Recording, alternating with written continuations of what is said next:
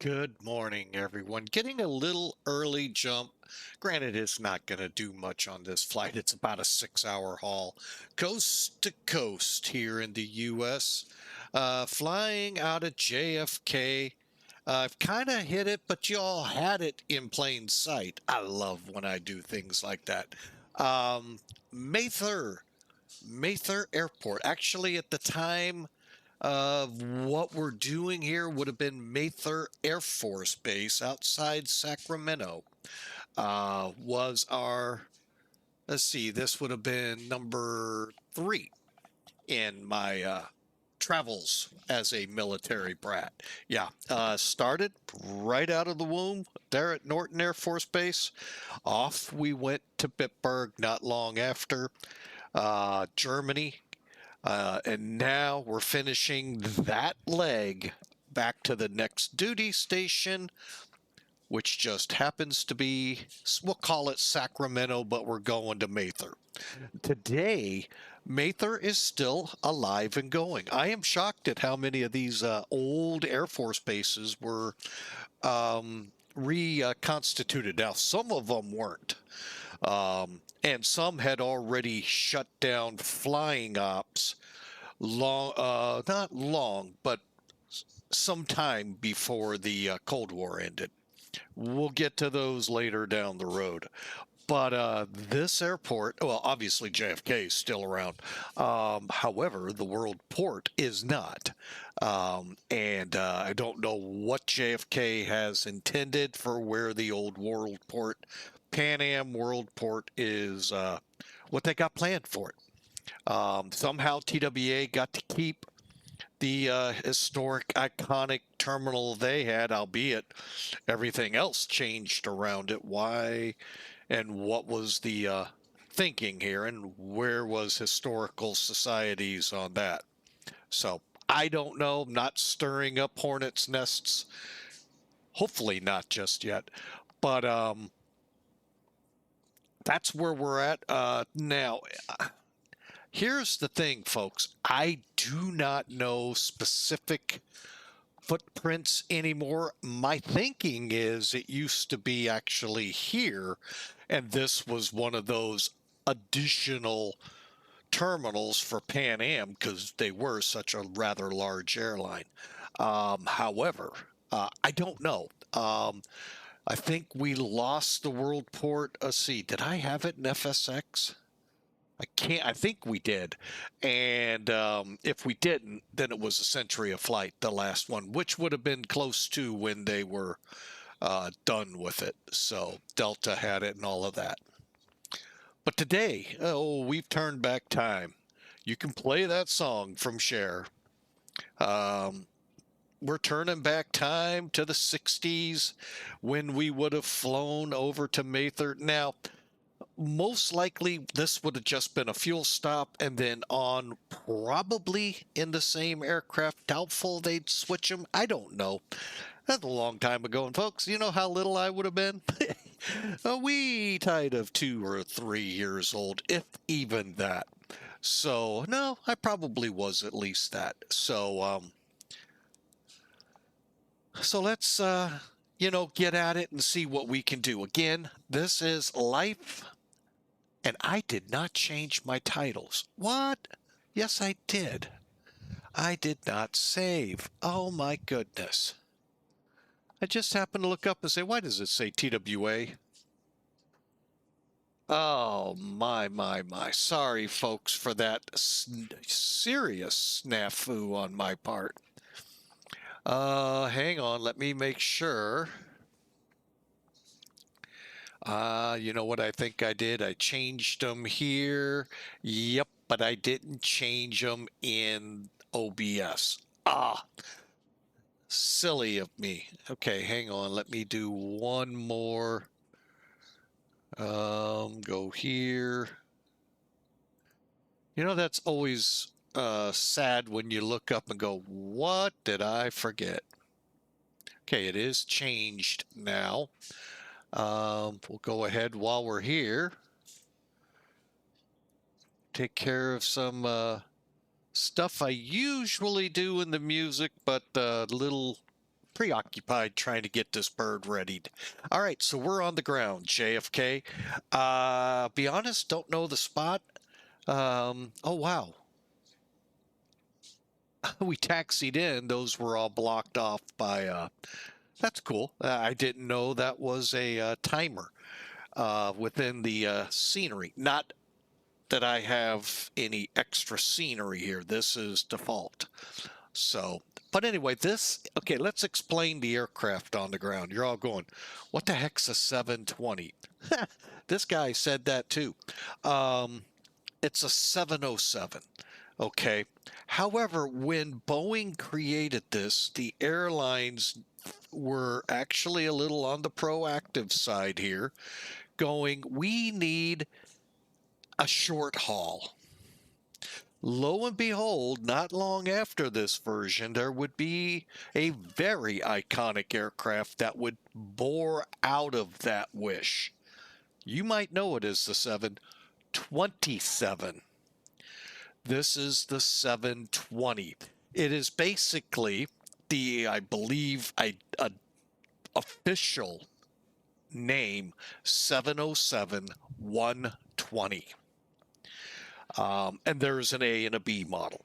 This is the B model. And basically meant for shorter hauls. This is what I had intended to bring back from Frankfurt to here, but it is right at its maximum range of approximately 3,600 miles. Now, I have flown aircraft. Now, this is flight sim. Well past their ranges by proper step climbing, all of that good fun stuff.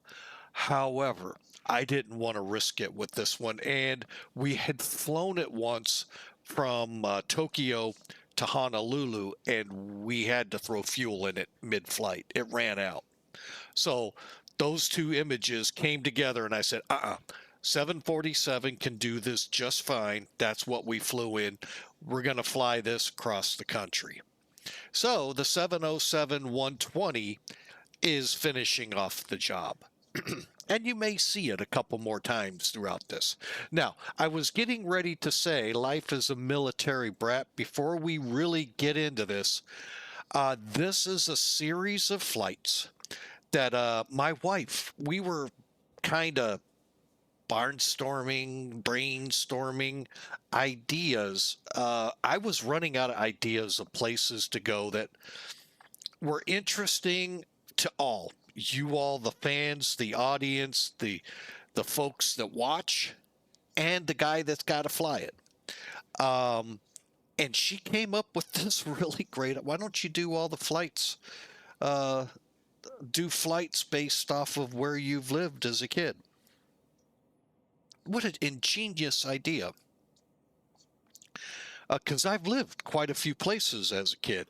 Not as many as some. I know some military brats that have lived far more places than I did. But I think they were interesting. My only question at the time was, how many of those airports were still operational? And I am really shocked to tell you a lot of them. And I'm amazed. So I thought, well, why not? So we took off from Norton. Now, Bitburg kind of scared me. The runway really didn't look long enough. However, there's this other little base 10, 15 miles east of it called Spangdahlem. That's where we went. And come to find out, a lot of the military charters and heavier transports went in there. So that actually was pretty good. Then we flew a 727 from Spangdahlem to Rhine, Maine. And I can already hear people going, what's Rhine, Maine? The people in Germany probably know, and Air Force folks, that was the air base primary for Germany during the Cold War. Now, the latter stages of the Cold War, things began to shift south and west to Ramstein. But Rhine, Maine, on the southeast side of Frankfurt International, was a major air base for the U.S. And a lot of activity. I would tend to believe the move to Ramstein, much the same as the Air Guard unit here in Illinois, moving O'Hare to this little airport, Scott Air Force Base, because of how busy O'Hare is, and then out in Germany, how busy Frankfurt was becoming. Be tough to sequence stuff in and out.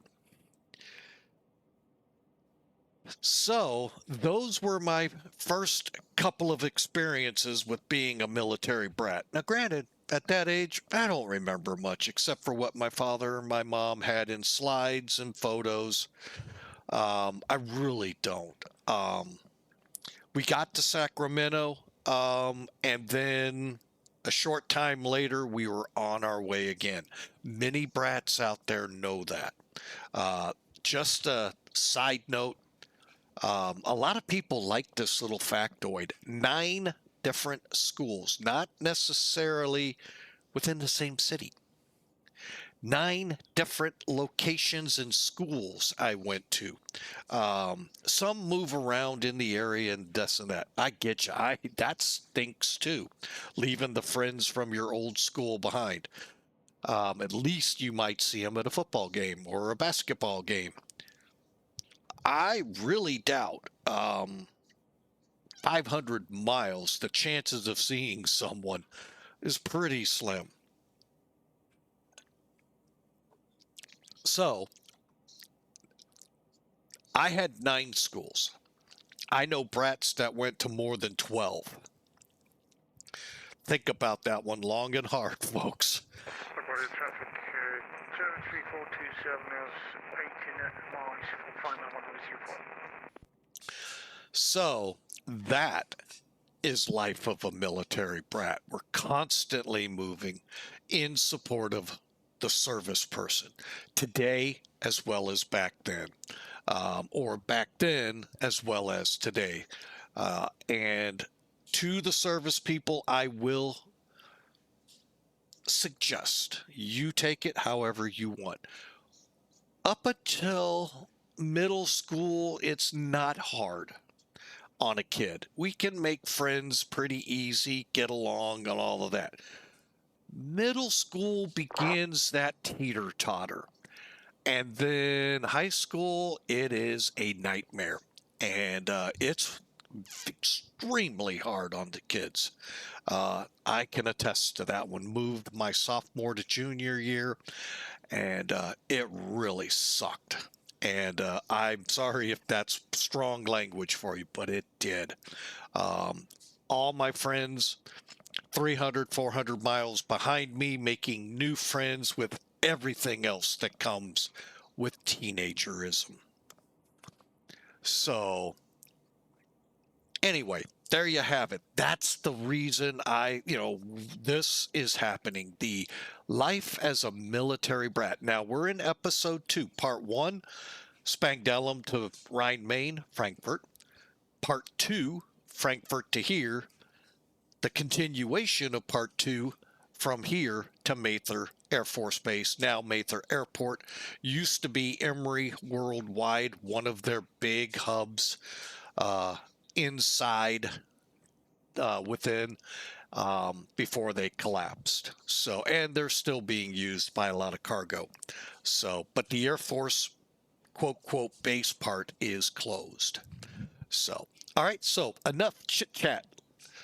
And let's get in here with all this traffic going on behind us. What do you say? All right, the 720 in front of you. Like I said, it's a 707. Now, the other sim actually released a 707-300, which is what did a lot of the heavy work for Pan Am, TWA, and a lot of the airlines of the 50-60 era.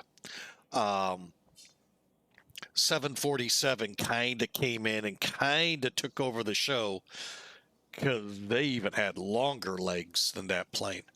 So anyway, I hope you like it. I'm going to butcher the gentleman or lady's name, Shenshee. Really pretty good rendition. I like it. I mean, it's no razzmatazz to it, but it's functional. It's a good aircraft. And like I said, I flew it pretty heavily in X-Plane 11. When it ported over to 12, that was just, oh, getting the scenery, the clouds, everything on top of this. That was pretty good. Now, there is a mod, I have not put it in, that PBRs these gauges so they kind of stick out more. I kind of like it the way it is. Sorry. I kind of like it this way. So anyway, let's get this on the road. Hopefully we are on VATSIM, as you probably noticed in the background. 3 JetBlues and a Delta taxiing out. Almost sounds like a joke starting. But anyway,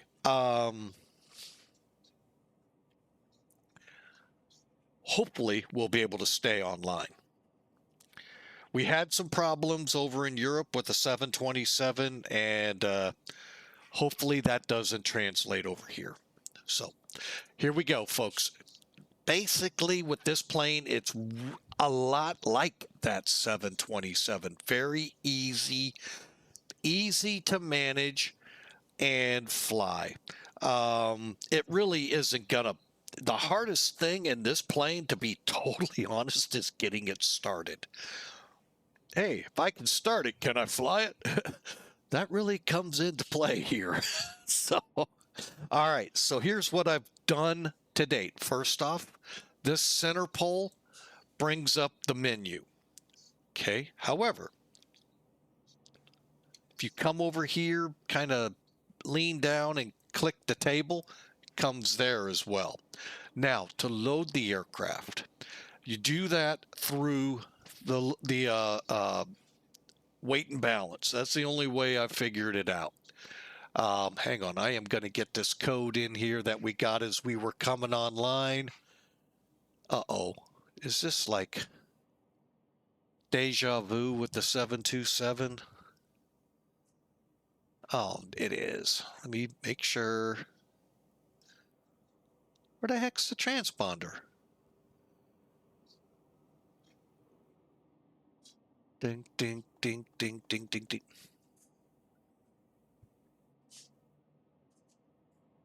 Nice and slow. There it is.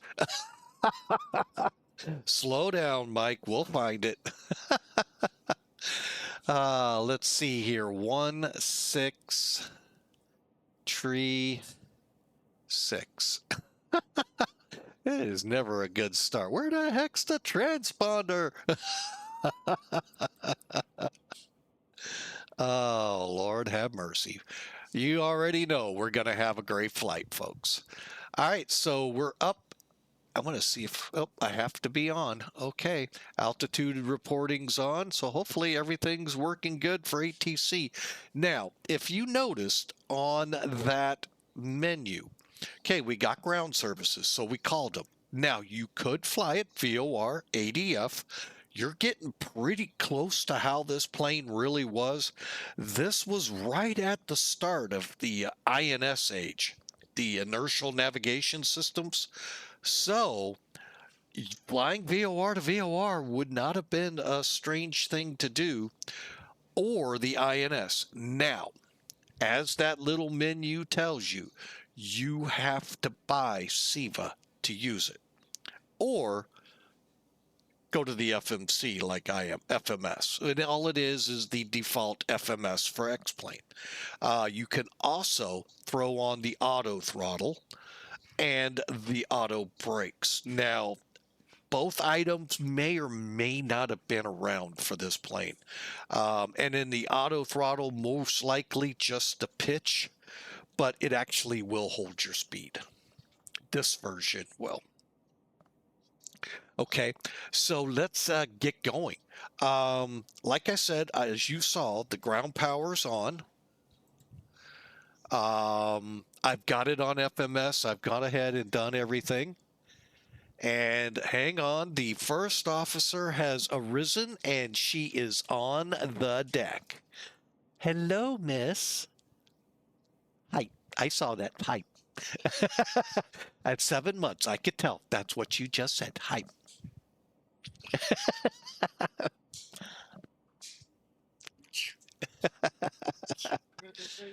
Go crazy. Go crazy. Go crazy. Go crazy. Yeah. Boy, she comes in here and sees my screens with these. It's raining? Oh, wow. It is raining here. How about that one?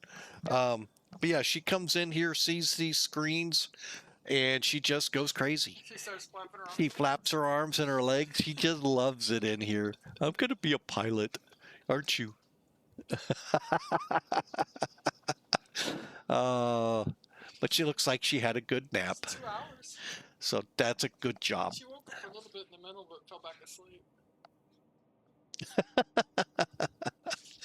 Yep, we thought we'd come up and say hi. Okay.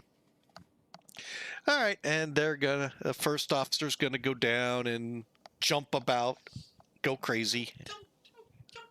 She's gonna go crazy, go crazy, go crazy. Or are you gonna dance? No, she's gonna read a book. And no, it's not a book on how to fly. All right, folks. Sorry. I hope that interlude entertained you because it sure entertains me. But anyway, we've got the main door open. Of course, back in that day, the rear door would be used as well.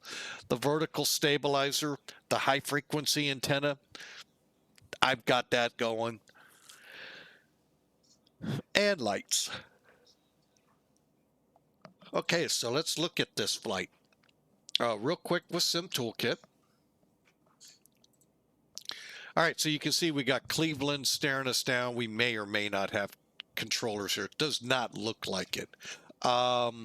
Currently, we're going to roll out of here with 133 peeps. We'll show you how we're going to load that.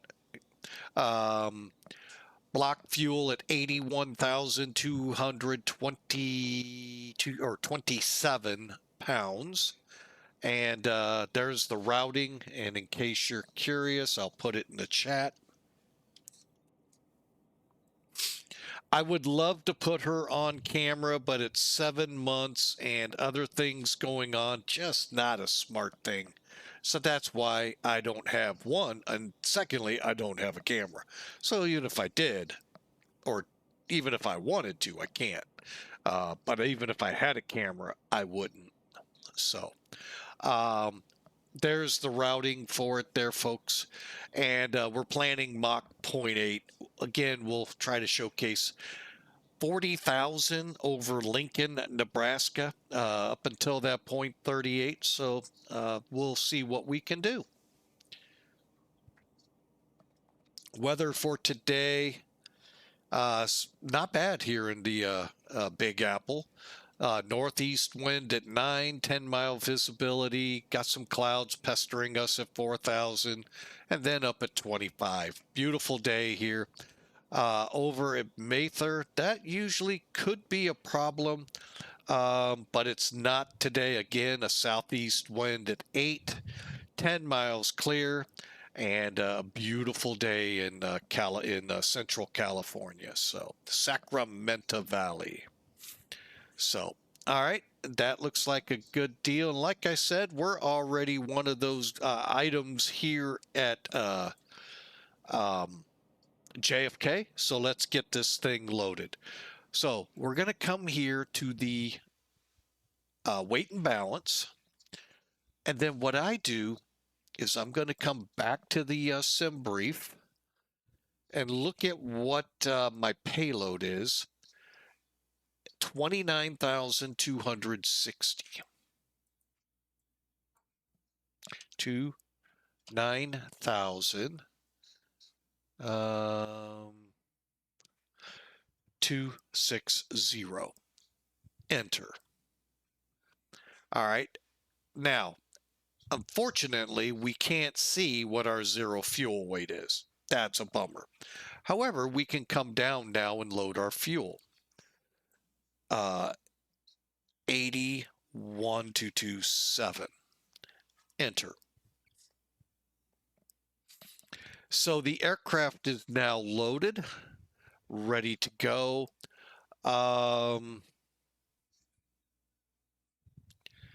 I'm just looking through.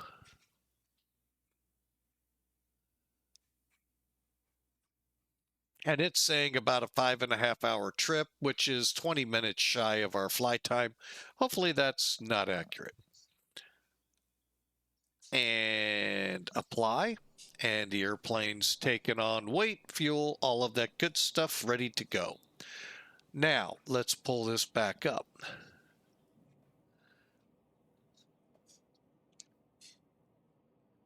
And I'm going to kind of get us in position to read it better. Okay, so our center of gravity is in the green. Our gross weight's up here at about 120. Is that 100? Oh, that's kilograms. We're down here, 220. Call it 224-ish. 221. Okay, we're a little heavier. So VREF at flaps 30 is here. Flaps 50 is here. Flaps 50 is just about full, if not full. So I think we'll go flaps 30. And again, gives you a good look here. You can also click there to close it. All right. I said it's an interesting plane to start. First off, close. All right. Now, like you saw, again, GPU, air cart, called on and attached. Unfortunately, no visible outside. No biggie. Come over here, flip your battery switch on. You may have to drag it with your mouse. And then flip your ground power on. Set it to external power, and then I just for fun set it down here as well. Come up here to ground air connection, go on. Galley power, avionics, you're ready to go.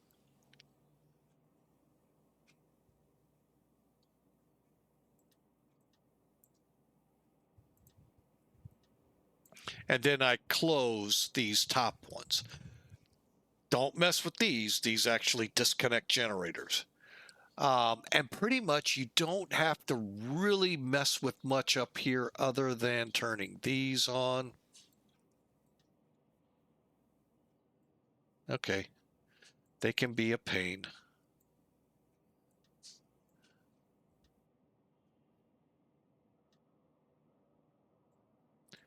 All right, give it a second and then, oh, bleed one is just being a pain.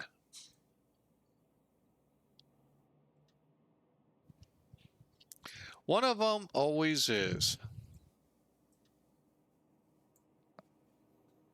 Okay, while we wait for it to, we'll get our boost pumps on. Cross feeds set.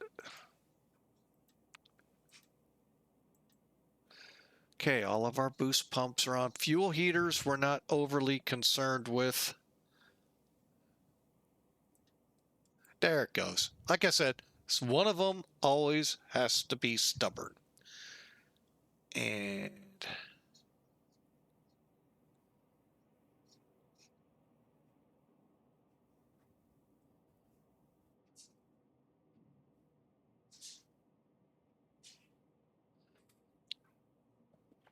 okay, I was just looking over some.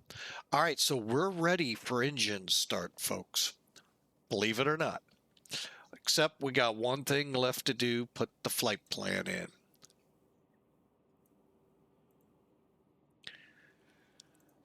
All right, KJFK to KMHR 01. Click. We're going to Hero. En route, we're going to show some new things you may have seen on other streams by now, and you aren't seeing because somebody forgot to remove some toolkit. Oh, sorry about that, folks.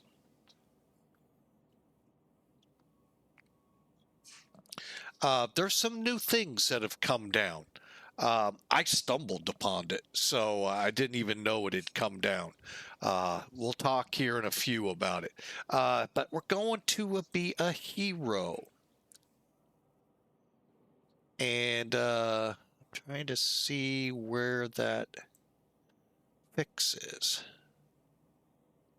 Ah, there it is. Okay. All right. So here's our flight plan. Go to departure, arrival, departure. Runway 4 left, D's. And you know what? I need to double check CANDR. Execute. Okay. Legs. We're just going to make sure no discontinuities all the way over. We're going to do this like yesterday where we flew from St. Louis to LA. We're going to keep that open out there. It probably will not change, but let's keep it open to be safe. Okay. All right. So we're set to go leg wise. Hero, flight number, Pan Am 1572. I'm watching you. I know, not very good. 38,000. All right, and then closing that, open that, go to progress, 2,100 miles, looks good. We're ready to go. Flight plan. You notice it's a little different here, a little more, I don't know what you want to call this. So we're ready to go though. Okay, no ground, nobody here, so we're gonna get ready for taxi.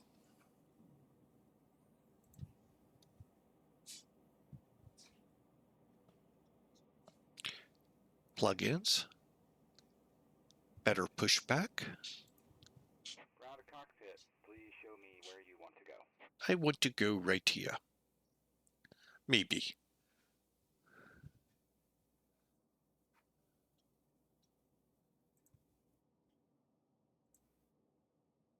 Ground to cockpit. Tow is right. Okay, so let's go up top here. Couple things. Nav lights on, logo lights on, beacons on.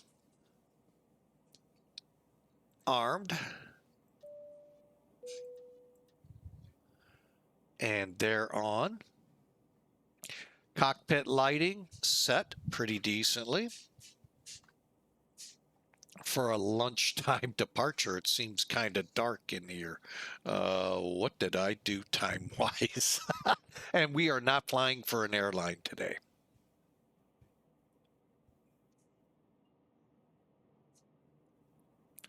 All right, we're going to start cranking them. First and foremost. Okay, all doors and hatches are closed. Ready to connect.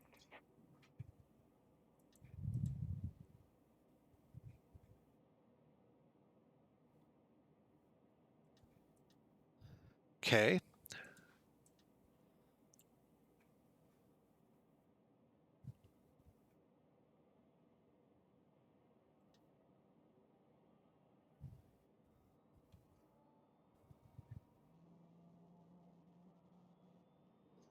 Okay, she's building up.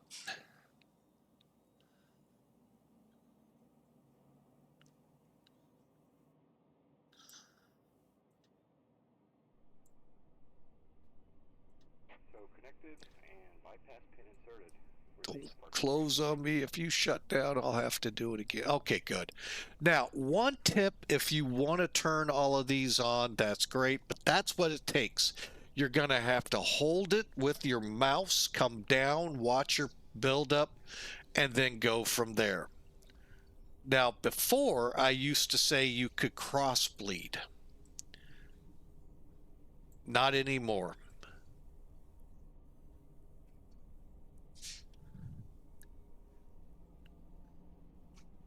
I just build them up one at a time, get it past 20.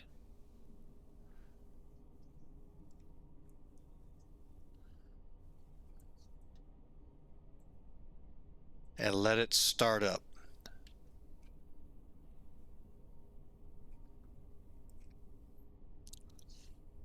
Remember, it's a three-man operation here, folks.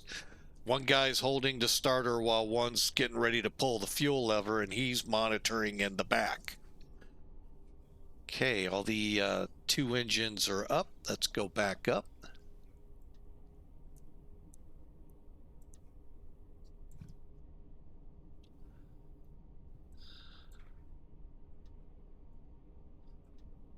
Okay.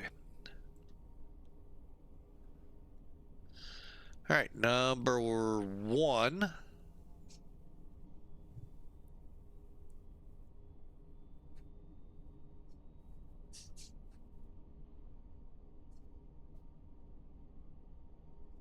Okay.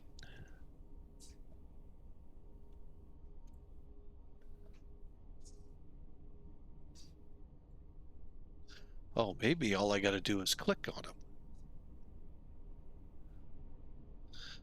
Well, we'll try that.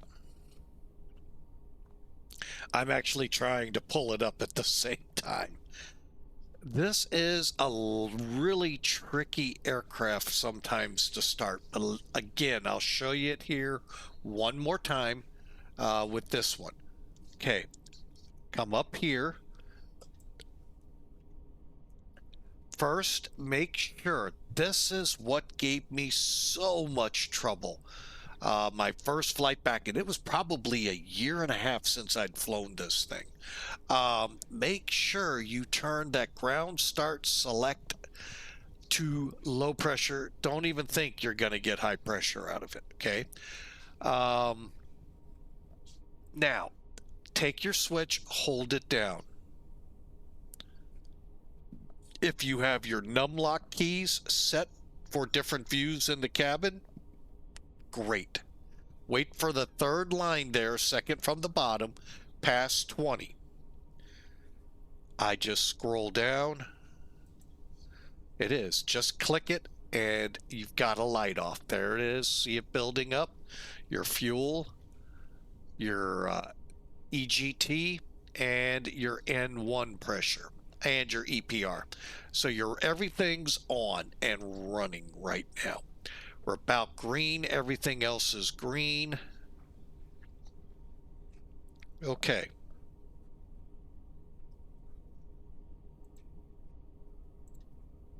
I've just seen it. You can now flip the switch. Maybe.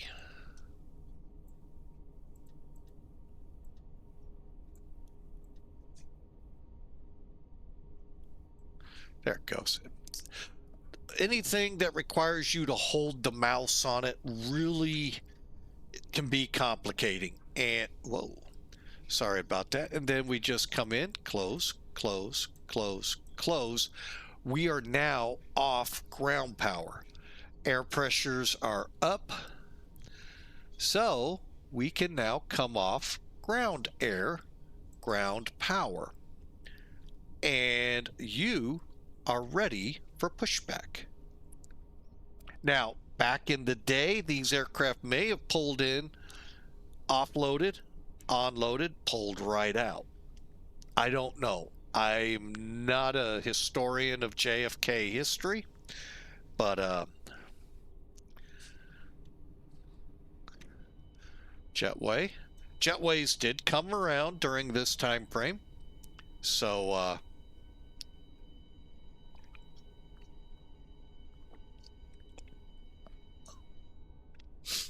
all right, let's do it.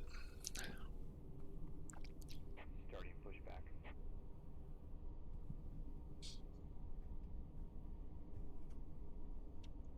Normally he would say, and you can start engines. I forgot to do one thing. Bet you all know what it is.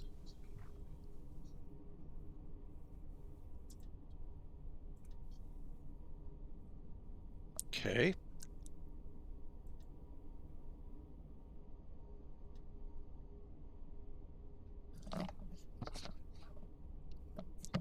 All right, while we're pushing, let's go ahead. Passenger system normal.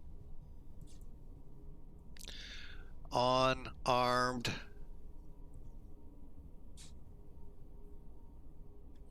Your auto brake is here, and no, there is not a RTO. You also have your flight director. I'm going to just set it for heading, and your altitude hold there.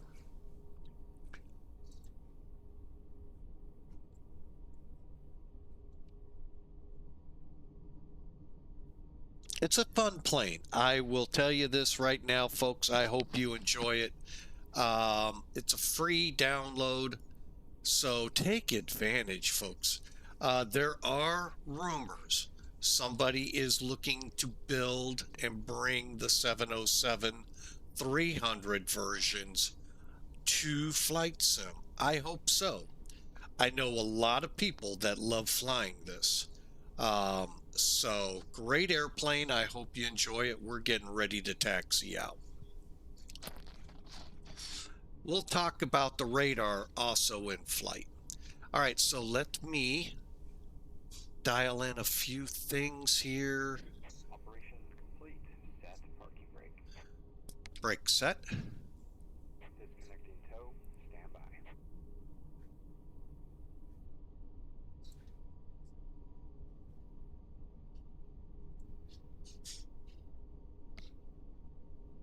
All right, we're ready to go. As soon as that tug gets out, we're ready to go. We just got to set flaps. Inlet heat will turn on. We'll keep the nacelles off. Cleared to release. And we're ready to taxi.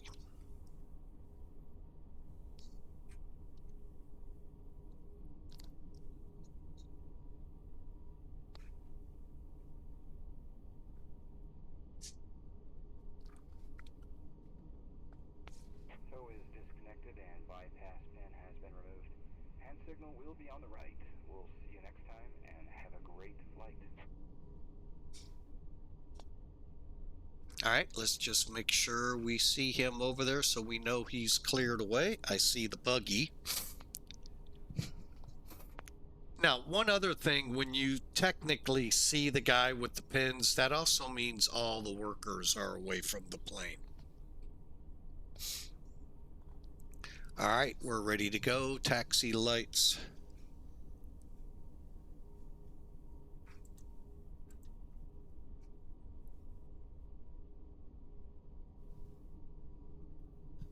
All right, we're ready. Yaw damper on. Actually, let me get JFK's frequency.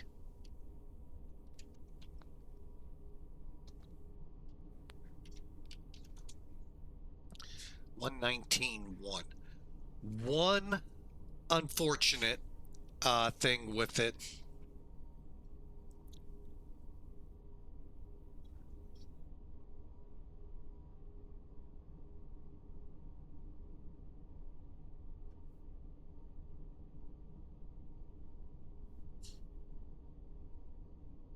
$100. There we go.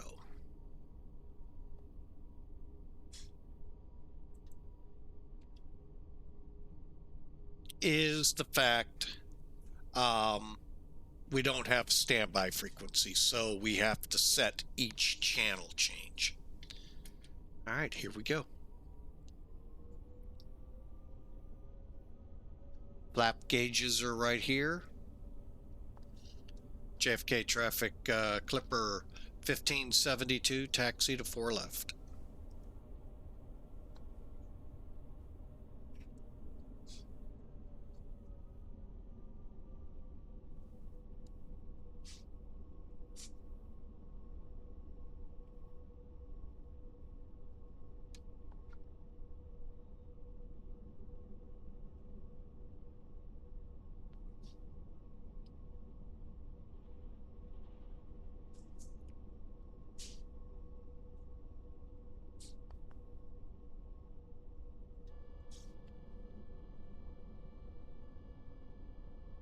It helps turn hydraulics on too.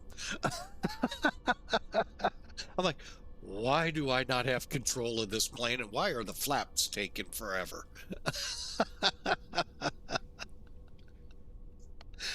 Okay. Hey, I'm still learning this bird too, guys. And gals.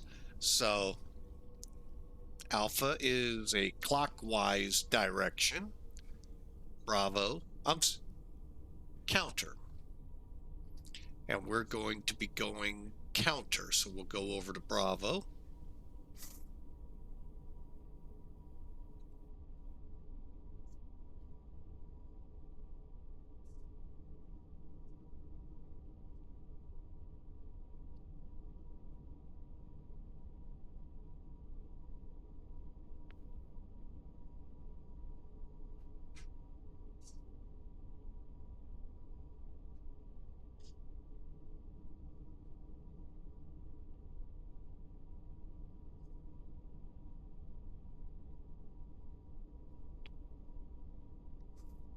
All right, where are we on flaps? There's 30. Kind of wish I could set a wing view over there, but I can't. I guess I could. Now that I just saw that. Is that the one I can cross over? No, next one. All right, there she is, folks, as we taxi out.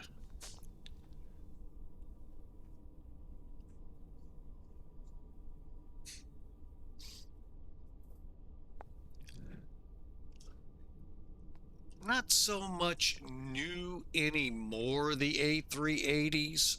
To the flight sim world, yes. To the real world, not really. However, it's kind of a neat picture there. New meets classic.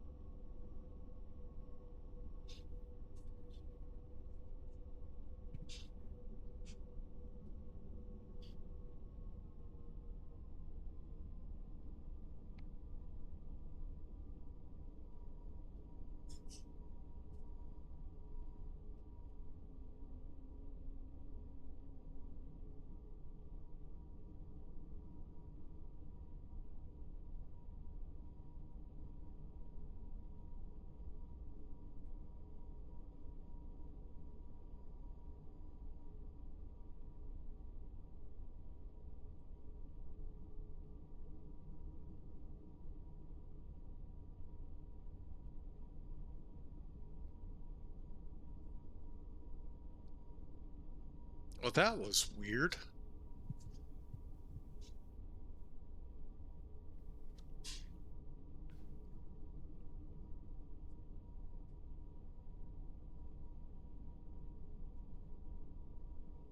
That was not how my chart showed this. I'm getting ready to be gobbled up by those big aircraft.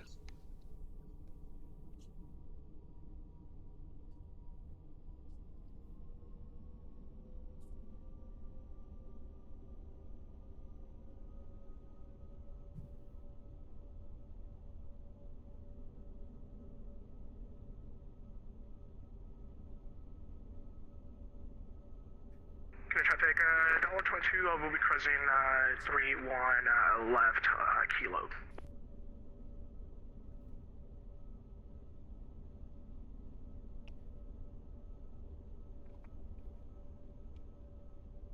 All right, we're going to be ready to go. I know some people don't like it when I do this, but all the lights are on.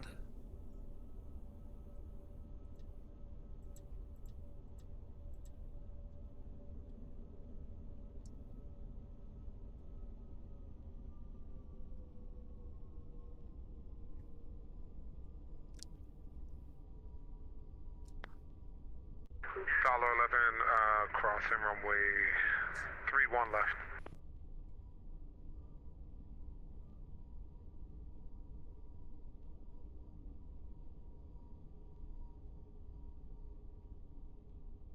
That was really weird there at the end. My chart is definitely either just not as depictive. Traffic at all 22 heavy, clear 31 left. Any traffic?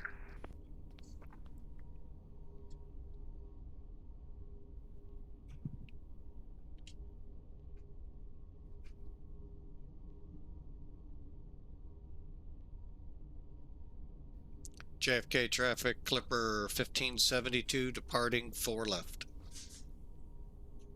Kennedy traffic, dollar 11, super, clear of runway 31 left.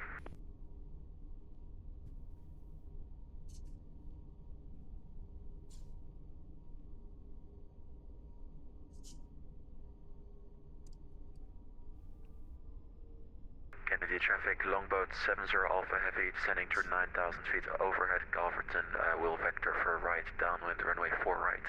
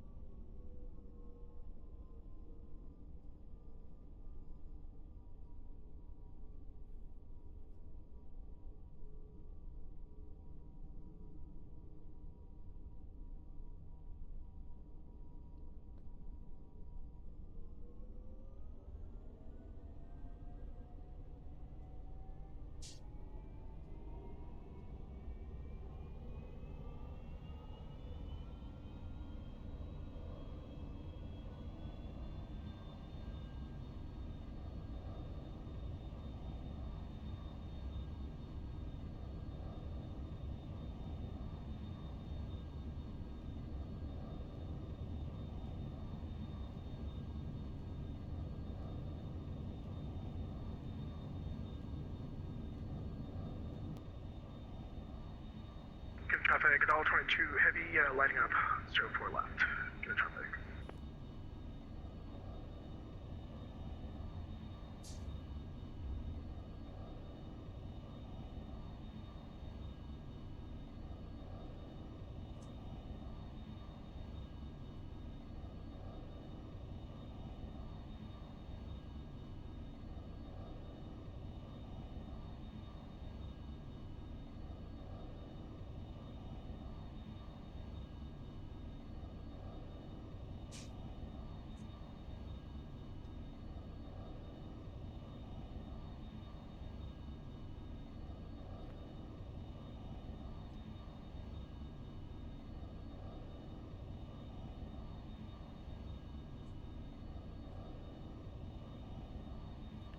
JFK traffic, Clipper 1572, clear the area to Unicom.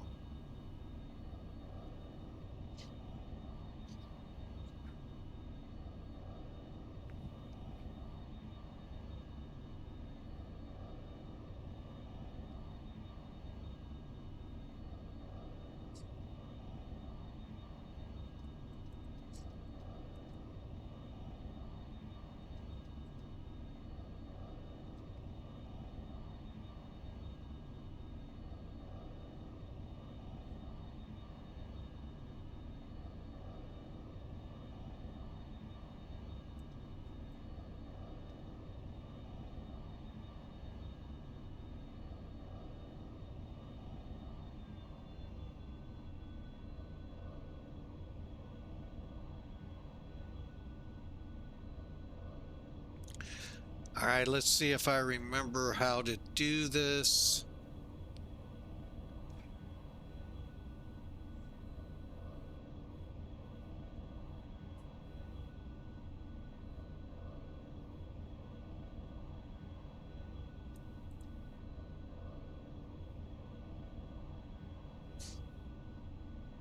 That didn't work. Okay.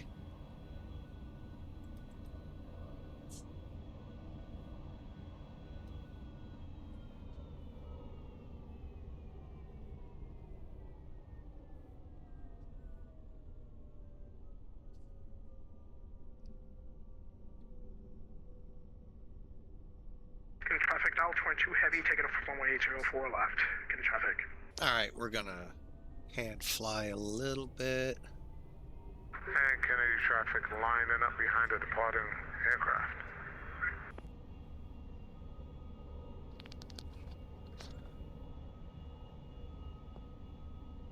Okay, hang on, let me think this through.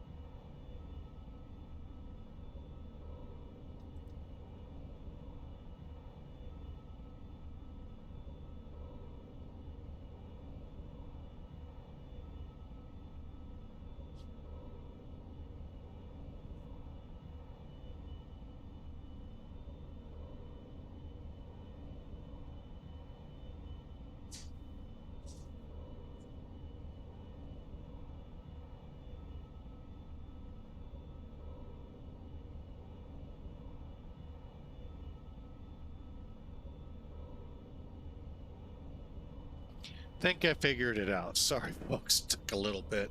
Gotta remember, it's been a little bit since I've really flown this exclusive. We're through 8,000, flaps are up.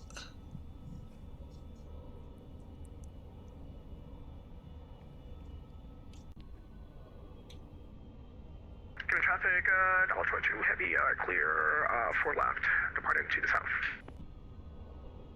All right, we're going to, unfortunately, well, let me just do it this way. Dot.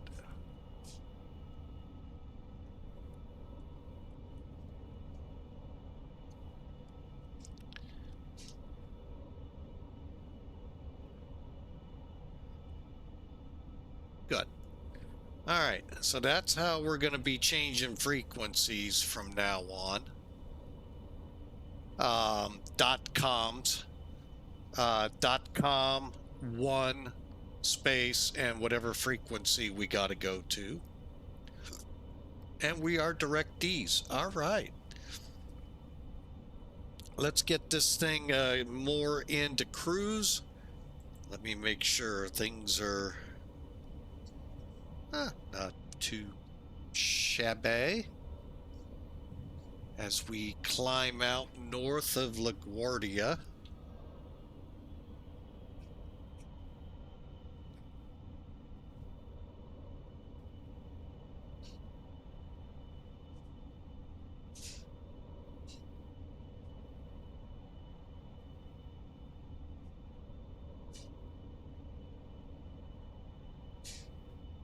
Matter of fact, off the wing there is LaGuardia, And then we're pressing on to D's and our route.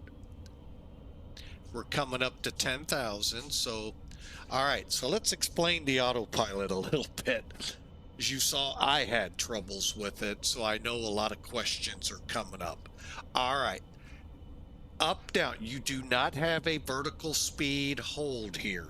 Okay. So, what you're doing, in essence, okay, so we've crossed 10. First off, I'm going to kill the lights.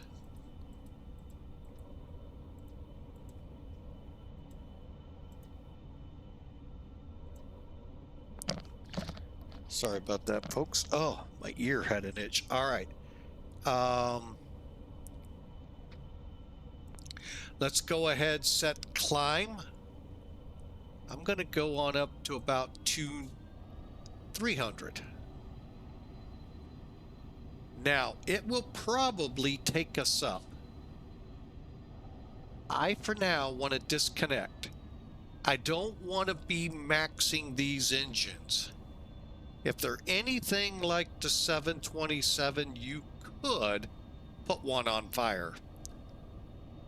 I don't think they are, but you never know. All right, so now we're climbing at about 2,300. Building speed up at 300. I'll kick it back on auto throttle.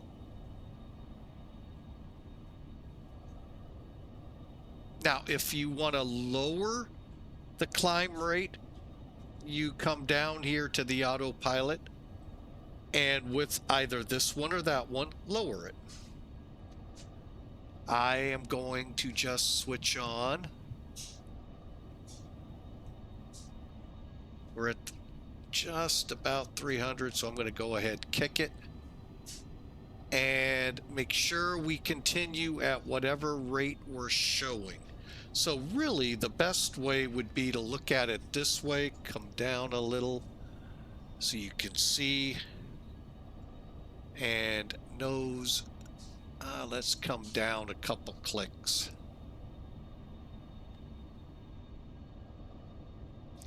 See where it stabilizes. At least 2,000 feet a minute until about 18,000 feet, then we'll start flattening this climb out. This plane isn't like today's that scream up to altitude. They took their time.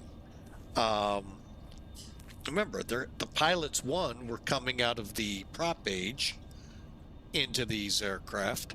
Two, the engines are not as powerful as today.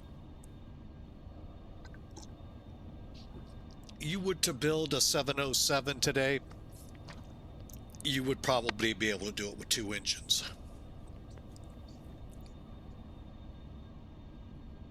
Oh wait, they call it a 737.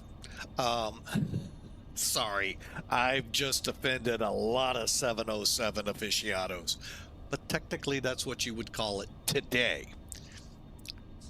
Back then they tried it and it was a super teeny aircraft. If you haven't looked at a 100 or 200 up against an 800, wow, it's like Matchbox airplanes up against them. All right, we're on our way, folks. I hope you enjoy. We've got a great flight of flying to do here. Hang on, let's bring in some toolkit overlays. We're looking at currently 5 hours, 45 minutes, but that will dwindle as we get up in altitude. So welcome aboard. Let's talk autopilot. All right, let's talk about this animal. And it is an animal. First off, you can see the obvious altitude hold. I do not believe there is a select mode on this. We're going to find out. 2, autopilot, altitude hold. Over here, put you in heading mode, which will turn the airplane by your heading cursor. localizer, it'll either turn you by your input here, nav1, nav2, GPS meaning INS or FMS, nav1, nav2 meaning you're tracking via navs, and you'll be, using the OBI and all of that good fun stuff down here. Plus, as you saw, it takes away the OBI.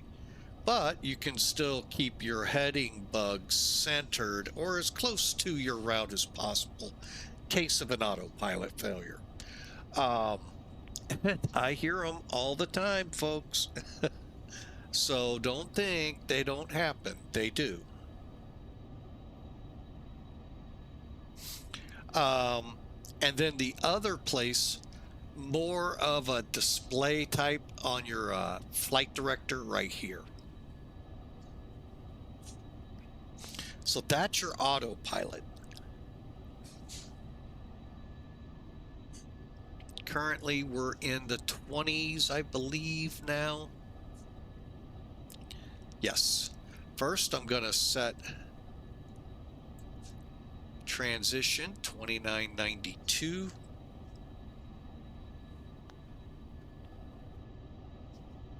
Okay, good. I didn't have to set that one.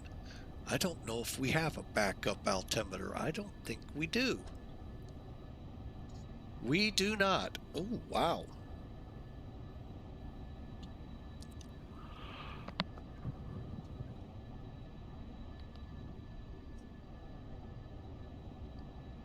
Now, how many out there know when I say the word six-pack, what that means aircraft-wise? No, it doesn't mean, look, I take my shirt off, I got a six-pack. Me, I got about a 20-pack. But anyway, it ain't ripples.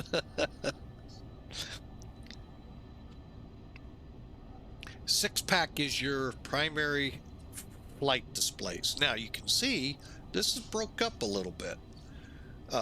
Constitutes with your airspeed, horizontal, your altimeter. Now, normally your VSI would be here, your turn and bank here, and your HSI or nav gauge. I can't remember the actual term. But anyway, that's your normal six. Now, you can see it's a little different in this thing, and they will be in many of the commercial airliners. All right, now I am going to go ahead, nose this thing down a little to about 1500. Watch your needle. Here's your VSI right above this backup horizon. That's great climb right there. That'll help save on fuel and your engines. These were not the heavily watched engines of today. That's compliments of mishaps that occurred back in this age working forward that's built all of these safety features in. So, but again, yep, I thought it was fooling me. Thought we had flaps out. We don't.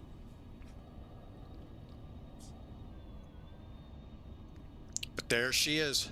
By the way, that's that tail high frequency antenna. Many of the airplanes had. You fly these flight sim aircraft, especially of days old, you begin learning what some of these weird oddities that were on these planes, what they were there for, and what they were. Like, I never knew that. I figured it was some kind of a pitot tube or something like that. I didn't know it was a radio antenna. Some aircraft actually drape wires out across here. So, yeah, you learn a little bit if you look at the aircraft and watch the checklists or information. You get to learn just a bit about these planes. They were, folks, these were days where you flew in a suit. Women, you dressed up to fly. It was like a privilege to be able to take the plane from here to across the street to your neighbor's house. No, just kidding. Uh, but seriously, it was taken that way. How times changed. And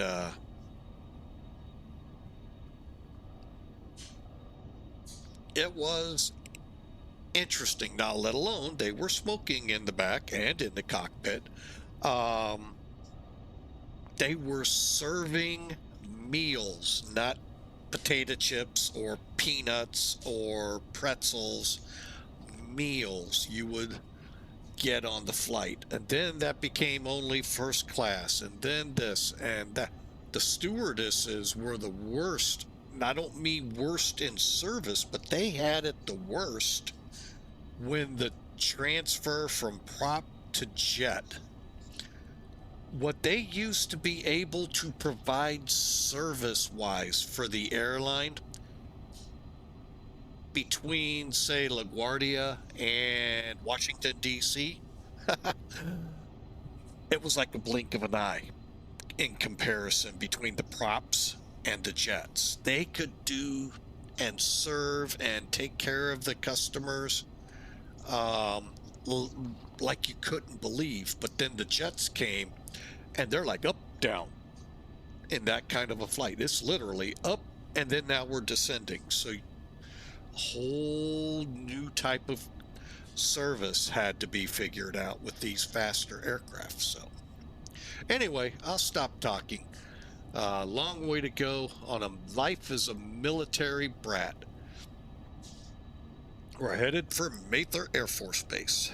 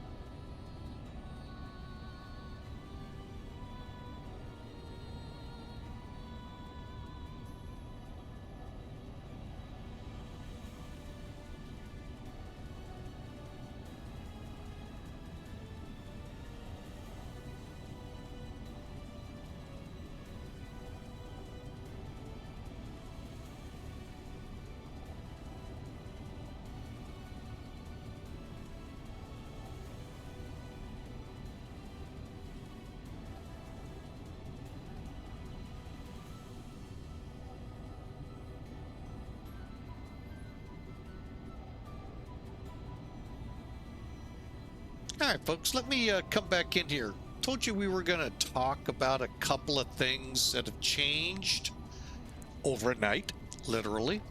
Let's bring in charts. I woke up today, fired it up here for the flight, and there was an update. And you're all going, what the heck is that on your screen? That's VATSIM ATC. Now, for some reason, it was working with traffic earlier, but it's not now. So hang on, let me just do this, see if that does it. But you got to turn it on. And I even turned ATC off to see if it would pick up the traffic. It is, as it says, beta. Oh, there it is. There's all the traffic. They said when the weather implementation came on that this feature might come. The word might no longer. It has come. So here's how you get to it. Where we used to center the map was right here. Now it's the online networks. That is pretty cool. Thank you, NavGraph. Now, if you want to center again, go to your aircraft symbol. We all know is that kind of triangle-y kind of thing. We'll call it that. And free or track up ownership, however, and it centers it. And then all you do is get rid of it. That didn't center it.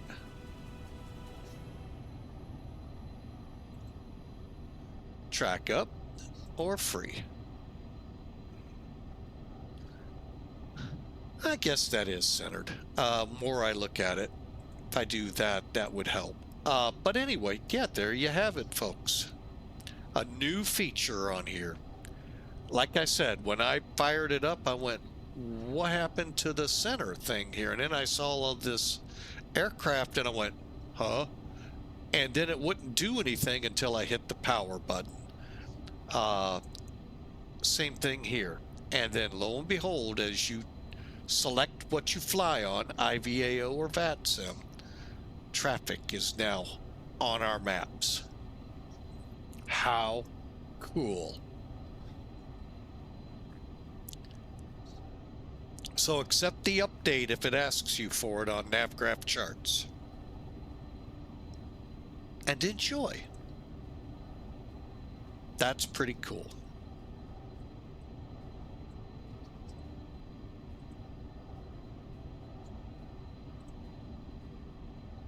Now, as you can tell, we have Cleveland up ahead of us, so.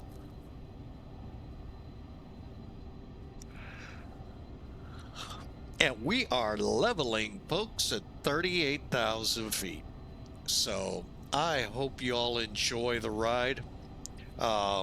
So great updates that have come down. Hope you enjoy them. And are we at 38 or are we at 37?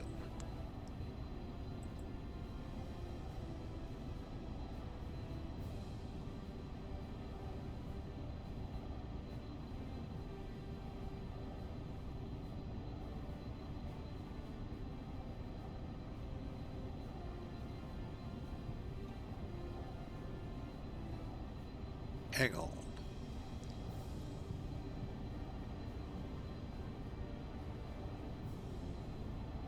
Got a little rambunctious there, didn't we?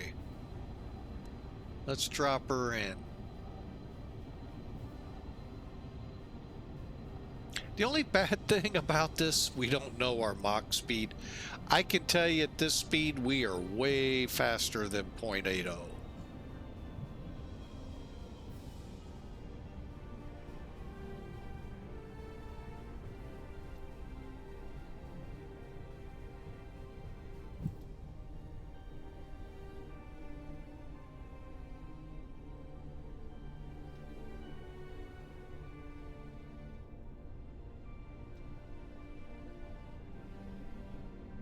Okay, we're going to ease into it. We'll hit altitude hold here in a moment.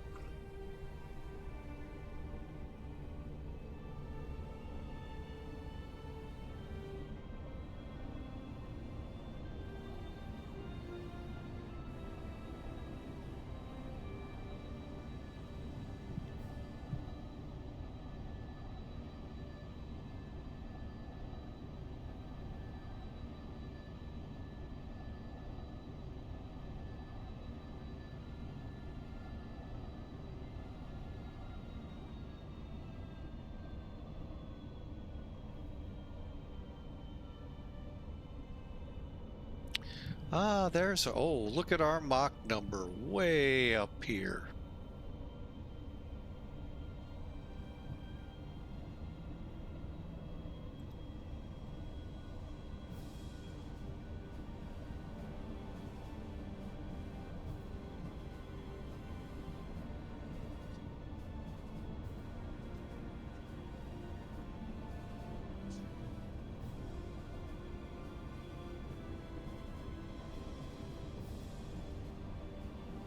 All right, let's get that Mach under control.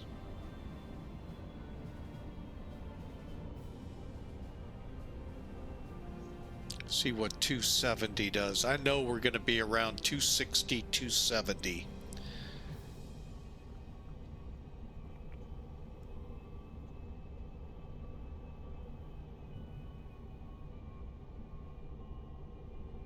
Who'd have thought the integration of this with this was a great idea? Who thought that one? Great thought.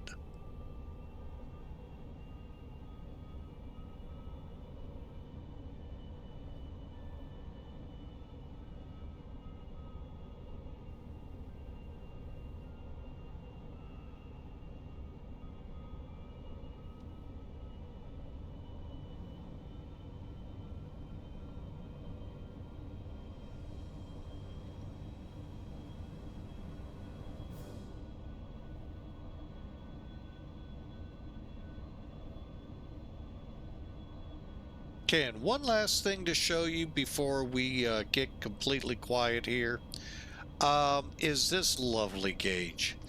Now, it is a radar when you turn it on. It'll also show you your airports within your range. It's just like a nav display, folks. You can go to plan, flight plan map, VOR, and so forth. I'm just keeping it nav at 40, although I'm going to bump it out. But you can put it on NDBs, waypoints, VORs, airports, all around us. So you can see how that goes. We're 4.5 hours out. Let's see how that. Pretty close. Oh, that's top of descent. Disregard. 4 hours, 54 minutes. That is correct. That was top of descent. So we're on our way, folks. Hang on. Let's set our heading bug and get ready. Oh, Cleveland went down. Look at that. Saw us coming and said, we're running. Just kidding, Cleveland. I'm sure he had things to do. But anyway, isn't that just so cool what comes with, and for those just tuning in, a new update to NavGraph charts happened overnight. Poof, we have aircraft traffic on it now. How cool. And ATC if they were on here. Actually, I'm kind of shocked we don't see Toronto.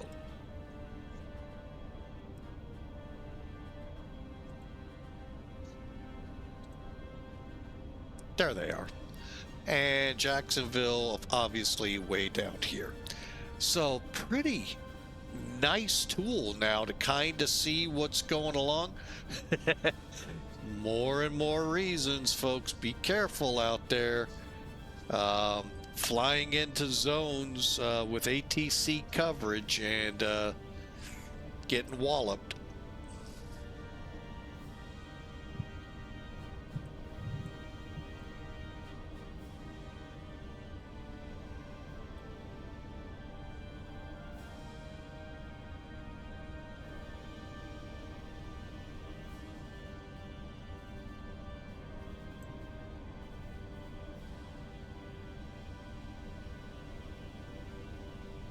There we go. All right, we're on our way, folks. Enjoy the ride.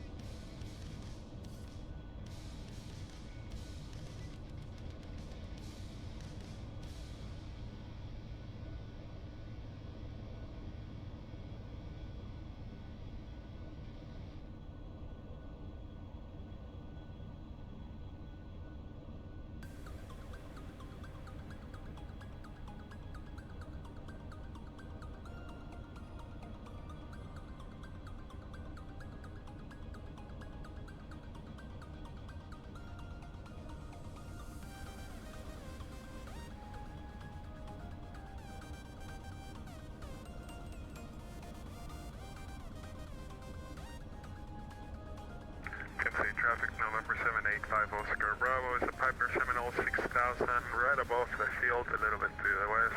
Engine failure. Will be coming in to land runway.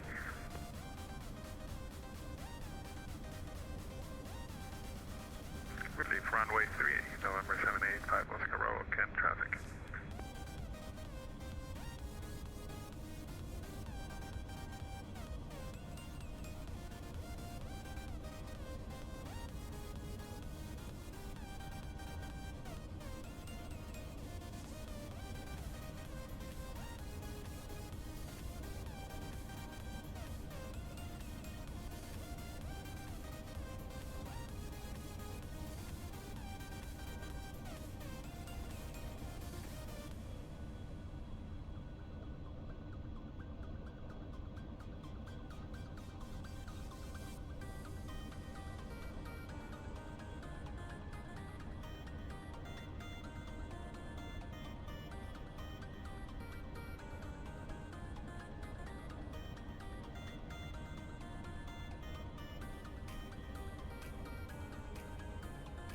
And Kent State traffic, November 785 Oscar Bravo, Piper Seminole, full engine failure. We're on the left downwind runway 1, full stop.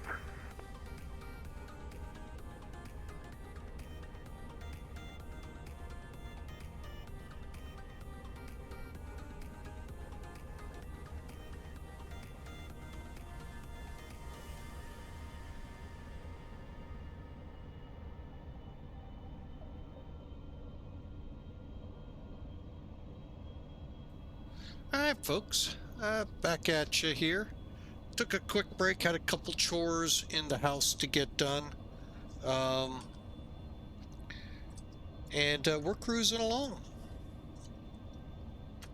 Hope y'all are enjoying this fine hump day.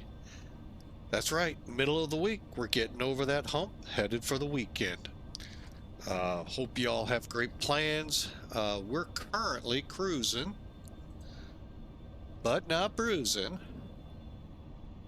Up by the lakes, coming around Cleveland, headed towards the Detroit, well, Toledo more than Detroit, south side of the lake.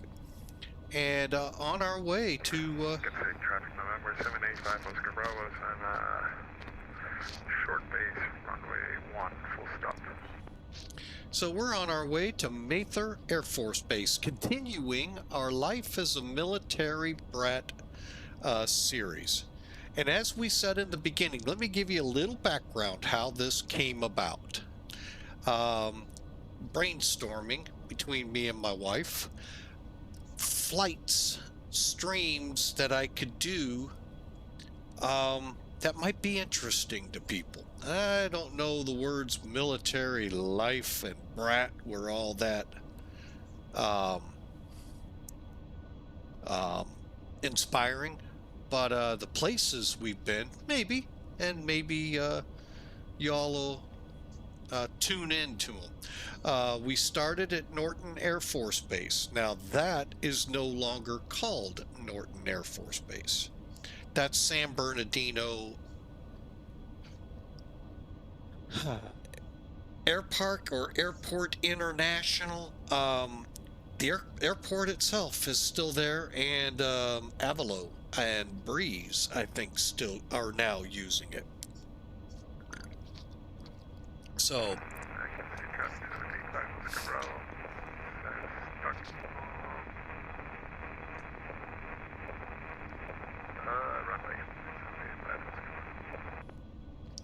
So from there we went, our family, first off, I am a military brat, and basically that term means we're a child of a service member, family member of a service member, we'll put it that way. And wherever they went, for the most part, we followed. Not always.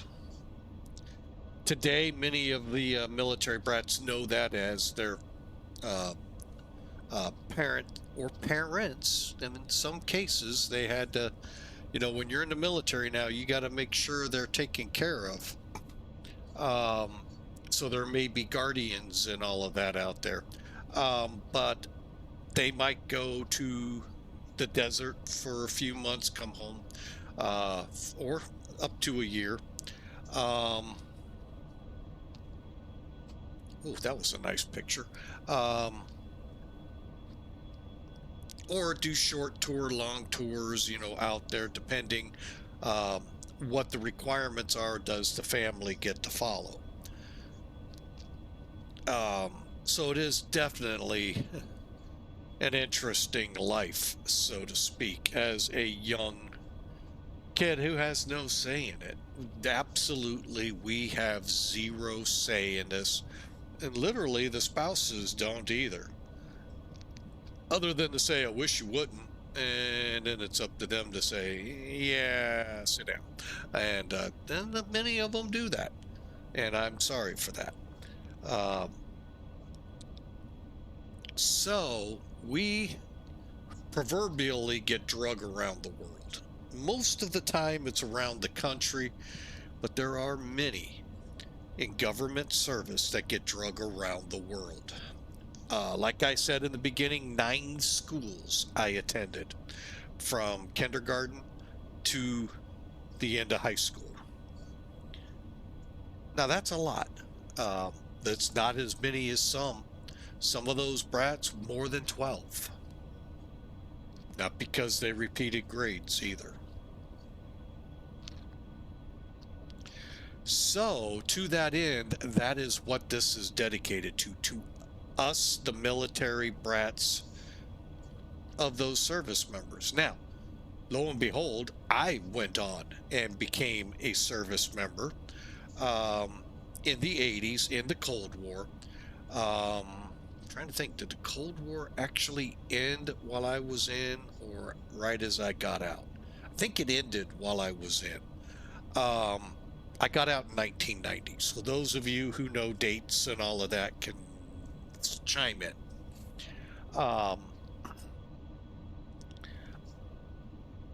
I did not drag any, well, I drug my ex-wife 300 miles west to St. Louis, to Scott Air Force Base. And then after I got out, we went back to Dayton, Ohio. Beyond that, that's the farthest I drug anyone because of me being in the military. But my father, who was in the Air Force, took us from Norton to Bitburg. Bitburg, if you're not familiar, is on the western side of Germany. Now, mind you, back in these days, the 50s and 60s and 70s, 80s, there were 2 Germanys, an east and a west. So it was a whole different landscape than what you all see today.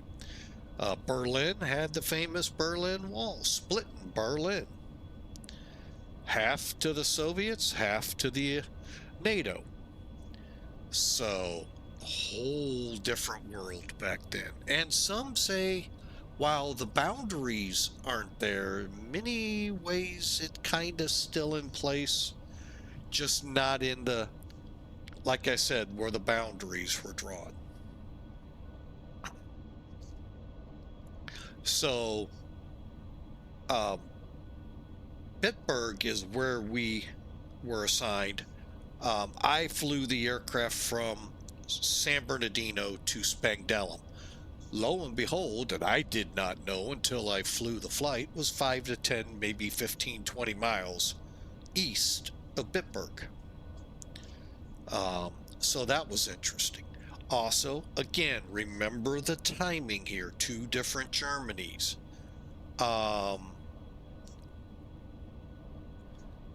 Frankfurt had an air base on it for the U.S. called Rhine-Main. Southeast corner, where the new terminal is being either is done or still being completed. That was an old air base of the U.S. Big air base of the U.S. Everything coming into going into theaters and places over in Europe and down in the Middle East went through there. Shifted to Ramstein as it is today because of the ending of the Cold War. And the airport just getting way too busy to handle both civilian and potentially military aircraft on alert. We kind of witnessed that here in the States with Chicago O'Hare. There was a air guard tanker unit up at O'Hare. Don't know if they ever pulled alert duty there, but that would be a nightmare trying to alert out of there. Especially today, since they got rid of the runway right by. But that's today, not 20 years ago.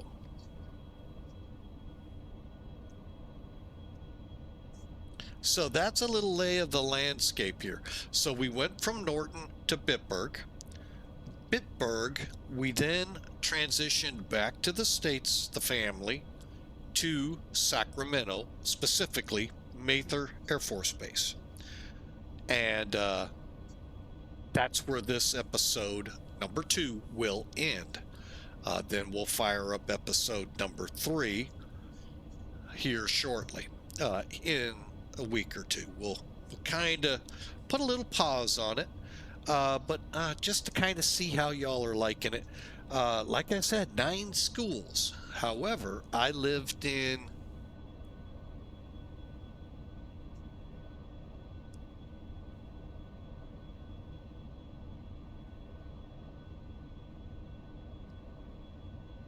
I'm counting them up.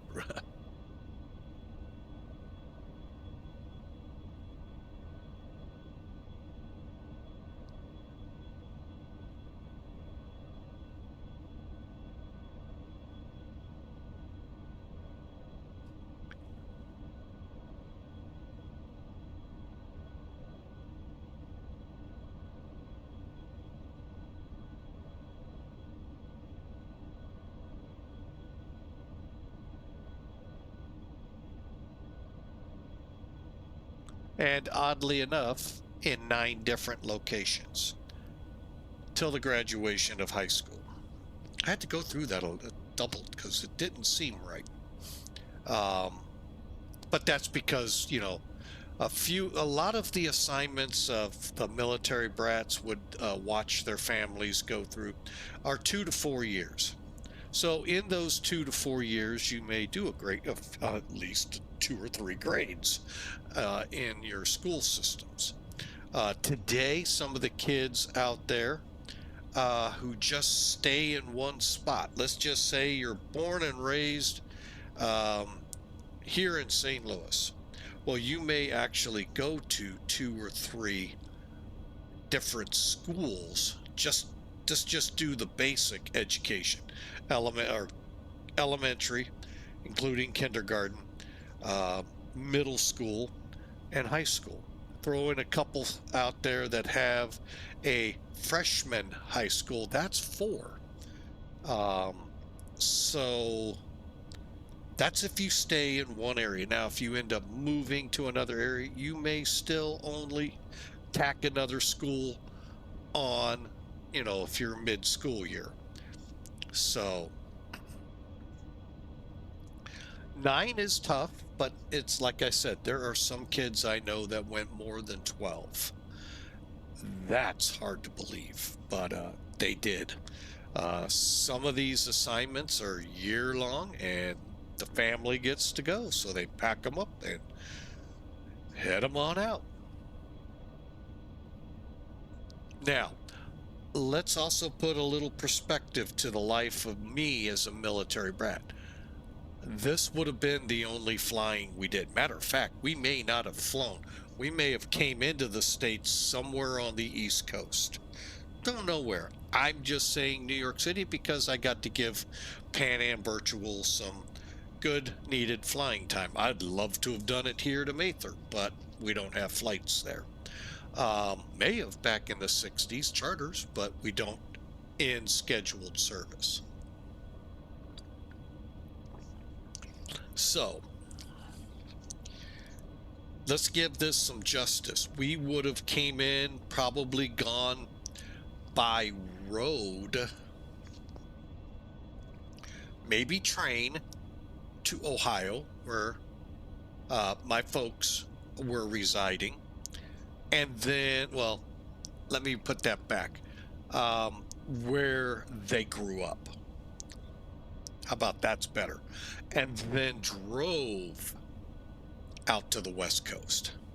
Most of our in-between moves were in the summer, and we drove around to a lot of places. You ever seen the movie Vacation? Get rid of some of that. Well, no, there were probably some hairball sites that we went to. I don't remember them offhand, but I mean, there was a really cool one through the Smokies. We got to see, well, there were some bears crossing the road, aside from the bear that crossed our yard a couple months ago. That was cool, thankfully inside. But most of the time we drove, and most of the time you do drive in between your duty assignments. Stateside, pretty tough drive between New York and Germany.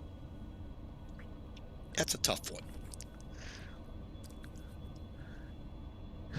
So we're just putting it on the plane. So started in San Bernardino, fantastic flight. Get a chance, we had to break the video, we had to edit that video really horribly down. But really that was a awesome flight from San Bernardino all the way over to Spangdahlem. And then from Spangdahlem, the short 727 hop, that was just as fun. So, and then we got to do the great 747 ocean crossing to now cross country on our way to Mather. So there you have, there's kind of a long digested what's behind this. I hope those that live this life, I don't mean to bring up, because some of these can be bad memories. I have some. And I hope it doesn't spark anything. But it's a tribute to those of us that lived this.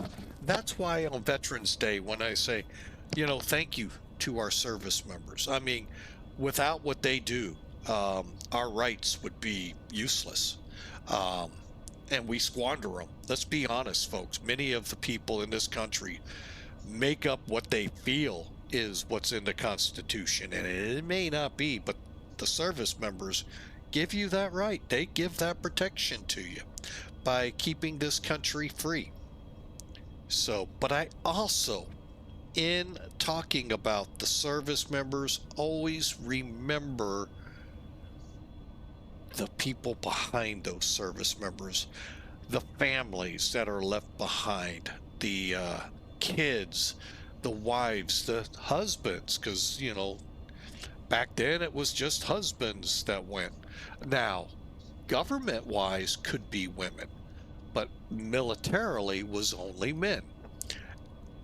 In this day and age that the 707 ran. Today it could be male, female, so both, in some instances, both go. And that means they've got provisions in place. So that support back home needs to be remembered, because they give up a lot. Oh yeah, we got to see Germany at the age of 1 or 2. You know how much I remember? I told you this in the beginning. None of it, except what I've seen in pictures. Be it slides, be it pictures. You all remember that, who were from the 60s? Slides? Dad pulling out that old slide machine, or if you were really rich, the movies. No, just kidding, folks. I don't mean to bring bait in, you know, like some like to bait us. Um, but there were some that had home movies. But anyway, that's what this is for. Not only, you know, to those that served, but the ones that had to stay, get drug around. Like I said, elementary school isn't hard. I mean, it's hard a little bit, but kids can make friends pretty easy in the elementary school. Middle school, it begins to get hard, and if you're a service member out there, really think long and hard in high school. That is probably the worst years of a kid, of your children being moved. Not only, as I said earlier, teenagerism, all of that going on, throw in no friends for quite time. It's hard to make friends in high school. You either have them or hope to find some. And believe me, it's not as easy as you think.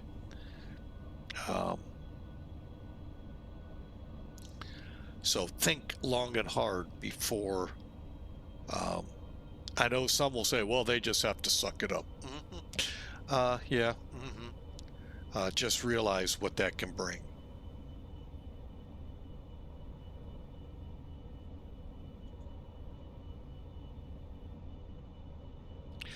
All right, so that's what this is all about. Life of a military brat, as a military brat. What it was like for me. From here, we went on to Mather, as we're doing, and then we've got, first off, a little spoiler alert. The long flights, for the most part, are coming to an end.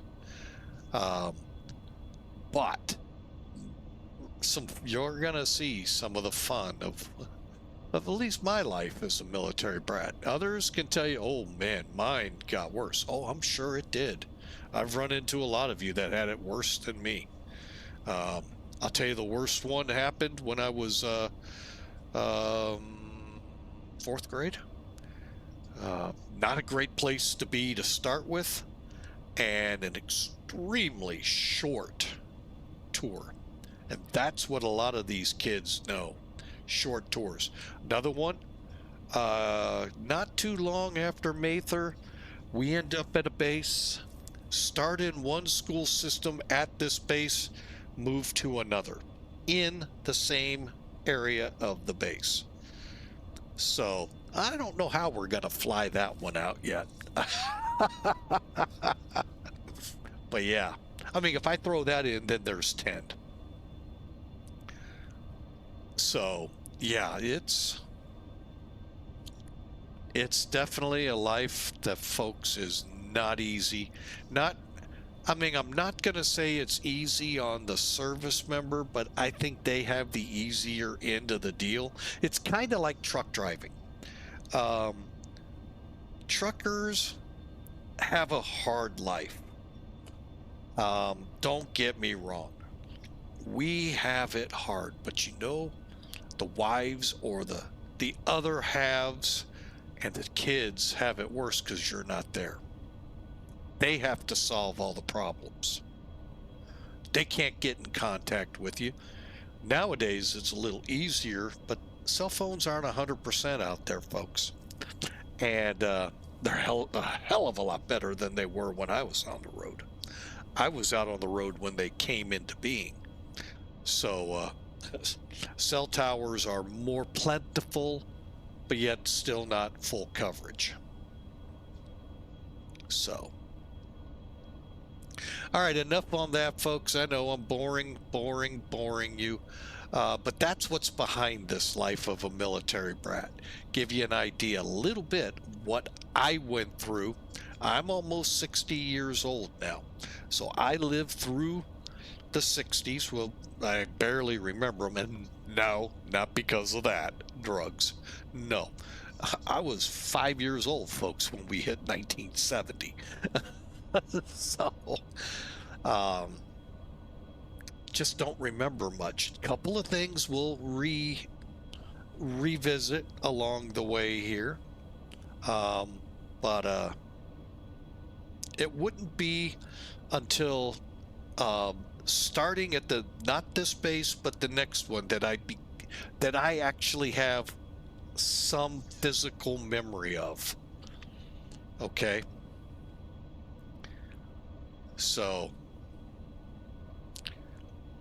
up until this point, for all I know, I flew on a 707. For all I know, I flew on the Concorde and don't know it. No, just kidding. I don't know if it was around then. I guess it would have been.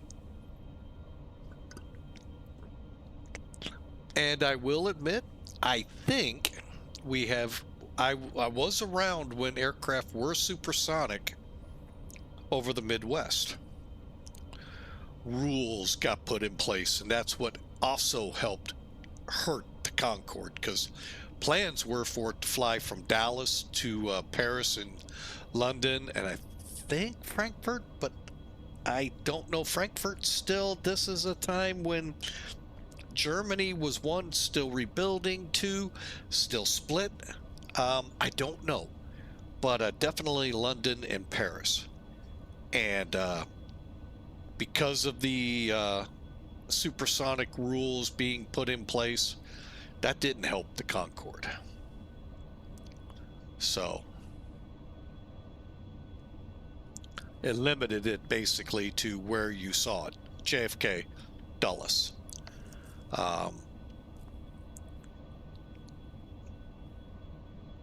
But I do believe I heard a sonic boom, but I don't think it was Concorde.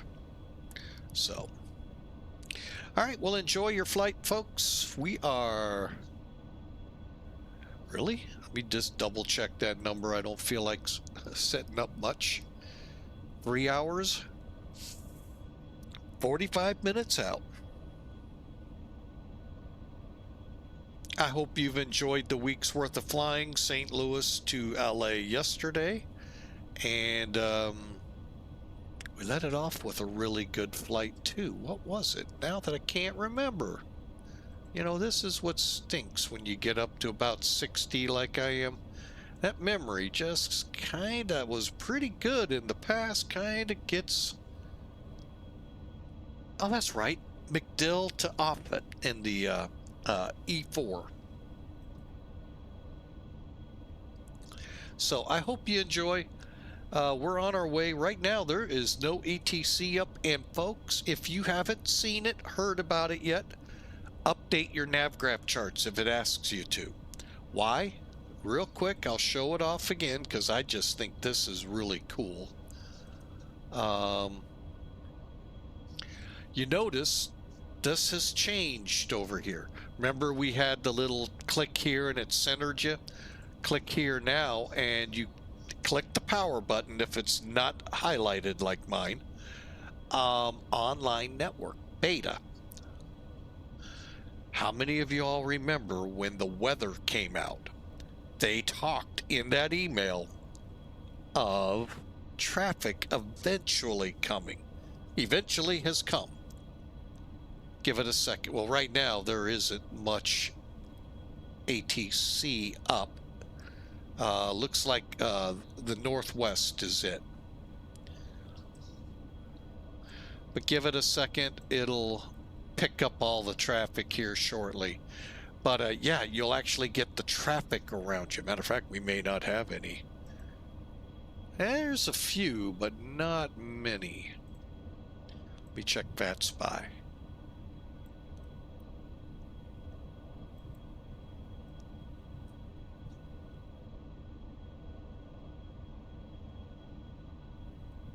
No, there's quite a bit around us. So, anyway, it seemed like it took a little bit to catch up to us. Again, it is beta.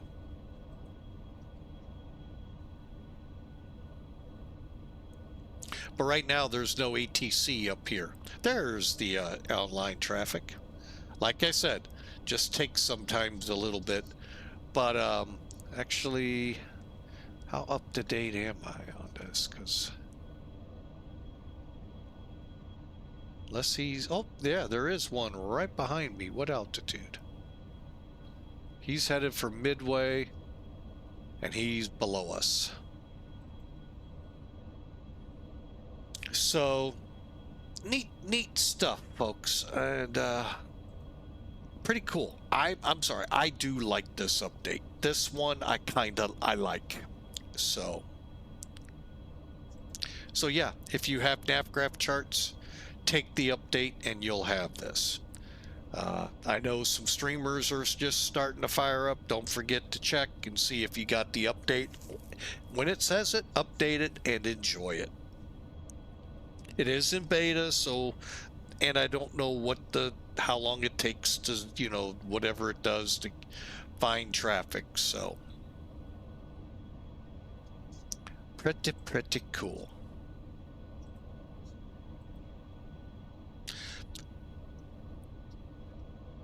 Original Godspeed, did I see your comment today in the chat here? Or in the chat? Oh, yes, here you are.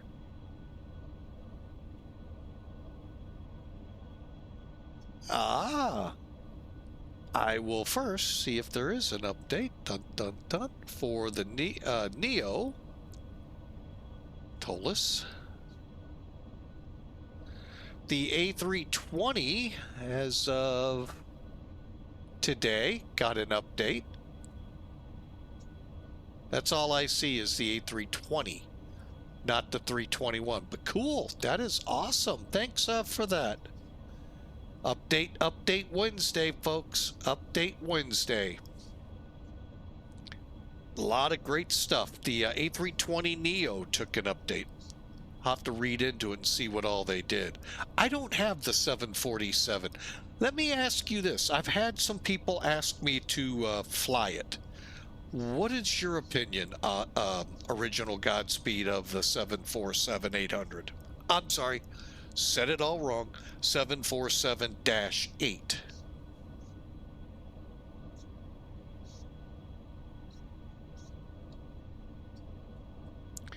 Oh, let's see what you got. I'm gonna have to lift that. Hang on a second.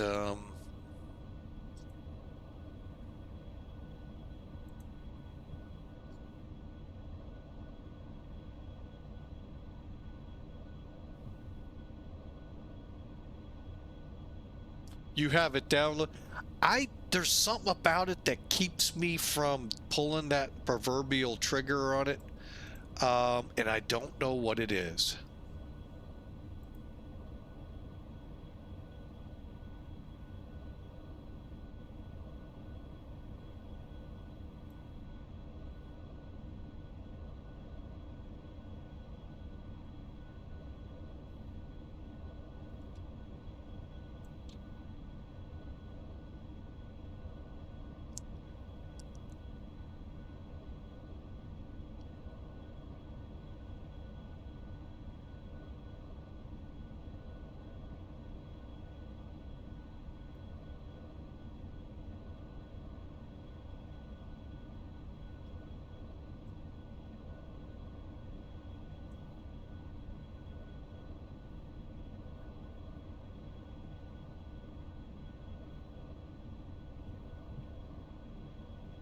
.8 final.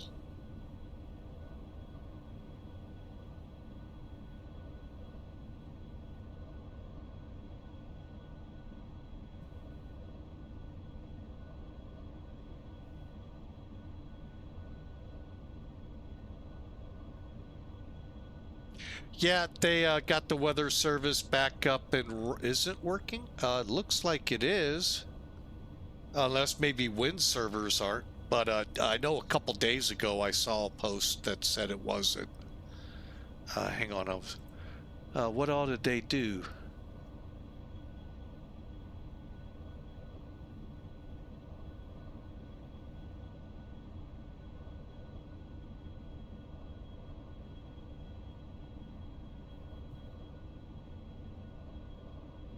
All right, so final release. I wonder what that means.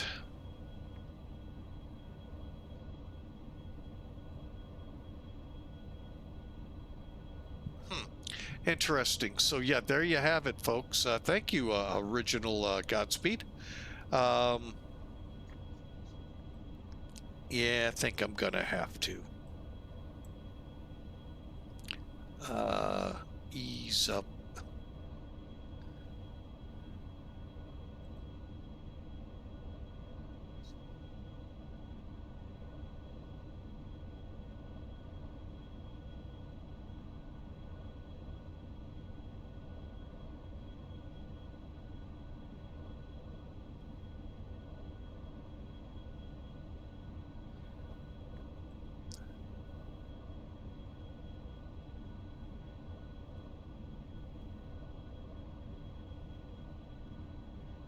Okay, that's all disabled.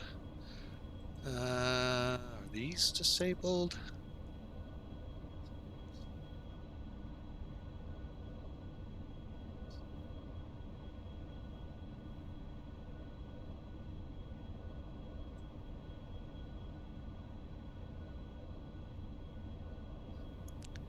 Okay.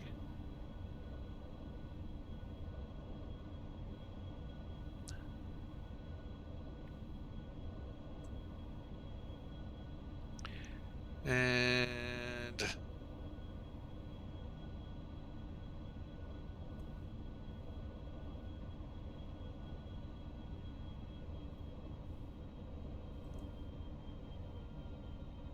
hopefully that helps.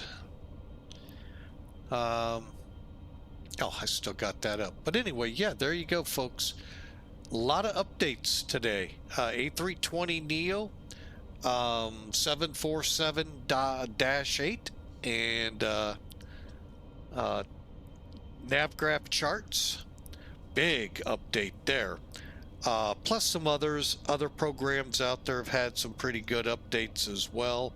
Elevatech talks of one, but I can't seem to find theirs.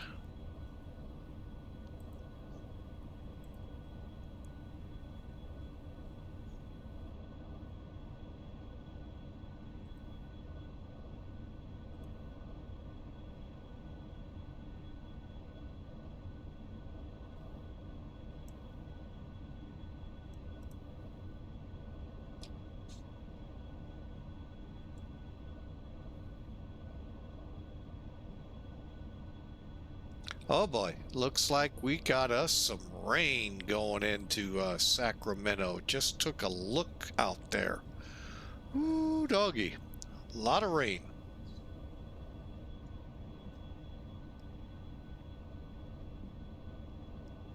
So, all right.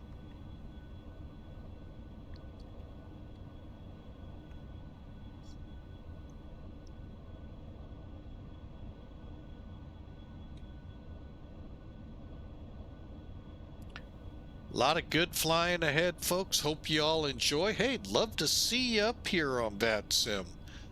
More the merrier. Love to see you. A lot of airports between here and Sacramento. Like I said, a lot of rain in Sacramento for those of you that, like me, like the weather and get to come into it. Let's see what we're looking at here. Boy, there are a lot of fixes to the A320neo.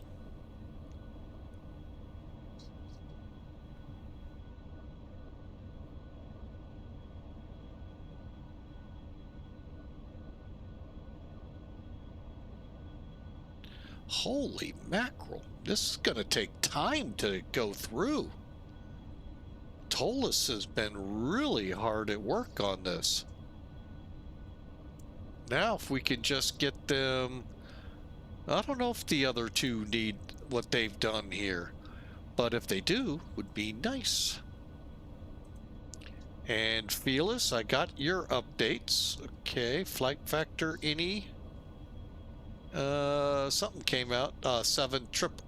Those with the 7s have a lot of fixes that have happened over the last couple days.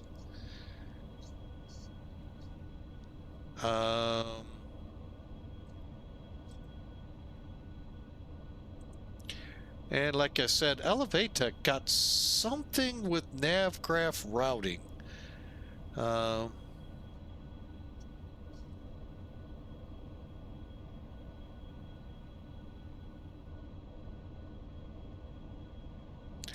so I don't know what that patch did to be able to yay or nay them that something good or bad happened with it.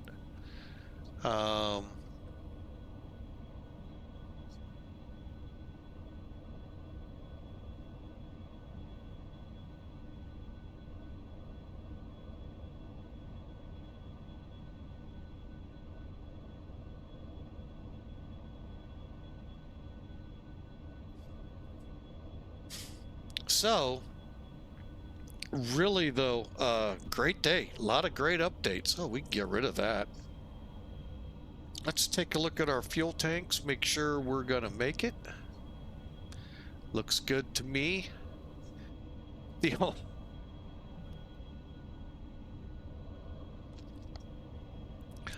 one thing, I wish we had a total. I really do. Oh, looks like about 7,000 in each of our wing tanks. So hopefully that means we'll make it.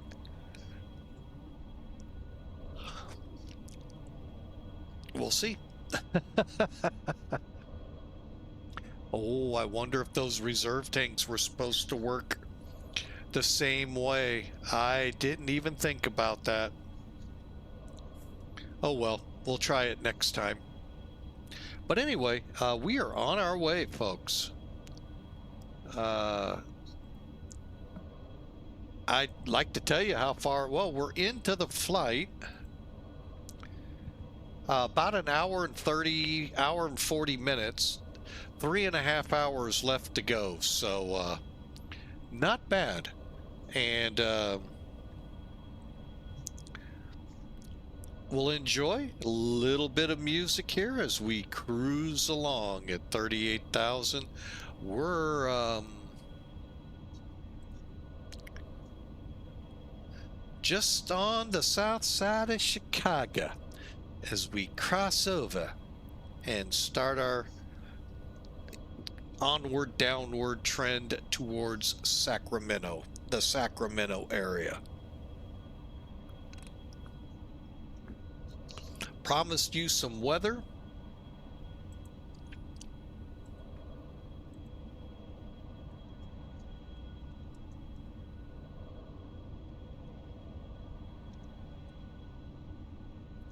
What do we got right now? Clear skies right now. Whew, boy, let me show you what I was looking. Let me make sure it's not. Oh, yeah, we'll have to zoom out. Okay. Yeah, Elevatech was making it worse than it was.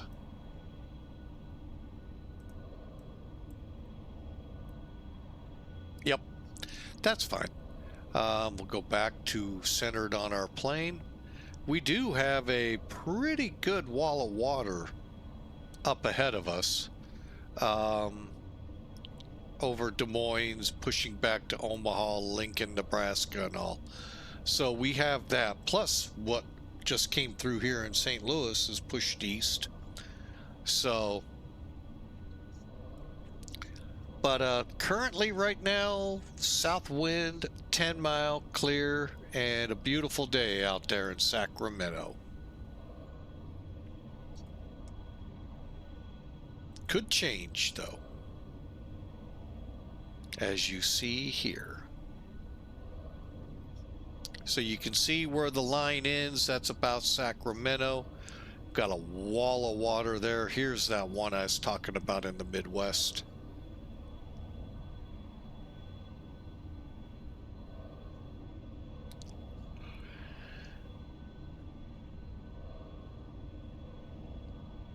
And then this is that little bits of rain that came through here. Oh, look at that. A nice little flight to KL35, whatever that is. And we're headed on to, like I said, Mather, over in Sacramento.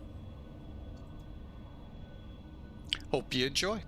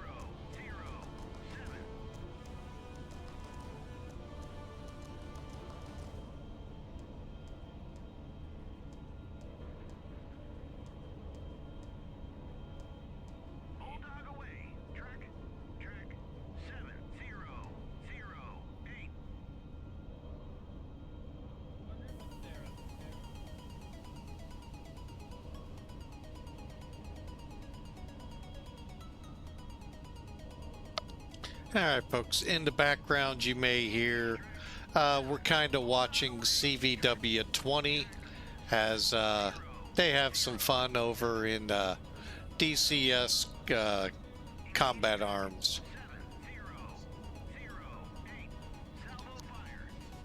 How do you detect aircraft as a ship?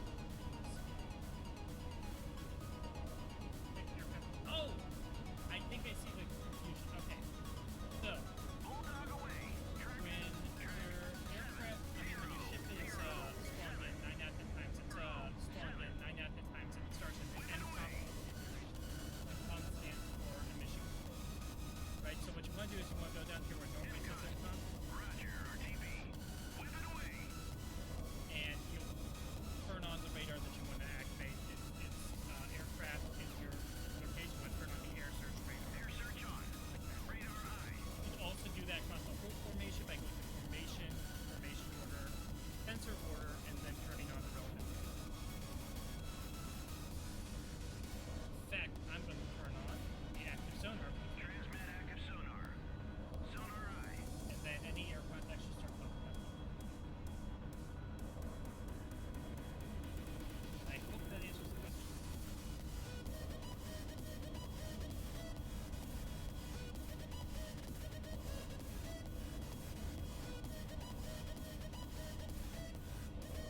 Got a couple of tomahawks coming in.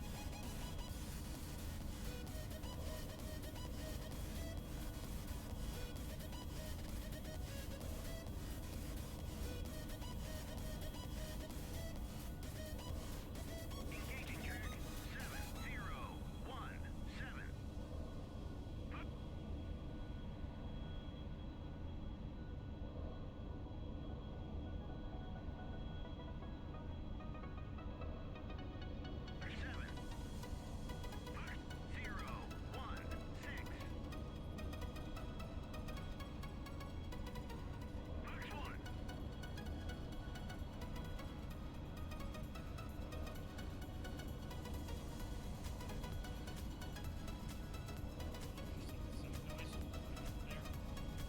Turn on the second radar on the sensor.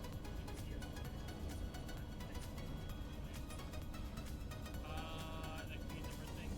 That could either be active aircraft, sometimes radar fidelity is just not very good, such as that's why I like to do the thing where you turn all the air search radar on constantly. The more radars, the better.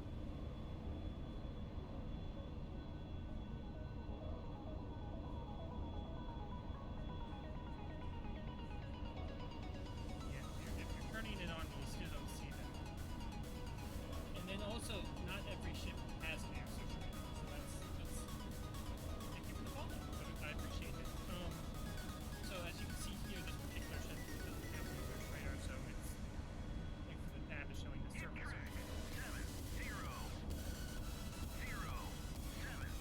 That's it.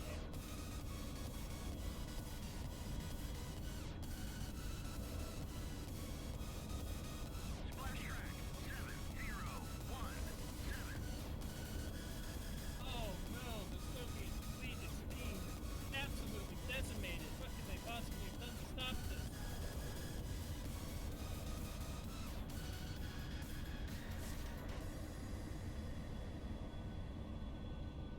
Yeah, it could be any number of things, to be totally honest with you.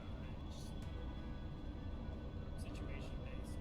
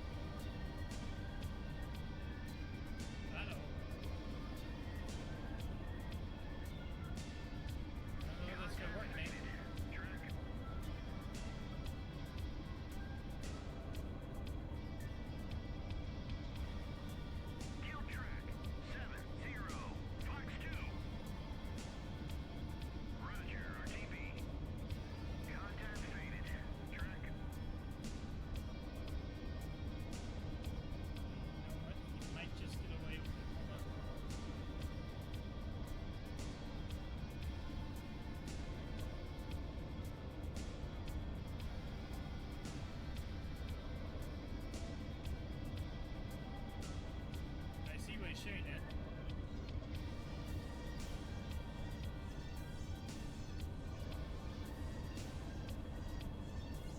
One's going for the mock again.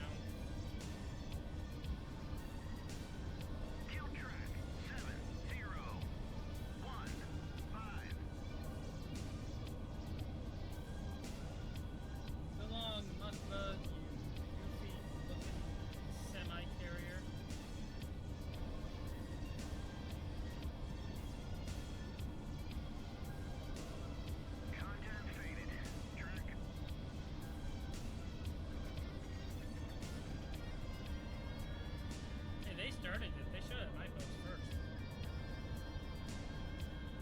Even something.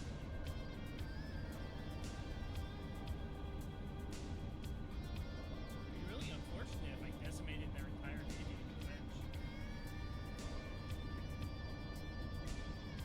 On station.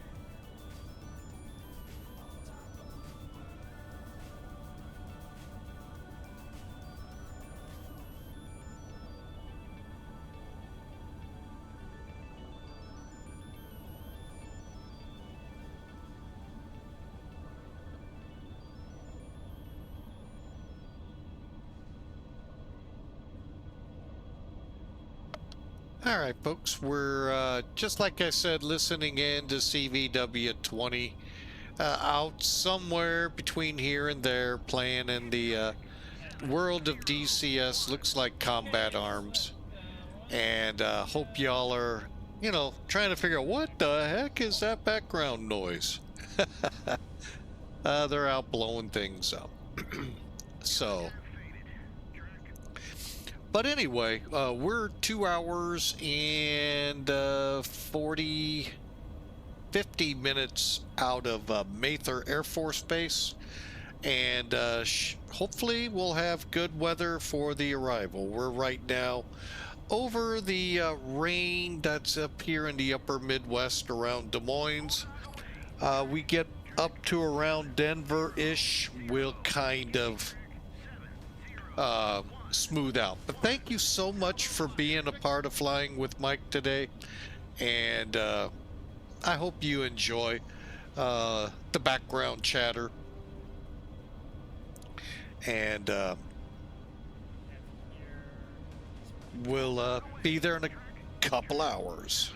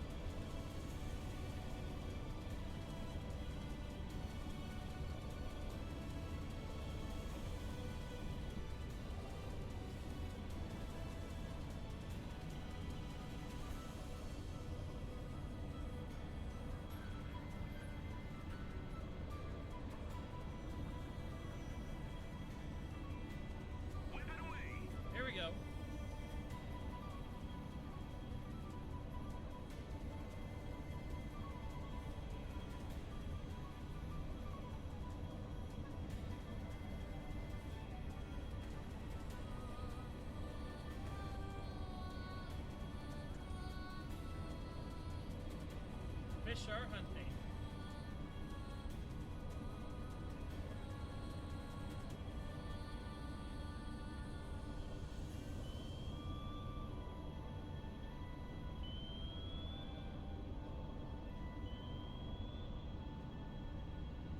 Tell if he's got a good track or not. It looks like it.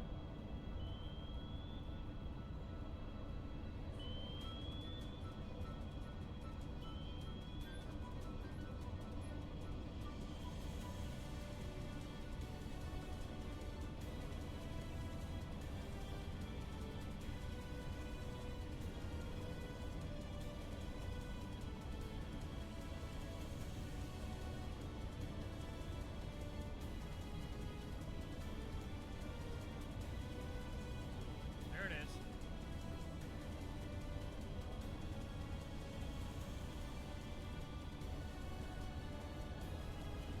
Track 7064 is classified. Hostile airfield. Track 706.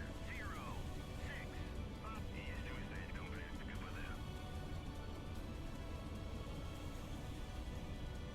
I don't know what weird ass communist language that was, but I don't understand it.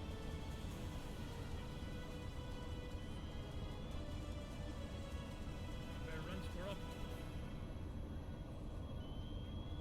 Hit track 7033.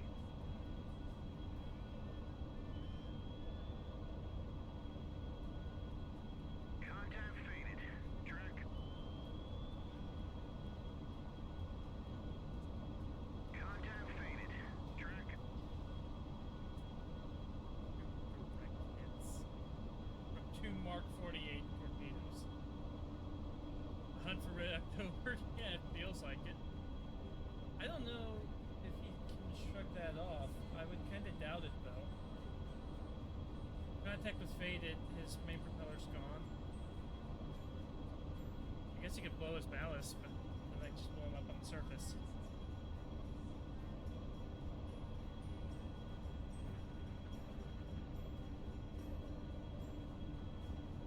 Alright, looks like the next round of missiles is reaching the frigates here.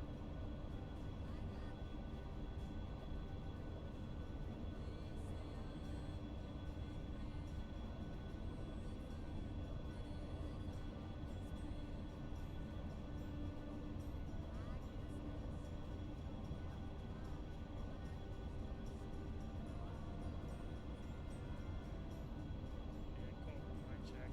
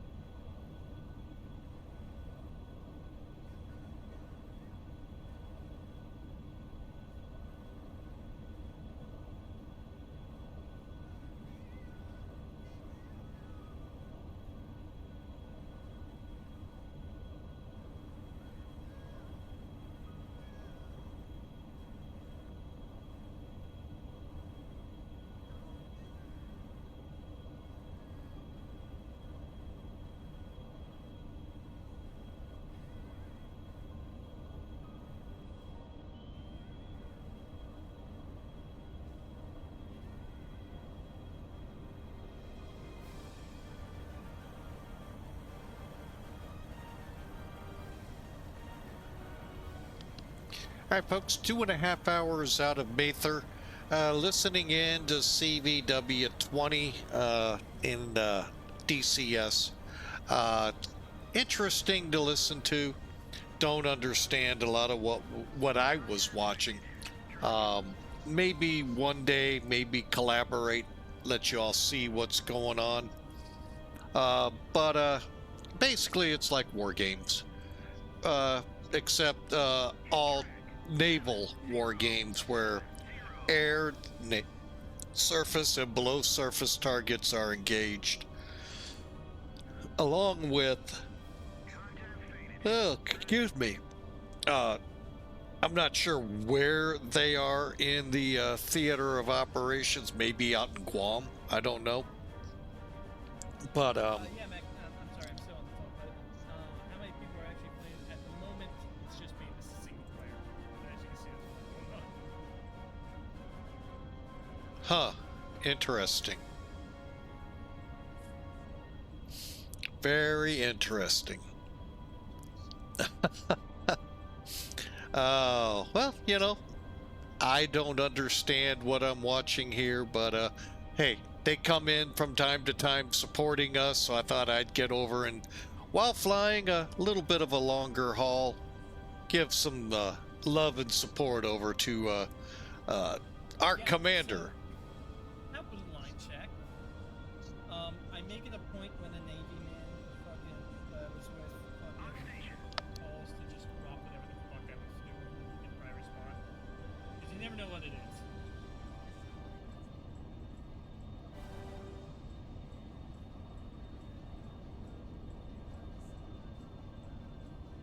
Anyway, so, you know, I thought I'd give some love to the guy behind the Pan Am Virtual we fly for quite a bit here. Today's flight is not with Pan Am because there just isn't a flight from JFK to Mather. So, Send out to 20,000. so he is all by himself here and interesting, commanding a war, if you will. What are you doing? Oh, I remember you. I told you were RTP. Okay. You know what you're doing. The Soviet fleet is fucking wrecked, and the only thing we have to do left now is not get. All right, we'll pull back a little. All right, so anyway, that's what we've been doing here, is kind of listening in, enjoying. All right, so we're back from the ad and on our way, folks. Again, Mather is about 2.5 hours out. Been a great flight overall. We had a little trickiness, and we'll go over that again here in a minute. Let's get. I don't think we're gonna do the step up to 40,000. 38, I think, is actually pretty high for this plane. But I could way be wrong. So, but yeah, we're on our way. Now, the autopilot. All right, that little animal right in the middle of the screen with the turn lever, up, down levers. All right, quick overview. Obviously on, off. Do not know if this is altitude select. We may find out as we begin our descent. And then how are we running it? So right now we're on Navlock. Obviously you don't see INS, or what was the other one we've seen on Boeing's. So obviously that is how we connect the FMCs or INS to our autopilot. Up here we have our flight director.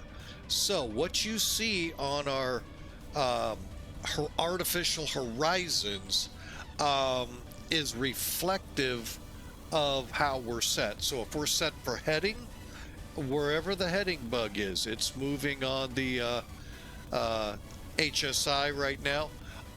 It'll reflect on that bar where we are in relation to it. So now, how do you get it to track? Very simple. If you're in nav 1, nav 2, it's going to track via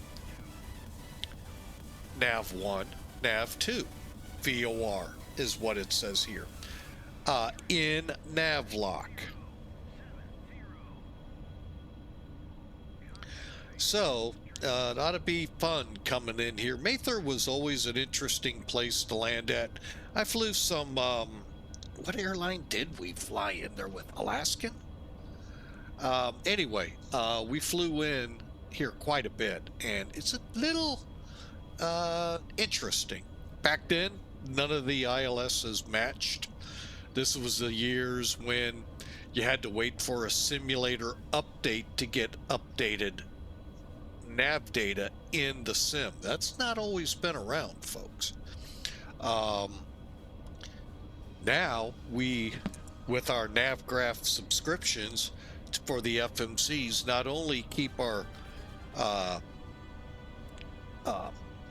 call them pay where, I don't know the really good word for it, but those aircraft that don't come with it, if they have FMCs, keeping them, if they're updatable, keeping them up to date, as well as today, now, the simulator itself. The nav data inside is upgraded.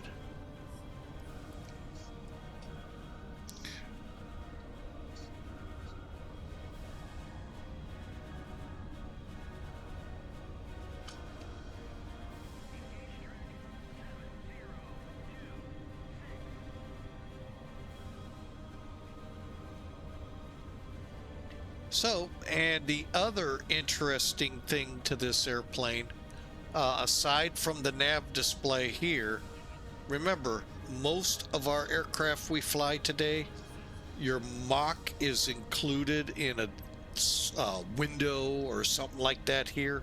No, it's an actual gauge.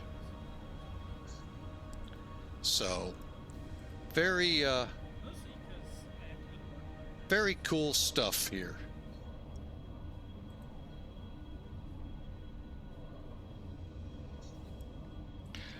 A very well done free airplane, the 707-120. He's done a really good job. There are rumors that a 707 is coming to X-Plane. I know one just came to the other one, so hopefully that rumor is true.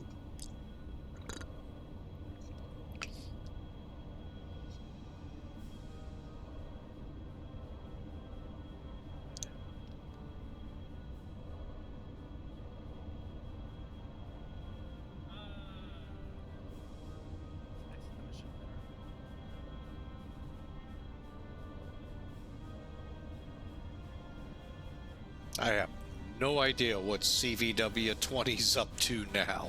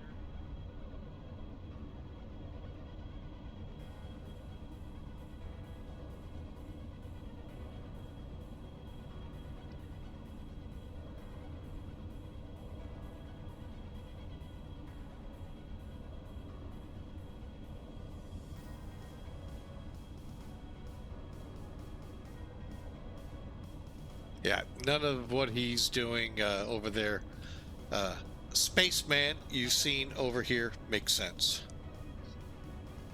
But that's because I also don't play DCS, so what he's doing, I have no idea.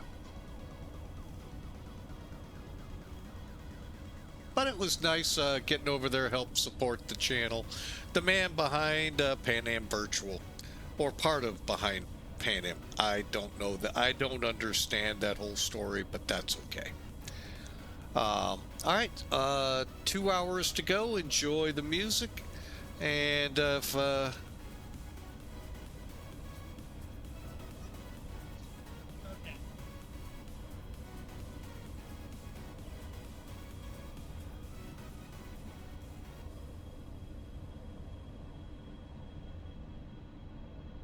So we'll just continue on. Hope y'all enjoy 2 hours more of flying, and this will probably be all we do today.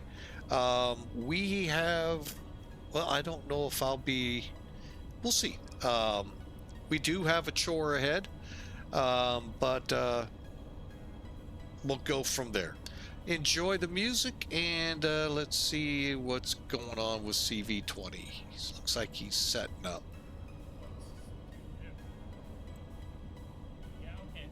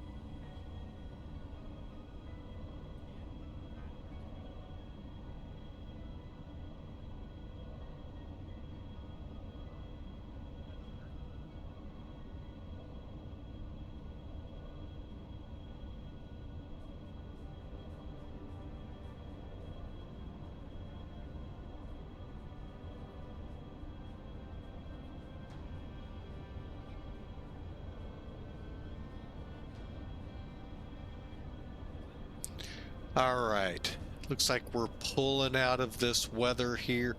Oh, that's one thing I wanted to see. Hang on.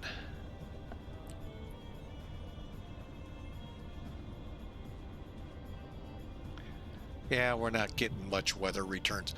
This will be interesting to see when X-Plane updates the weather radars, at least, and what this turns into looking like.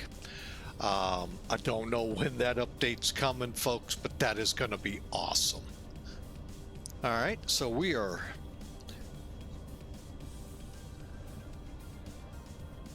Yeah, I ought to change that. Well, the nice thing is it does give you a good look at what the JT3D engines could do and all. All right, so let me take a look here.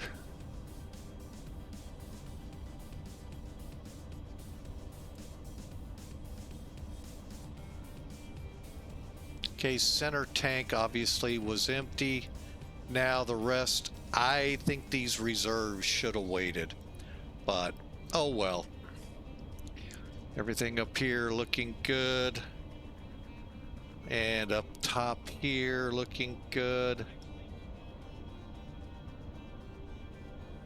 All right, let's get back outside.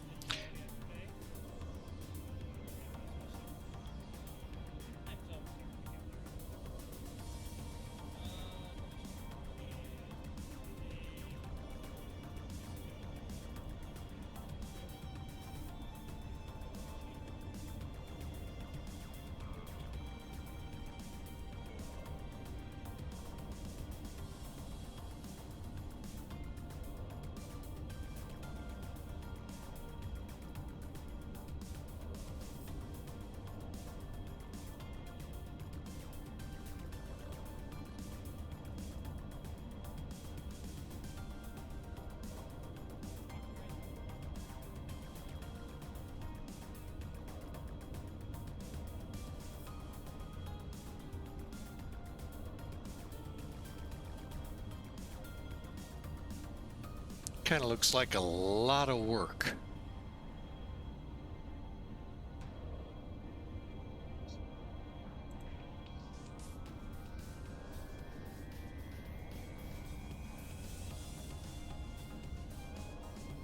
A lot of work. But I don't know exactly what all he's up to, so. All right, well, we're going to continue on. 2 hours, 15 minutes to go, and high above, somewhere between here and there. We'll see you here shortly. Enjoy the music, enjoy the ride, folks. Glad to have you all aboard.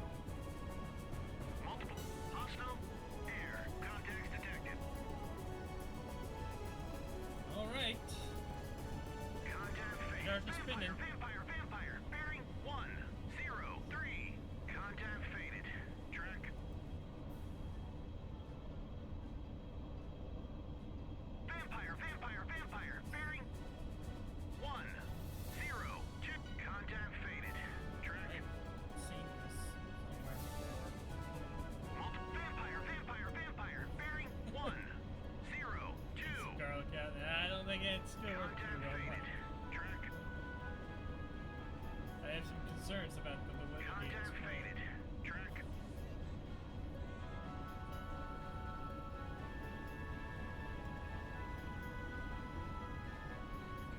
Multiple hostile air contacts detected. Contact faded. Track. Contact faded. Track.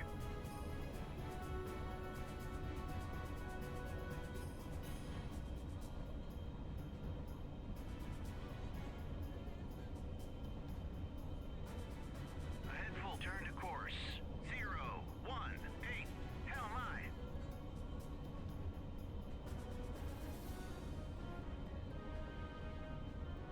Contact faded.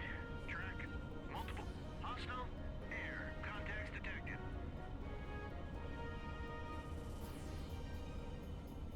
Contact faded. Track. Contact faded. Track. Multiple hostile. Again, we're listening in to CVW20. He's streaming DCS. I'm thinking combat arms, maybe something else, but anyway, he's involved in naval sea battles. Flying A6s, F4s, A5s, and a bunch of Navy ships unfamiliar with, but 016.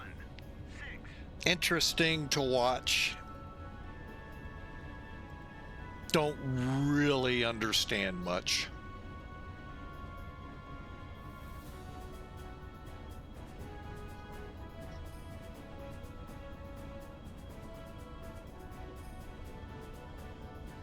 Your search radars are on. Contact faded. Track. Contact faded. Track.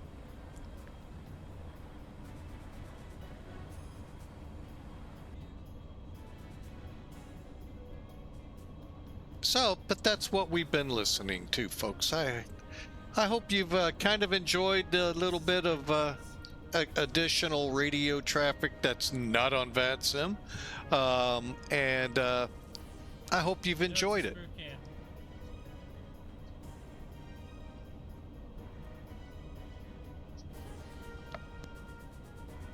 Contact faded. Track. Contact faded. Track.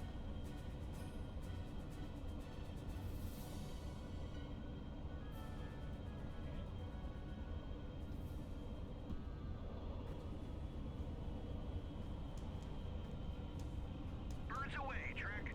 Track. 70. Contact Okay, stuff's faded. picking up now. Track. A little investigation into that can wait. Contact faded. Track. Multiple. Hostile. Air. Contacts detected. Contact faded. Track. Contact faded. Track. Ahead. Contact faded. All right, let's just do a little direct here. Head over to, I think that's Acre, VOR. Let's, give me a second here to, 7016. Multiple. Hostile. Air. Contacts detected.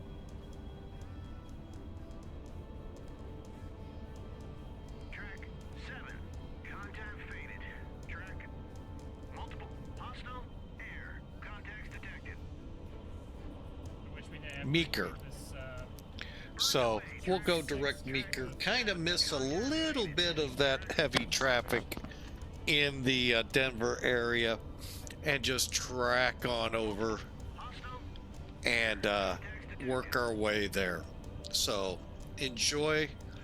We got our little direct here. Not a lot of miles or minutes saved, but it'll save a little. And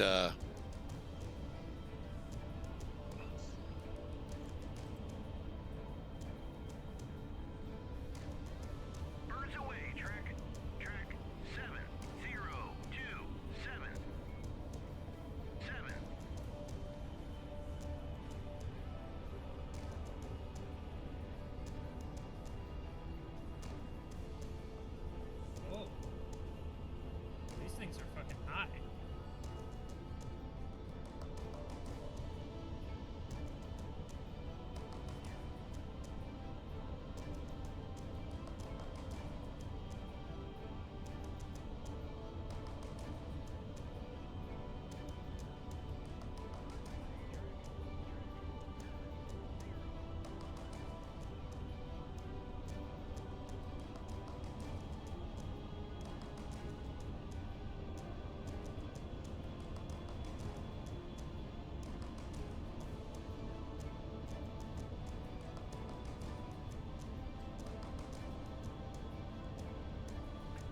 All right, and away we'll go. Enjoy. We've now got a, like I said, it's not meant to shave off a lot.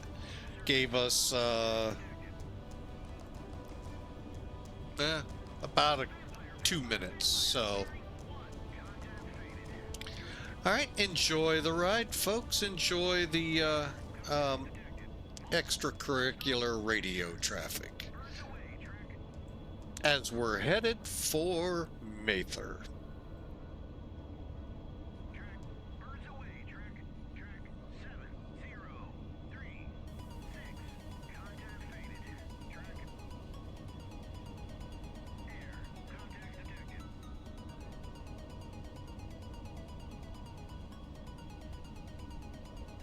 Contact faded. Track.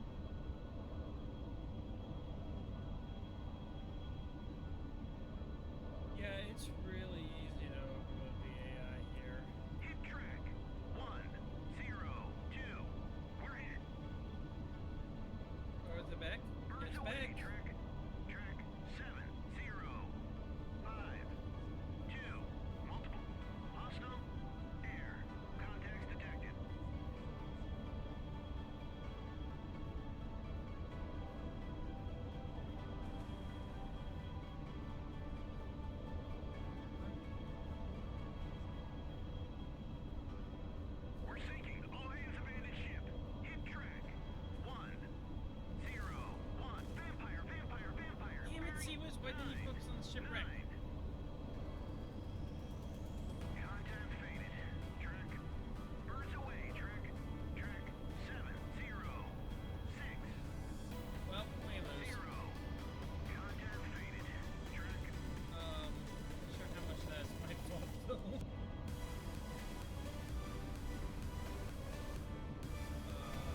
And on that note,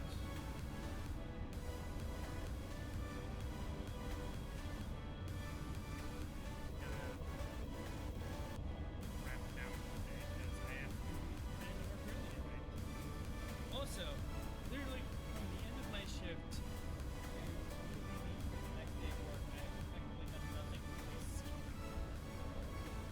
Holy crap, it's a fun game, and they gotta fix their fucking bugs. Like, it's I just need a little more polish in this work. Or they, or raid someone. I don't know who we're gonna raid, but we're gonna raid someone.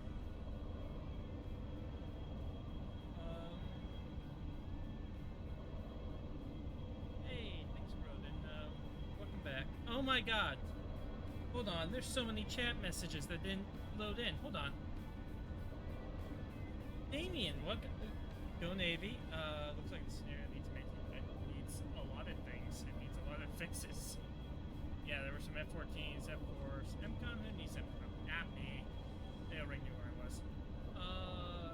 NVA didn't have subs. Oh yeah, absolutely.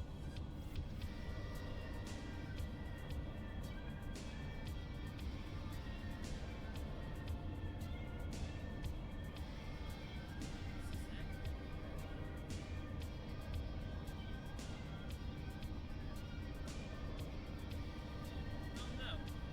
I just hallucinated those chat messages. I have no idea where they came from. Okay.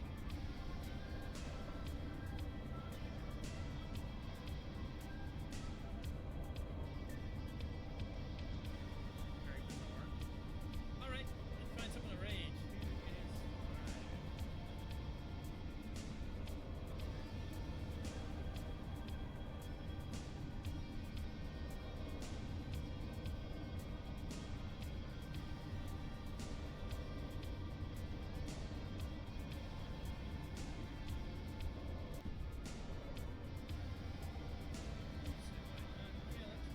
let's raid Chaos.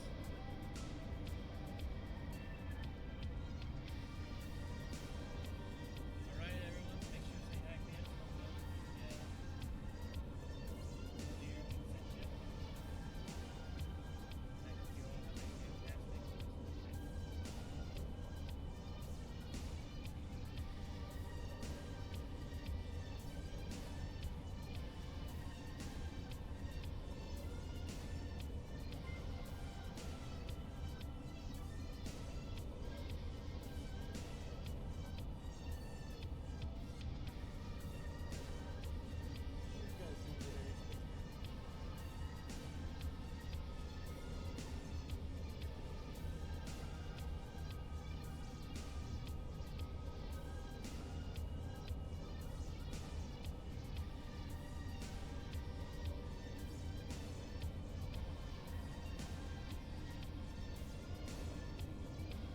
All right, folks, we're back with you. Sorry, I was kind of watching. He was actually playing in a game. It wasn't DCS. My bad. It was. I thought it was, but it was not. And it was interesting. Hard to follow, though. It looked like a strategic kind of game where you just kind of work with your naval forces, and I mean, it strikes with A6s, F-14s, F-4s, A-5s.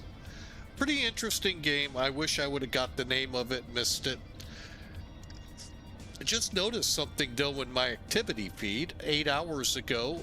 T. Brams followed us. Thank you. Appreciate that. And still no centers online.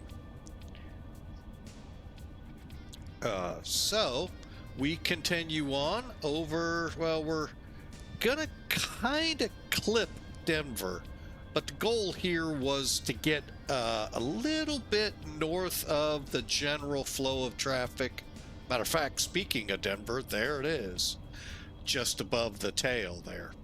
But yeah, the goal was to kind of come over here at high enough so we don't interfere. We're basically going to Meeker direct and then rejoin the airway. So great day, great flying overall. We'll see when we get there to the West Coast, also known as the left coast, and see what kind of weather awaits. Looked kind of soggy earlier, but we'll see. But for now, the 707-120 continues on its way. Shenshee made a really good version of this, a good mod, and great job. Now if we can just get the 300 instead of the 707-100, awesome. But hey, we'll take what we get and enjoy.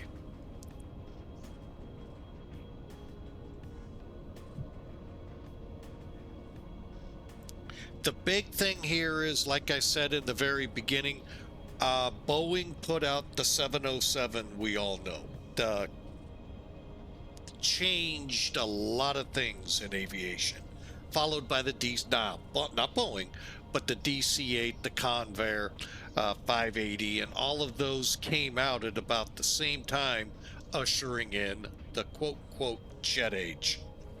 Boeing, at the behest of a few airlines, was asked to build a more short-haul type airliner. And this is what they came out with in the interim, obviously, because its call is, hang on a second, 720. Guess what came next? Yeah, the one that would do the short hauling, the 727. But this aircraft did short hauls and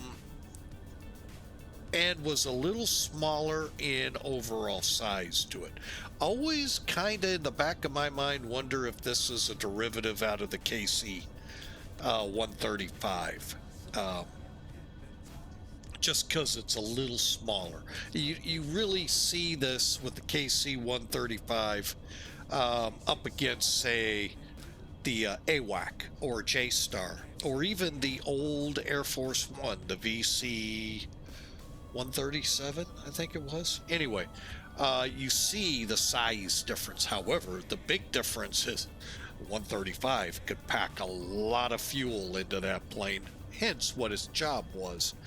But where the others can't. So, but we're cruising across the country in that shorter haul version of the 707. Now, the 727, when it hit the market, was the first aircraft with an onboard auxiliary power unit, APU. That, as perfection came to it, went to the other aircraft, and we know it very nicely today.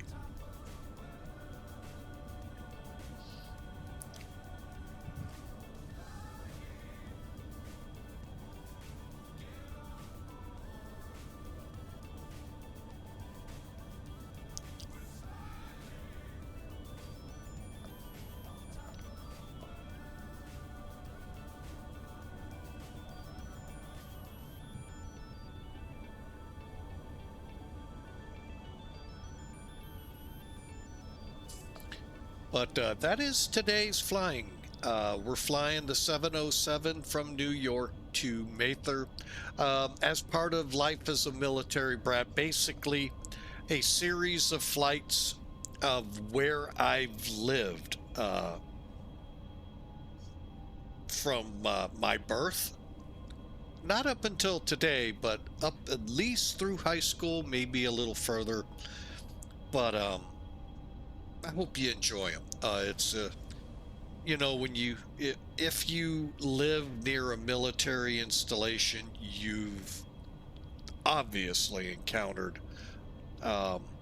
military and how the military is with the moving, and that's what this is dedicated to. But it helped with flight planning, so getting an interesting array of flights for you. So enjoy the music. We're gonna sit back, relax, enjoy. We got about an hour and 55 minutes to go. Monkey Man Live, welcome. Hey, how are ya? Hope you're having a great day. We're just cruising across the country.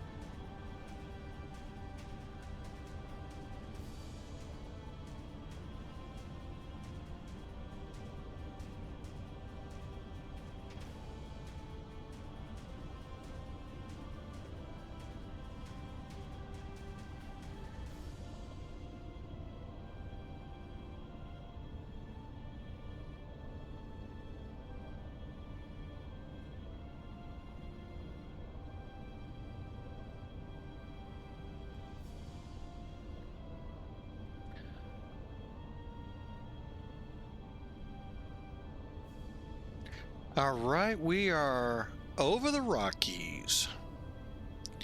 So we're over halfway there, folks. 3/4 about.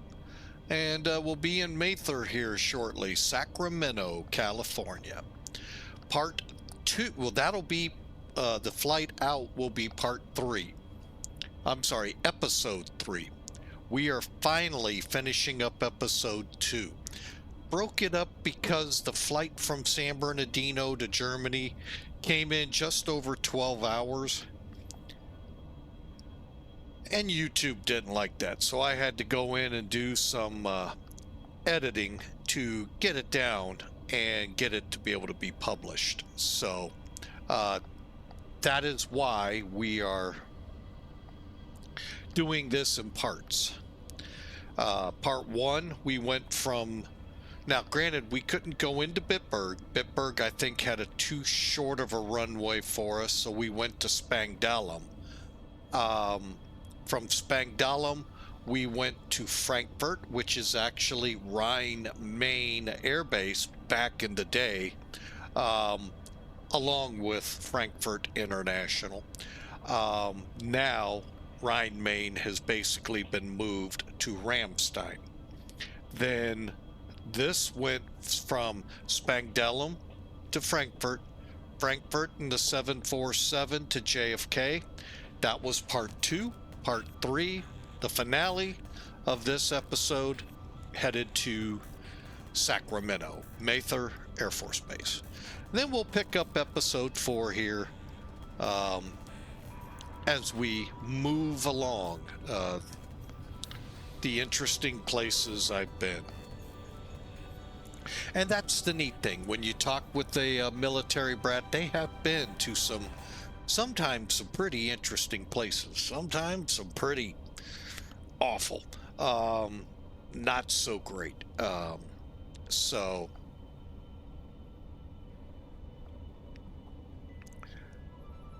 9, 10 schools technically, maybe, yeah, well actually 11 when I really, hang on.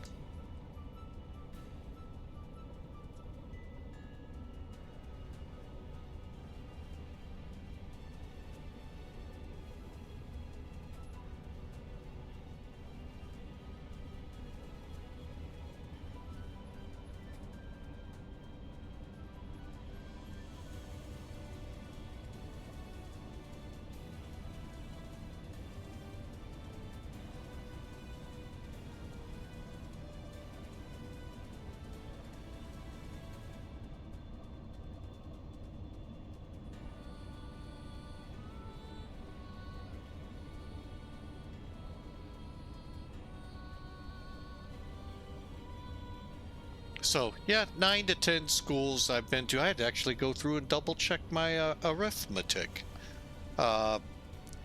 So the hardest move of all of them was sophomore, junior, my end of my sophomore year. We moved and started my junior year in high school in a whole new city and a whole new school system. And wow, that, you know, I can at least thankfully say the marching band and the band helped that I had become a part of in the place I was before, as well as the church that we attended. Without that, high school would have been so much harder, but it at least bridged that gap, folks. So it was probably the hardest move of them all for me. So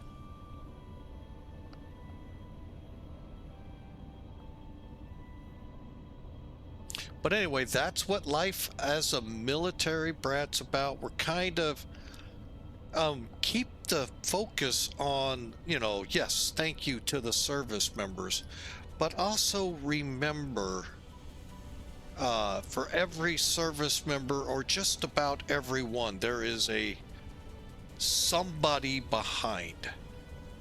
Parents, girlfriends, wives, husbands, and children of many of them. Now, there might be a few, there's none of that.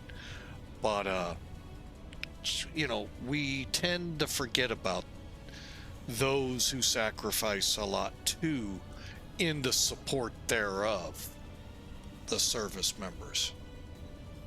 And that's what I'm trying to cast a little bit of a light on. Do I want anyone to say thank you for being a military brat? No. But just kind of remember that though when you're thinking about it, because like I was saying during the commercial break, the roughest move I ever had was my sophomore year to the beginning of my junior year. We moved that summer. That, folks, was the roughest. And all the military brats I've talked to, anytime you move a child in high school is the worst time. Most of the time, and I can kind of attest to this, we can adjust pretty easily. Elementary school, for sure. I mean, most elementary kids can make a friend in a second. Most, not all, most. Middle school, it begins to get a little more difficult. And high school, it's flat out very tough. As I said earlier, if it wasn't for the fact I had joined the music programs at the schools leading up to high school there, and continued at my new school in the new city, I don't know what high school would have been like. And oh my God, the church we became a part of, I don't know what would have happened without those folks. It's a rough time, folks. You got to remember, your teenage children are going through all the teenage internal things going on inside them, on top of all of the external BS that we had. Granted, back in the 80s, we didn't have that stupid thing called a cell phone and internet. We had bullies, physical bullies, instead of cyberbullying. And you add to that, today you have both. So it is not the greatest time to move. And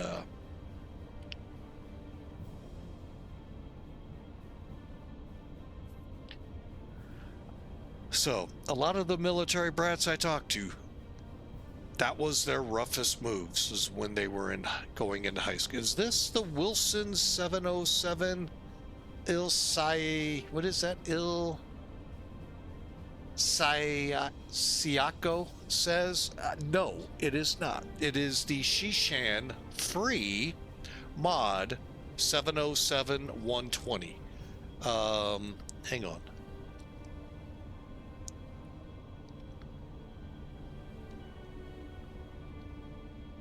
Right there's a way to get a hold of it.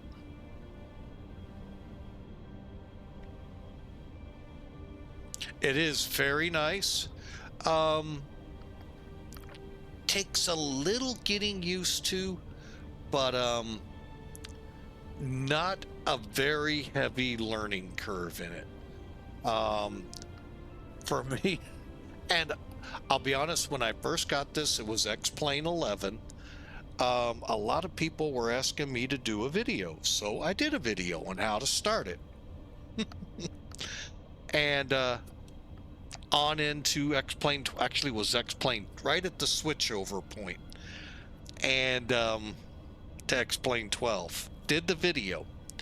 Walked away from it for a few months. Got the a few months, about a year and a half-ish. I got the 747-200. Flat out loved it. It could do all of the routes, everything that I wanted it to do. Came back to it a few months ago. I couldn't start it. So, real quick rundown on the startup, folks.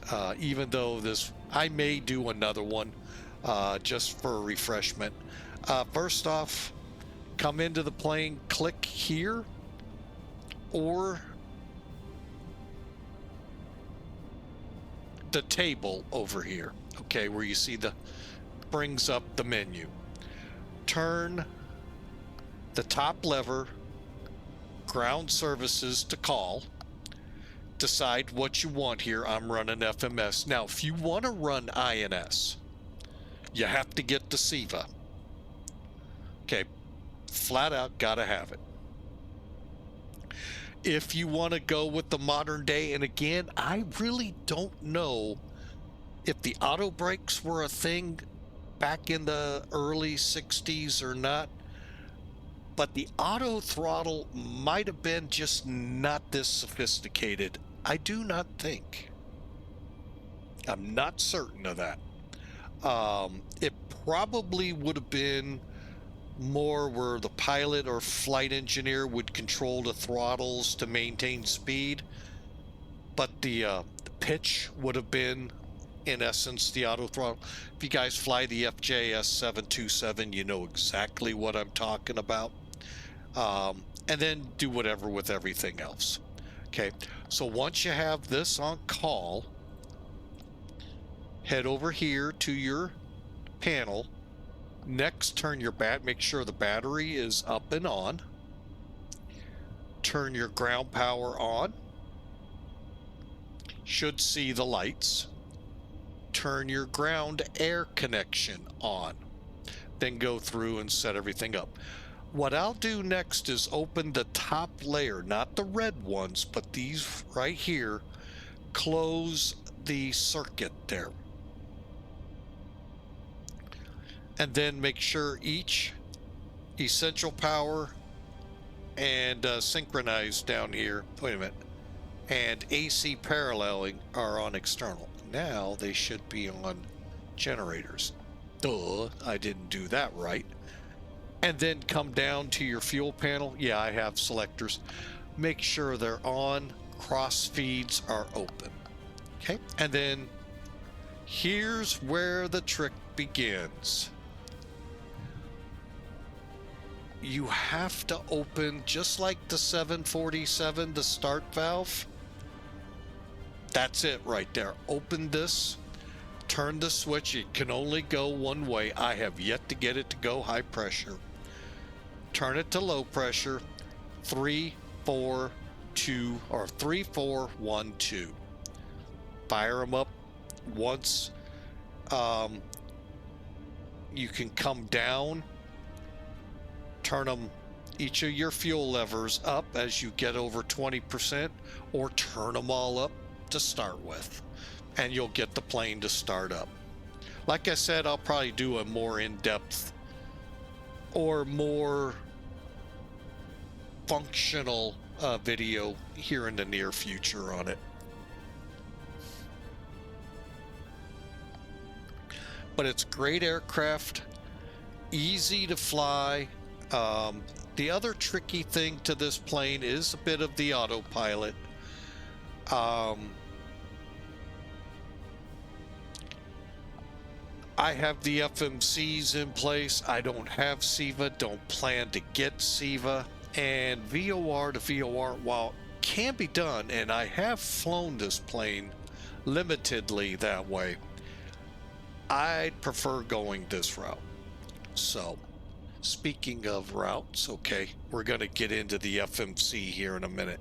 But to get it to fly your course, all right, down here, your autopilot, you have your master switch on, off for the autopilot, altitude hold, your vertical speed is just down, up, and then your heading, main, local, that tells it which way are you flying it, heading or V or nav localizer. This selector tells it which nav to use, or if you're going to fly the FMS, INS, or maybe you've got the GPS hooked up, click it there and rock on. again, we'll do a more up-to-date, in-depth look at it here down the road a little bit. Get used to it, get fully familiarized with it again, and get a good video out for you. But yes, it is a really, really good airplane. Now, the difference again between this version of the 707 and the one we're all used to. Okay, this is the 707-120. We're used to the little longer wingspan 707-300s, which Pan Am flew heavily, TWA as well, and before the 747s came out. Quick, what the story was: Boeing made the 707, and as you all know, history was made. Airlines loved that plane. Airlines came to Boeing and said, can you make us a 707 that's more short haul? And the birth came in the 707-120. Designation Bravo 720. Anyone know what grew out of that? Bravo 727. This started the pathway for the 727 because they figured it out. Airlines want this, so they work to help them out. Do we have a contrail next to us? I just happened to notice that. Sorry, folks. Anyway, little history behind the plane. So it's more of a short haul. Now, by short haul, 3,000 mile legs or 3,000 mile flights. That's just barely suitable for transatlantic or Pacific flying, unless you go up to Anchorage and down on the Pacific side.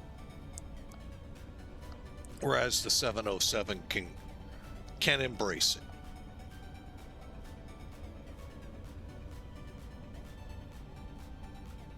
All right, so now I mentioned something about the FMC. Hang on.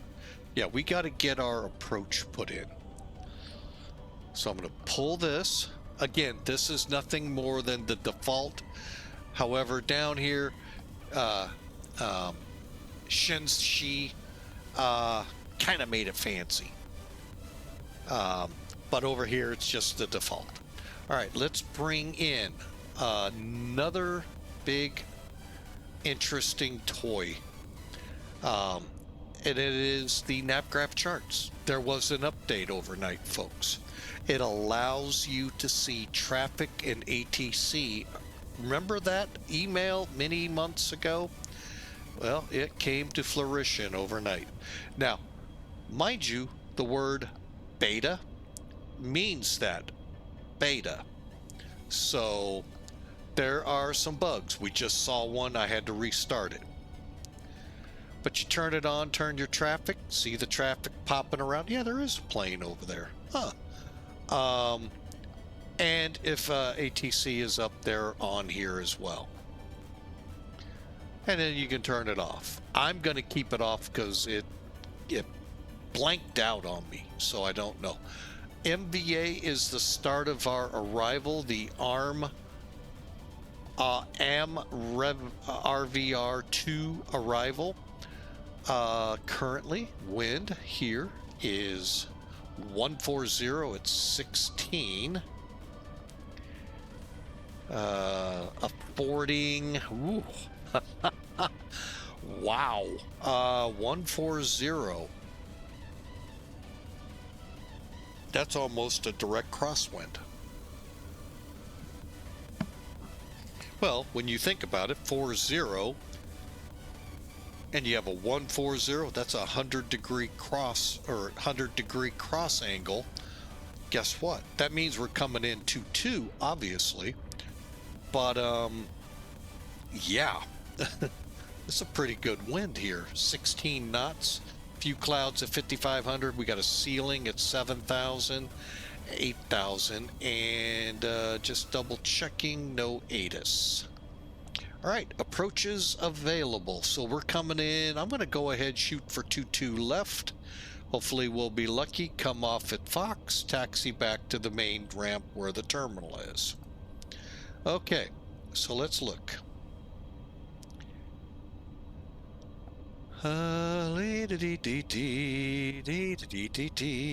Let's see what the ILS Zulu looks like. HNV, that's what I'm really thinking about. Okay, we're coming out of some high terrain here. Down to camera and then in. We're gonna do it. Put that on, and we have Cat 1, Cat 2 capability. Good deal. So you see now how it looks. We're gonna come through our RV R to Henderson. I think it's Henderson. Hangtown. It was close, but still no cigar. And then in for our arrival. Yoshi Lador right on it. All right, so over here on the FMC, let's go departure, arrival. Okay, we got the AM RVR2. Which one are we doing? 2 left Zulu. And we're coming in Hangtown on the Ameren MVA. Execute. Now let's check our legs. Mine look pretty good. I don't know about y'all. Whoa, we're missing some. So hang on. Back the truck up. All right, so select the ILS, select, and let's see if we got it this time. Camera, there we go, Yoshi and right on in. Okay, all right, so now everything looks right. So we'll fly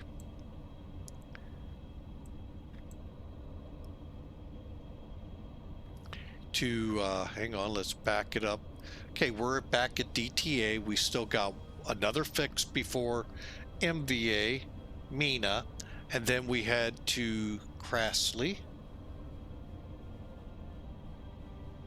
Oh, right there. Illid, AM, RVR, Genki, over to Secock, and Hangtown. And where's Jackie? Oh, Jackie's probably right there. Yeah. Okay, then just making sure, folks. Camera, Lador, Yoshi, KDIB, and then the next page should be runway. Missed approach out to Koska. All right, we're set up for the ILS. We're gonna worry, well, actually we don't have to worry about setting up our approach speeds. We'll set that up on our own, but there you have it. And then to get back, that change to where you click the aircraft toggle opens up your moving maps and you can set it how you want.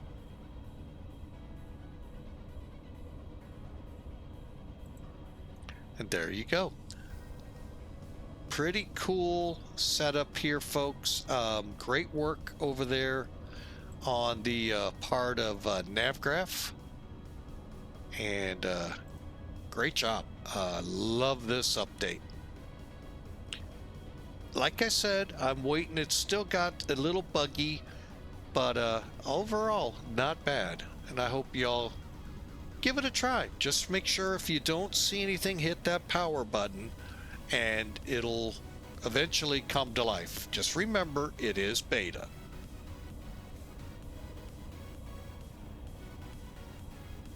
We are an hour and a half out. Hope you all are ready. I know I am. After this, the life as a military brat, the flights get a little shorter for the most part. We got a long one here and there, but and by long, they're long. I'll just say that. I'm not giving much away. So, even though I probably gave some. But I hope you enjoy it. Like I said, it was an idea. I was running out of neat places to fly to, and it was my wife that made that suggestion. I thought that's pretty good as long as we have airfields. And lo and behold, we have airfields. Many of these were Cold War, and when the Cold War ended, a lot of them closed. And when Germany reunited into one country, many closed again. And a lot of you don't realize Germany was actually two, an East and a West. East Soviet bloc, West NATO. So a whole different time, 20 years, 20, 25 years ago, folks, and beyond.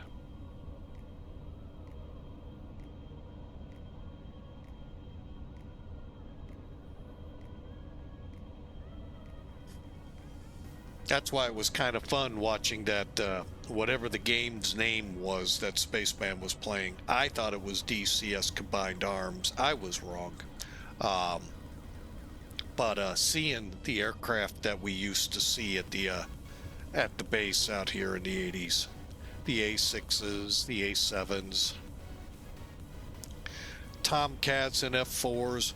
The one I don't think I've ever seen was the A5, and I don't know much of the history behind that one. So, but yeah, I know it was like the largest aircraft carrier based aircraft either prior to the F-14 or to even include, because the F-14 was a rather large aircraft too. But anyway, it was kind of neat to watch. And I'm sure y'all enjoyed the audio going, where's the battle? So, folks, sit back, relax, enjoy the next hour or so. Things heat up at about an hour, 45 minutes or so from now. So enjoy, and we'll be talking then.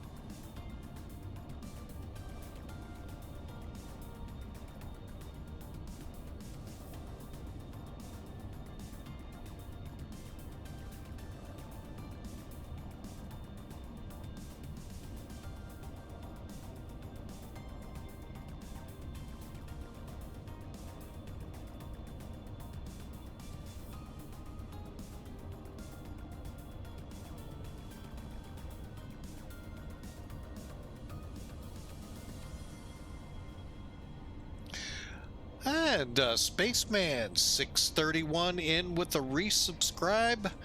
Resub for 35 months at tier 1. Thank you so much, sir.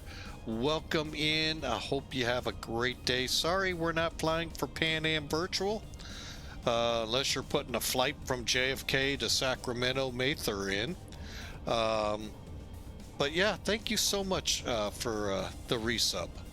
And that was an interesting game you were playing. I thought it was DCS, the combined arms side of the house, but obviously not.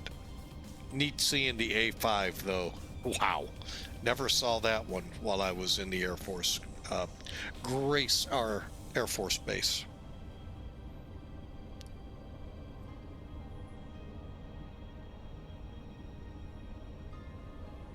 So I hope you have a great day, sir. Thank you again, and we'll just keep trucking on, or flying on, as they say.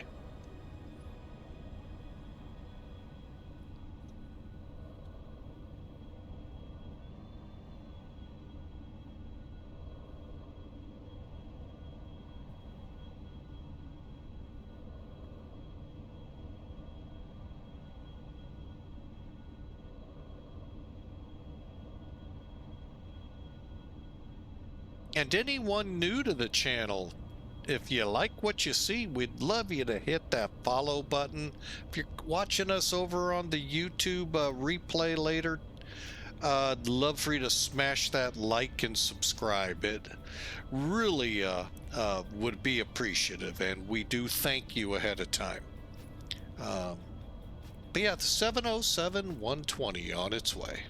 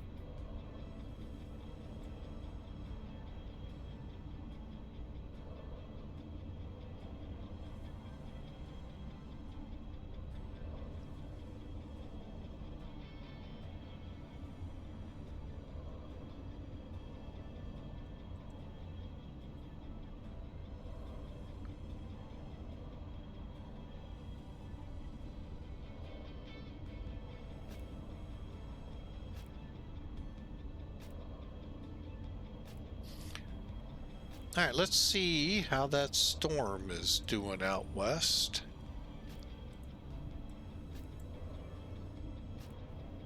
Well, it's showing it all over the place there. Let me get a better read.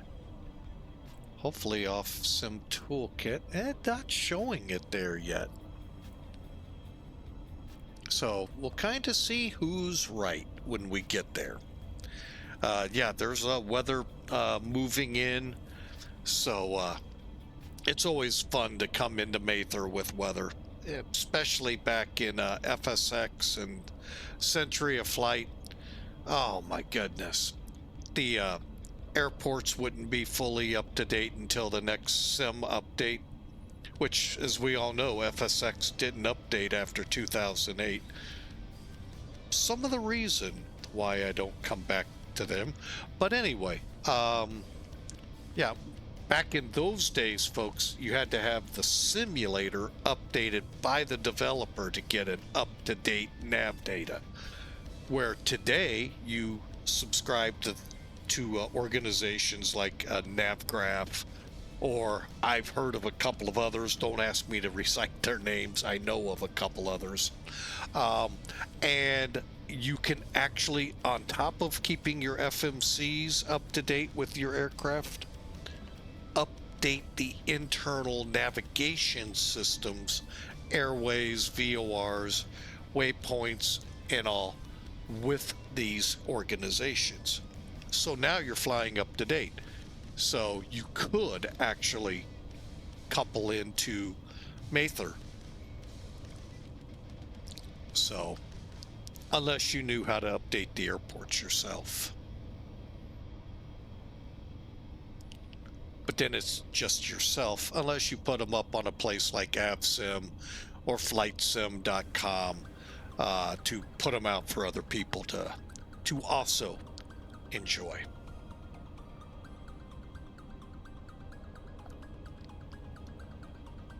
Enjoy the music. We'll be watching the chat.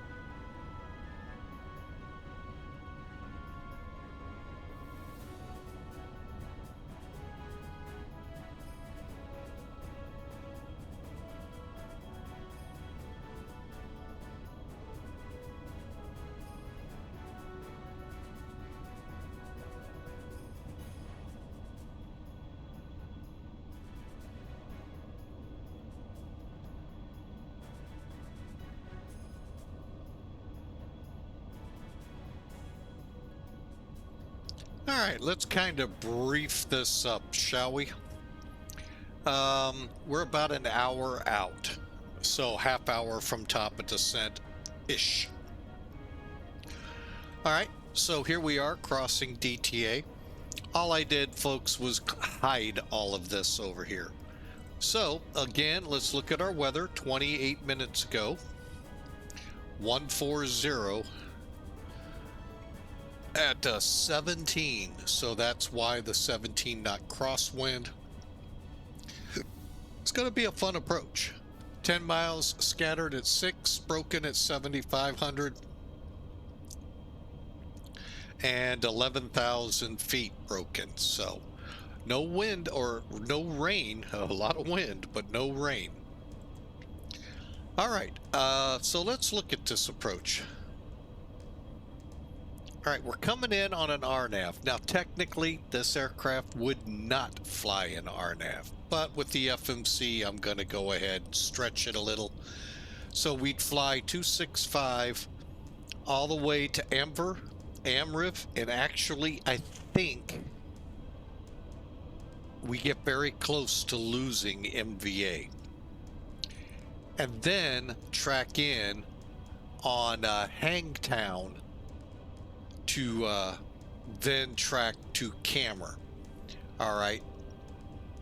The big things here on this approach is 12,200 at Jekin, 9,500 at Seka, and 8,000 or above, all of these or above, 7,000 at Hangtown or above.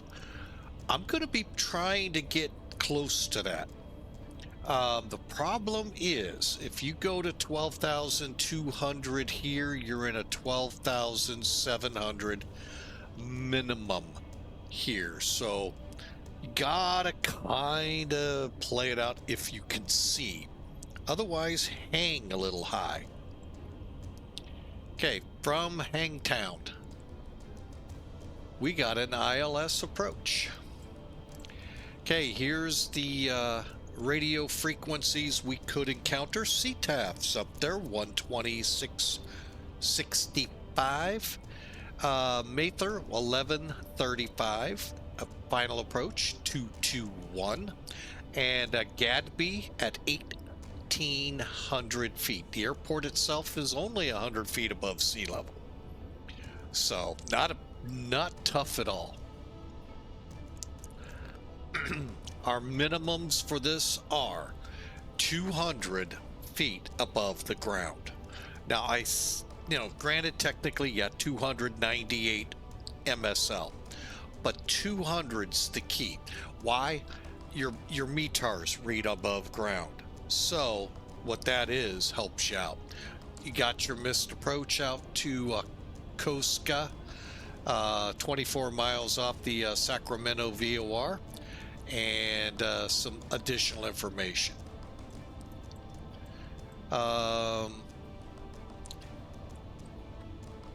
So from Hangtown 15.5 to Cammer to Lador to Yoshi, Gadby. Again, there's our minimums, 1,800 feet MSL, or which equates to 1,700 feet above the ground.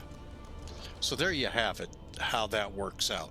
So you come in, if you have to shoot the miss, you go right over the localizer, 090 to the localizer out to Koska and into a direct entry for the hold. Okay, pretty simple so far, right? 6,100 feet of Cammer. Let's look at it. Yeah, I think that's going to be doable. Well, it's going to have to be. And then we're going to drop down to 48 to 29 to 18 as we stair step in, or hopefully right on the glide slope. Malzer, VATSIM for lights at the runway. Don't get that very often with these aircraft. All right, and I think we're going to be around 140, so about 750 feet a minute down the glide slope if we don't have it. Minimum's 200 feet above the ground, 24 for an RVR. half-mile visibility. All of that we're way above right now.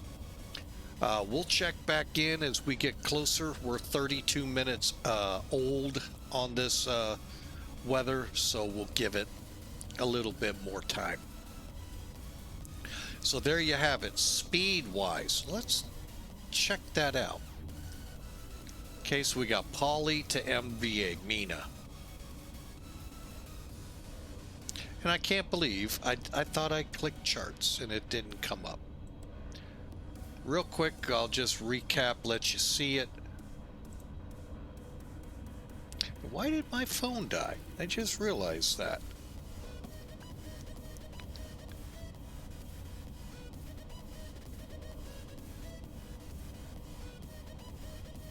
Oh, somehow it paused. All right. And sorry to the chat. My screen that I watched for it was blanked out. How long? I don't know.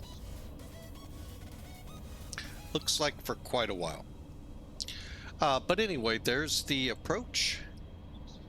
Again, we talked about it. Mina to AM RVR to Hangtown at or above 7,000. We'll probably be pretty close. And then out to Cammer. Okay. Cammer, 21 miles out. Lador, Yoshi. Here's our frequency, 111.35, 221 degrees. Gadby, 1,800 feet MS out. Wait a minute. I'm on the wrong chart.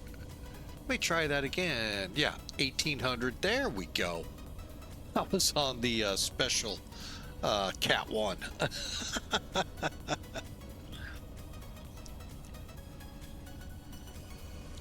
There's our descent and our minimums we can accept for this airport. Real easy, good, straight in approach. Watch me frequent. There it goes. So, hope you're enjoying episode 2, the final installment of episode 2, Life as a Military Brat.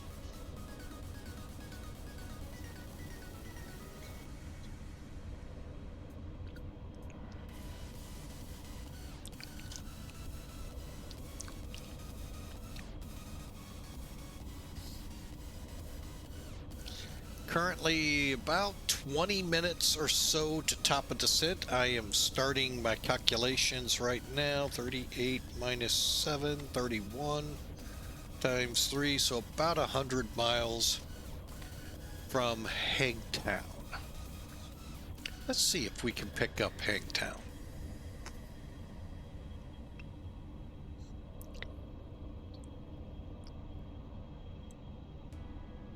$15.5.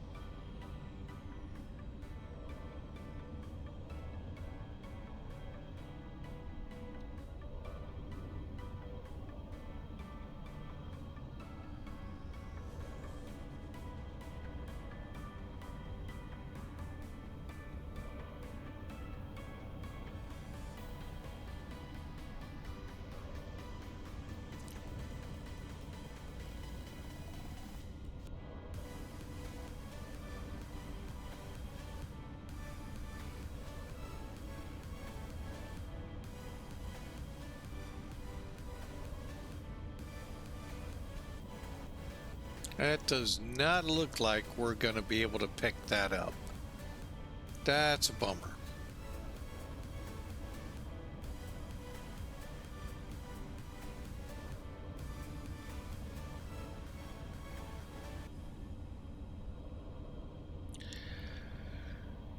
All right. Well, let's try one other way.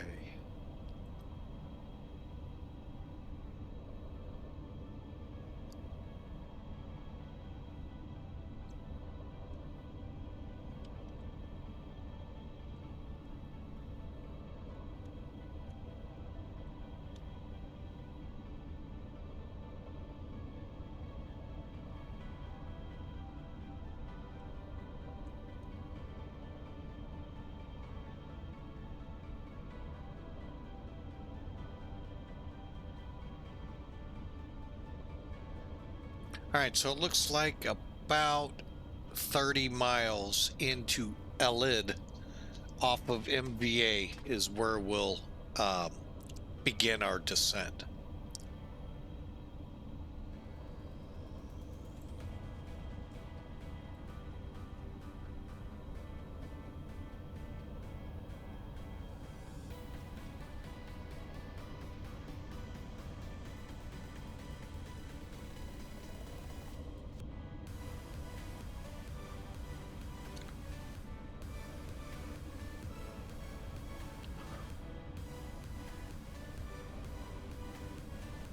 Enjoy the music, folks. A few more minutes of it.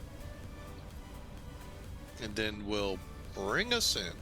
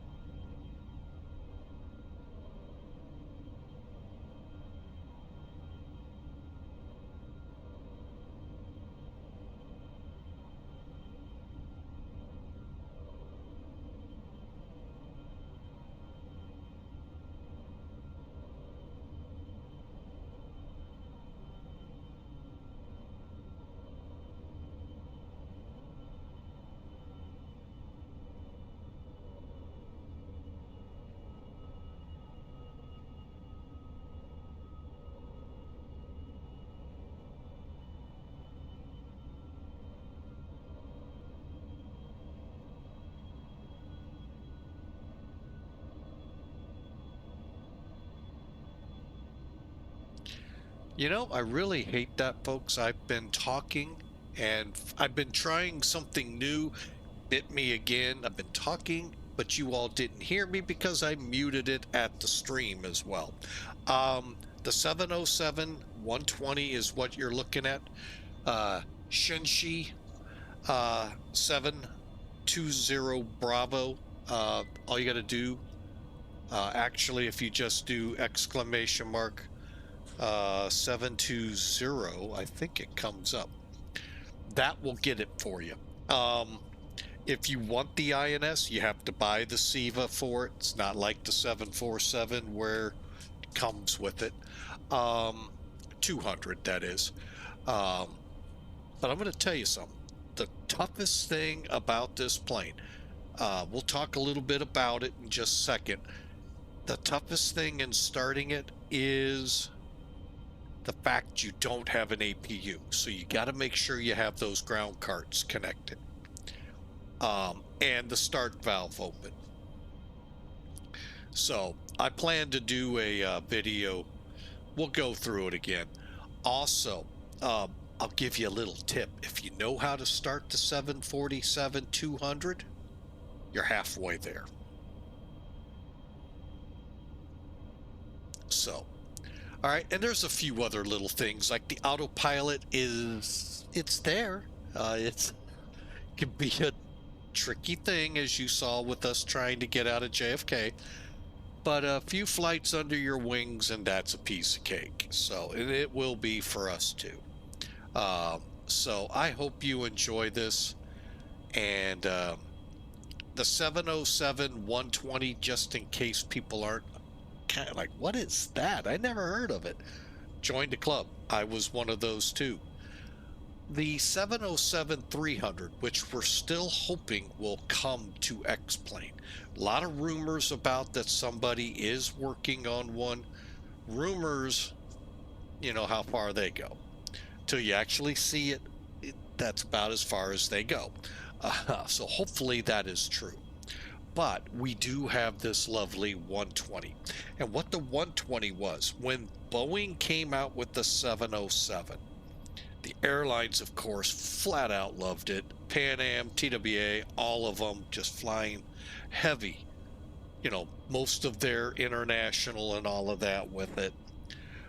This was before the 747, folks. So this was your international plane.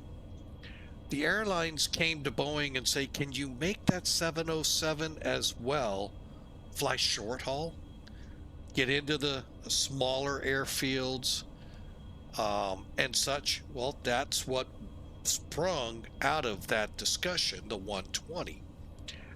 It is a smaller version of the iconic 707 and can go into a lot shorter fields and airports, and it doesn't have the range of the 707-300s that were the international. So it fit the bill perfectly. Boeing, of course, continued, and out of this aircraft, drop an engine, put one in the tail, you got the 727.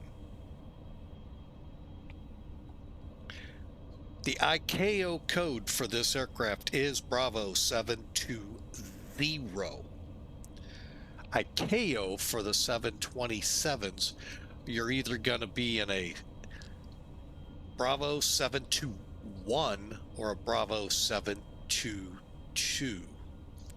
That's right, folks. You're looking at pretty much the fuselage. Again, stick an engine in the tail, 2 on the rear end, and you got yourself a 727. So Boeing took it another step after this plane.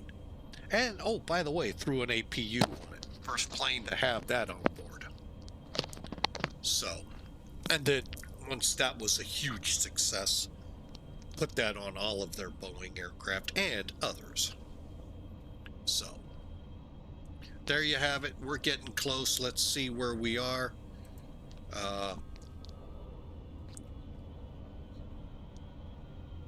Okay, we Have we come off MVA yet? I don't think so.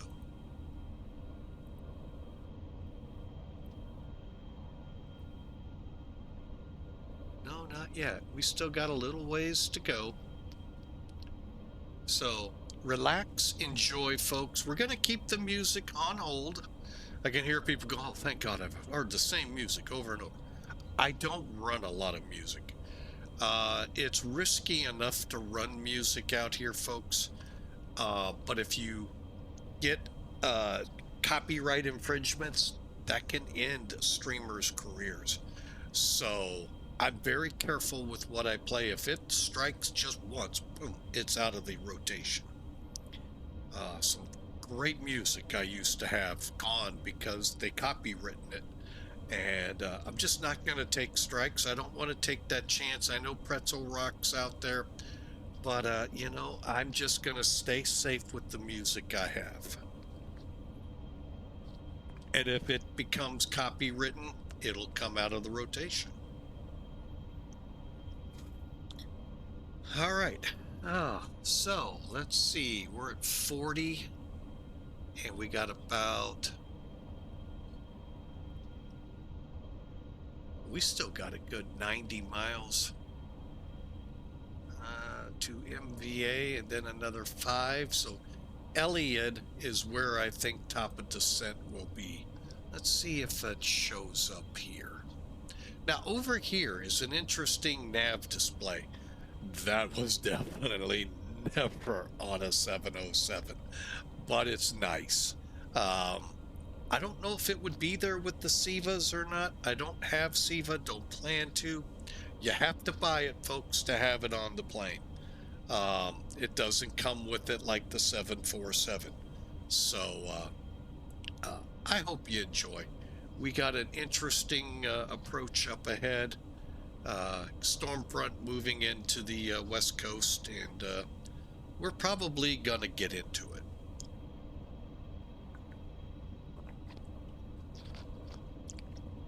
And with that, I will be right back.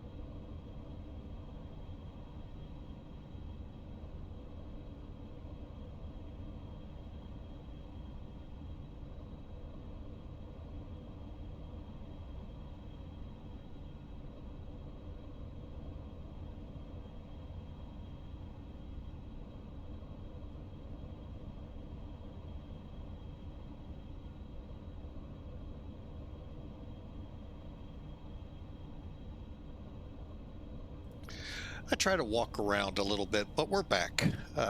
Stretch a little bit before sitting here for what we've been on now, almost 6 hours. So, all right. What do y'all say we bring this thing in?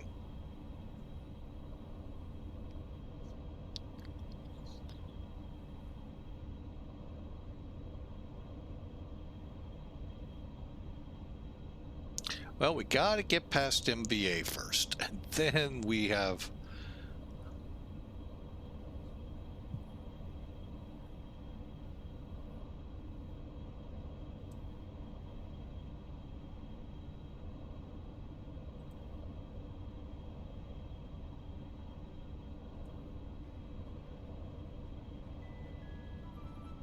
We'll run a couple more songs.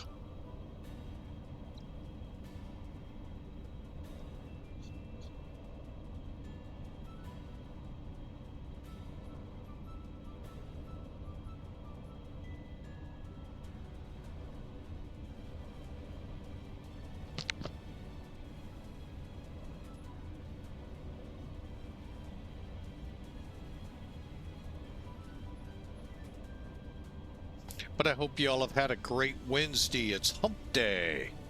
And over the hump and headed for the weekend. Just 2 away, folks. For those that are lucky enough to get the weekend off.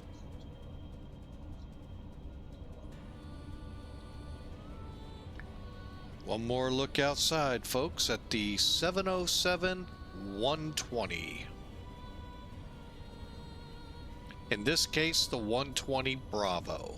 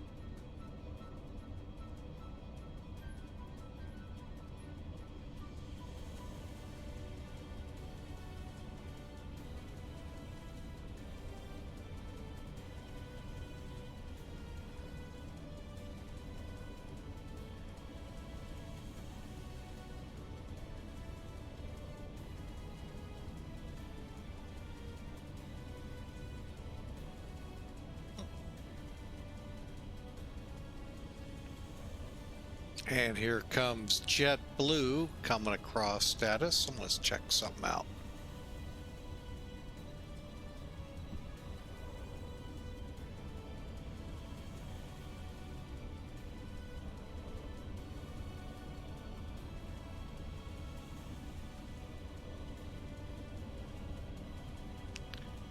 Couldn't really see it down there, so not sure if traffic shows up yet on it.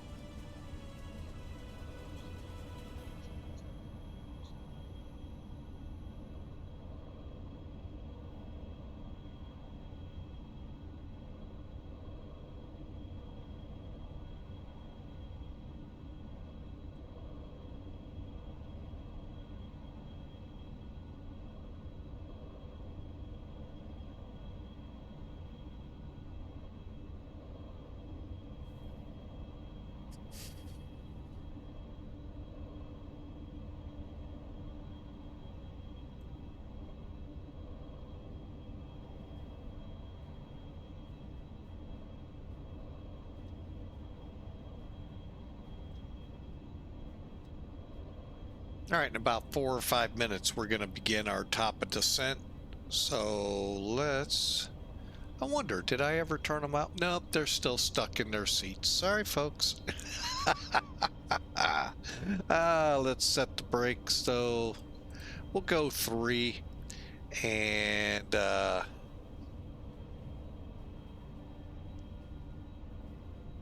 we'll kind of see how the weather is doing here in a minute. We should be, I saw on Sky Vector,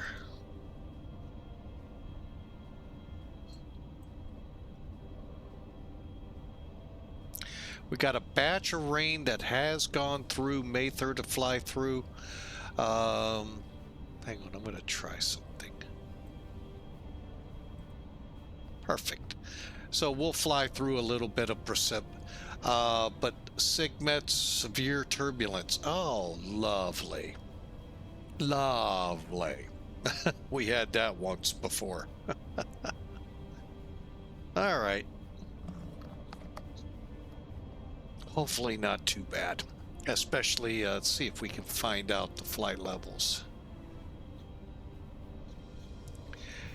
Great. Below 15,000.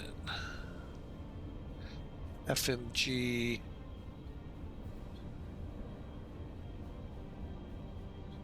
I think it might be north of us, but of course they're going to extend it south. So, okay, we'll see what we do.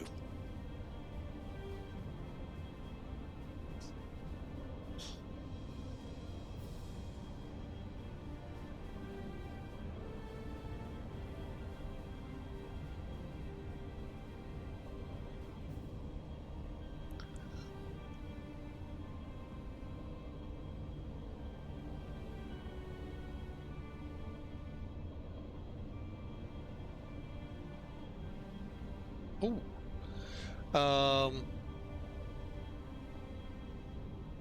Did I have issues with Grib yesterday as well?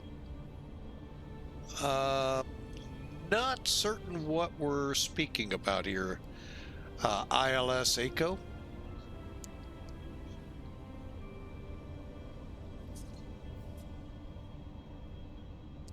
Yesterday... No, actually, we had a real good flight from St. Louis to Los Angeles. Great tower controller. He had so much work to do with us. Ooh.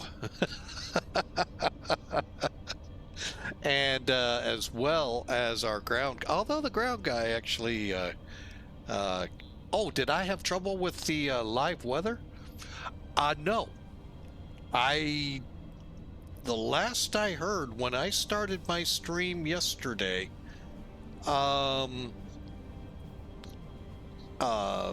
X-Plane had thought they said they had that fixed.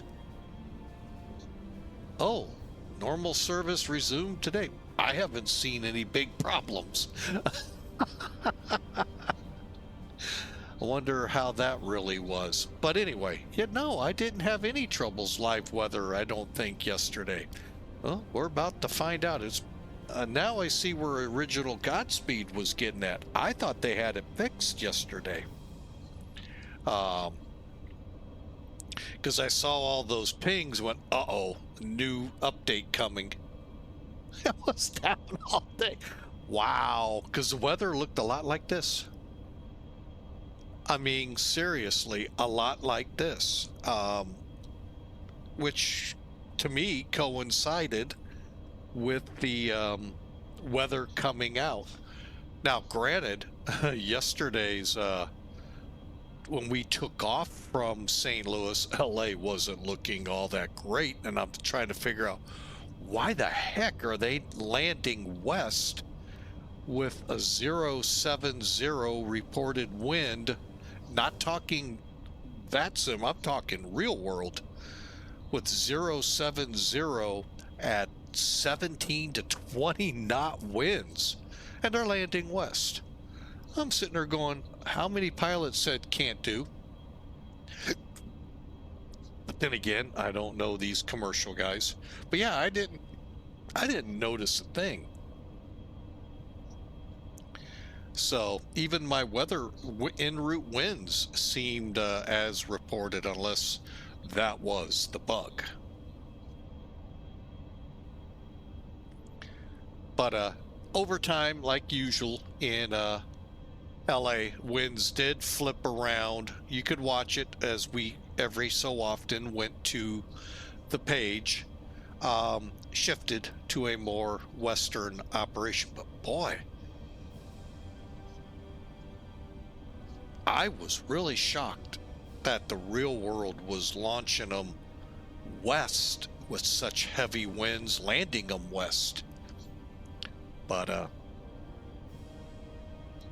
that is interesting.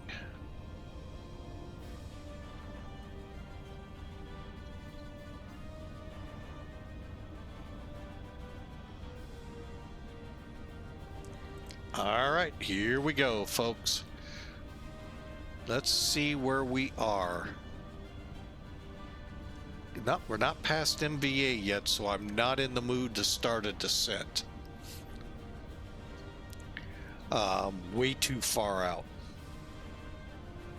Now, I will say I now have one gripe about this airplane, and it probably is okay.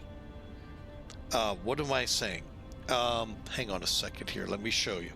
Okay, now I have set my radio down here to 115.5. That's Hangtown VOR, the initial for our arrival into Mather. However, we don't have an RMI.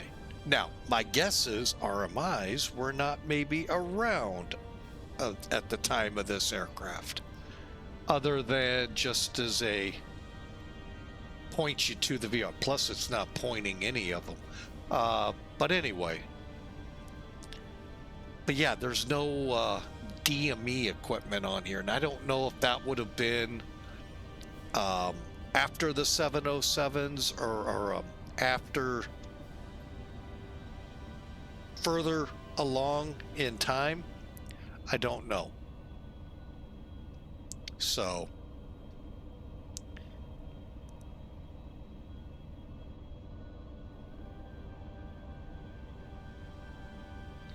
okay, we should be turning.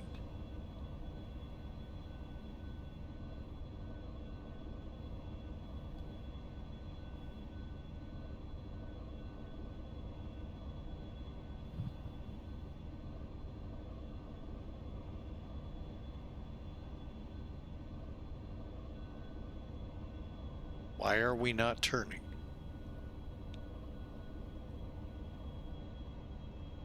Well, looks like we're going to take over. Interesting why it's all of a sudden not following the track.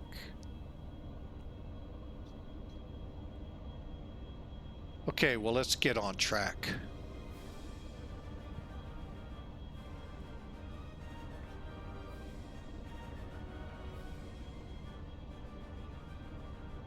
It's been doing so good all day long. Why not now? Okay, well, it looks like we're going to be going to VOR. Hang on a second. Let me clear some stuff out of here to make this happen a heck of a lot easier. Okay, 115.1.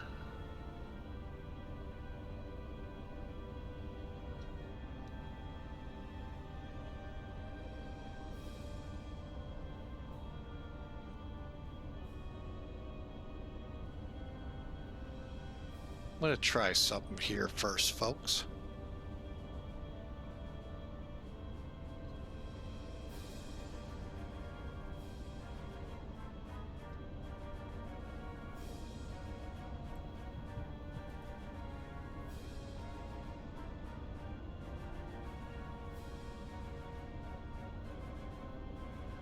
See if that puts us back on course.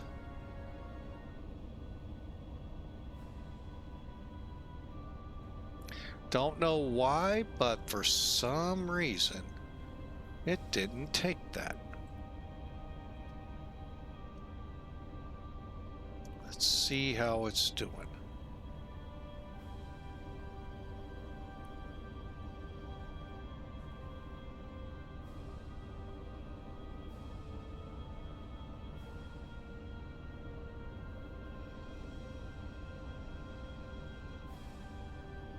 Okay, well, we're back on track.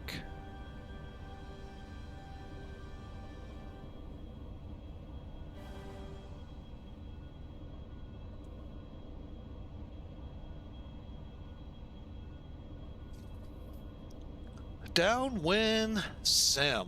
What am I flying? Oh, would you like to know?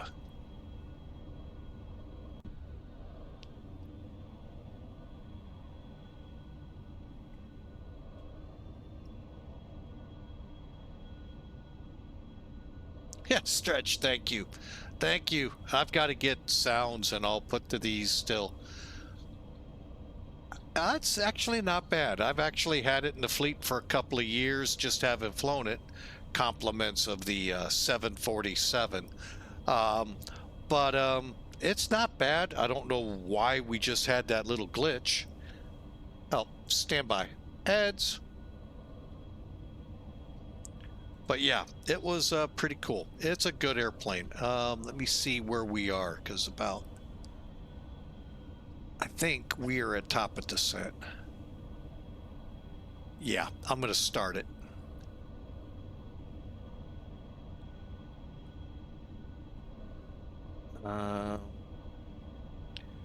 Let's come down to 12,200.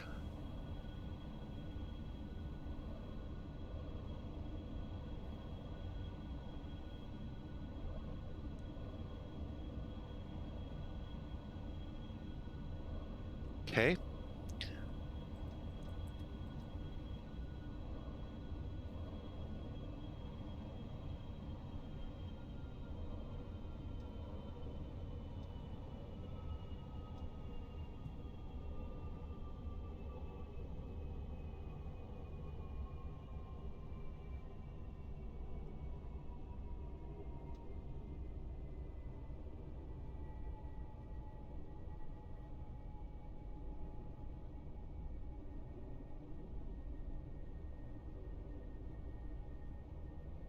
Oh, little too steep.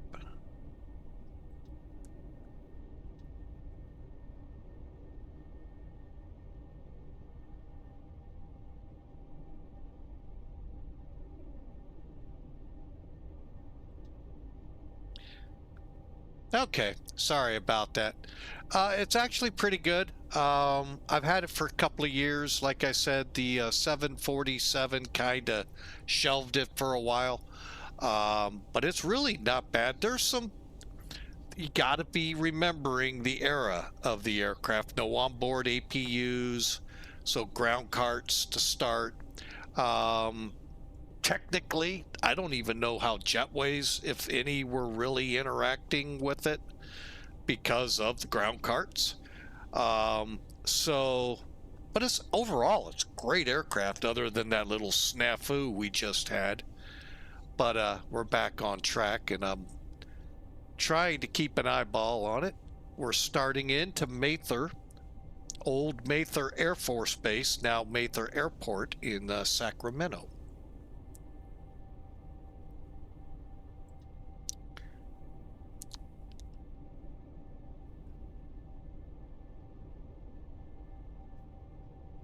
All right.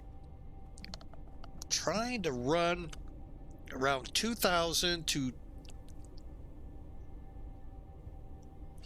It's really good. Now, one thing to know about it, if you want the INS, you actually have to buy it from SIVA, unless you already have it, and then it'll work.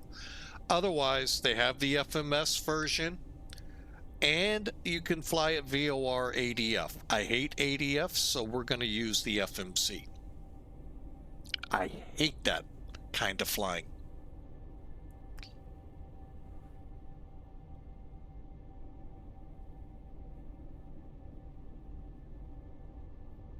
All right, so... And of course, this gauge wouldn't have been there. From what they say, it does. I don't have it, so I can't fully confirm for you. So I don't have the SIVAs. I really am not planning to ever have them. They really did a number on me many years ago, and I will leave it many years ago.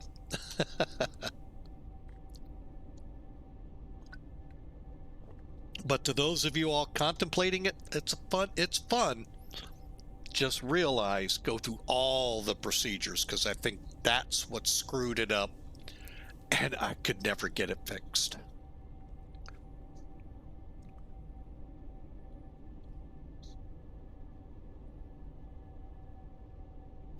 But yeah, it's a really good free, folks. This is free.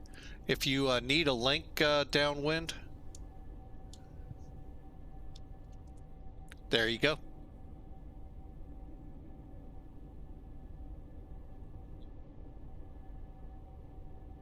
Oh, nice.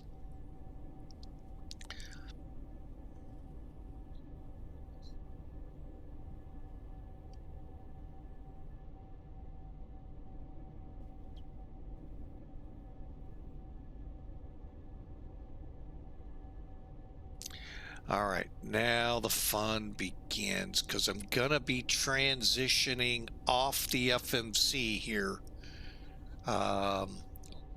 We're at AMRVR, and tracking 15.5. Let me go ahead and track that up here.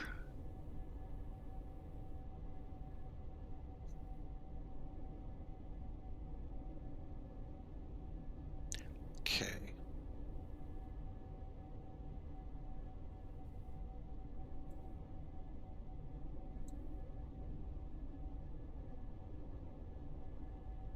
$15.2 for Sacramento. Okay. All right. The only thing that me personally, and folks, it's because I'm not an instrument rated pilot, real world. Hang on.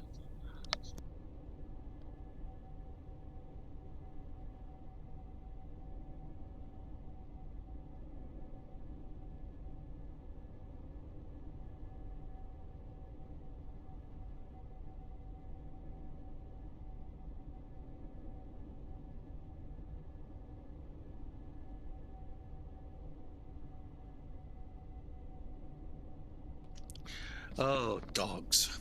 Barking at nothing. Okay. All right. All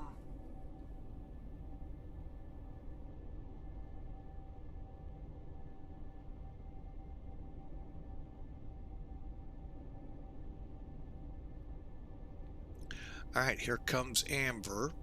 Let's see if we make this turn.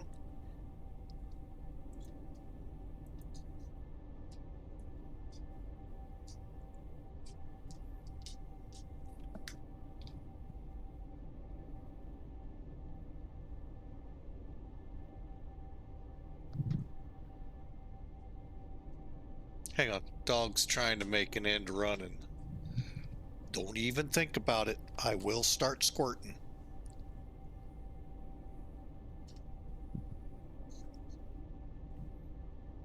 All right, the dog's being very ornery.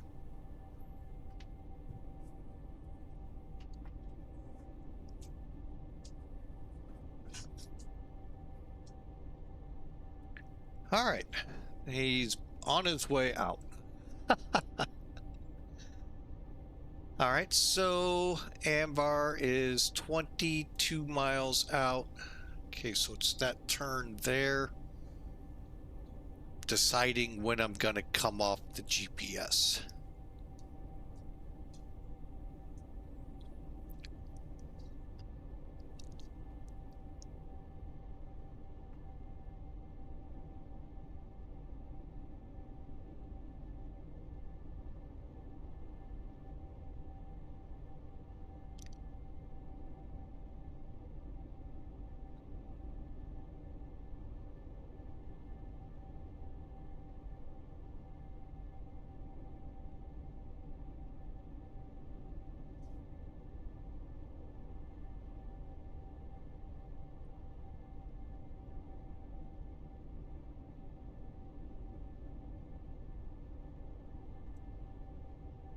Final look at the weather here.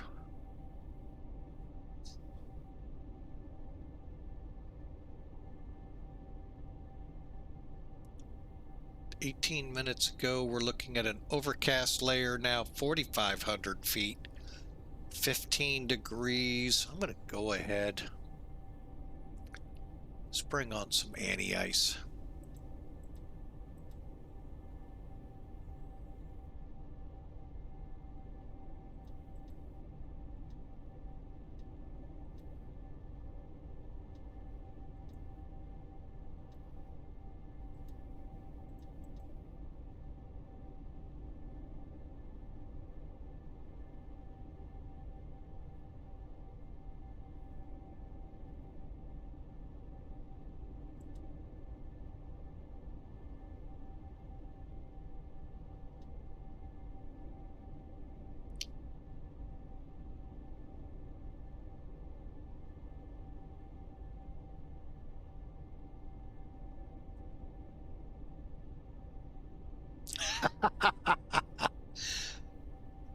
Hey, original Godspeed. Now my Simlink won't. Oh no. Oh geez. There was an update to Navgraph today, or overnight. I don't know when it actually hit, but it brings traffic to your Navgraph charts. It's kind of cool. I've had a couple little hiccups with it. Oh, you updated already? Okay. Yeah. Oh my goodness, it's pretty cool. You know, they were talking about it, and well, it hit, and it looks good. 3007. Hang on. Oh, wrong way. Okay, that's good, and in we go.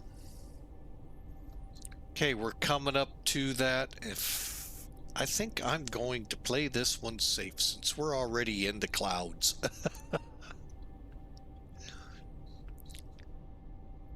See if it'll stay on, make the turn. If not, we'll do it for it. Heading on this one will be track 249.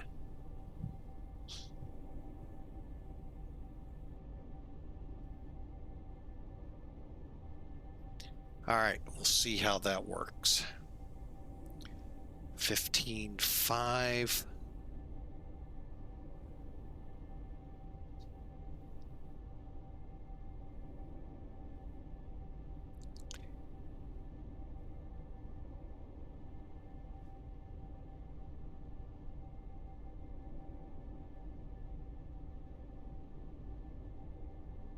And I am going to go ahead now, for my own sake, slow up to 250. Yeah, we have an auto throttle if you want. And let me double check I set my brakes. Oh, good. I see a turn. All right. Auto brakes are set up to 3. And okay.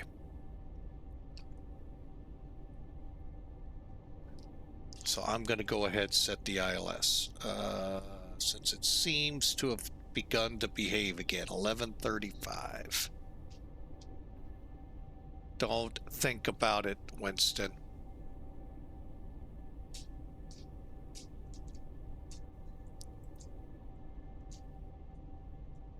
The only bad thing about flying this... Okay, we're going to go to 262.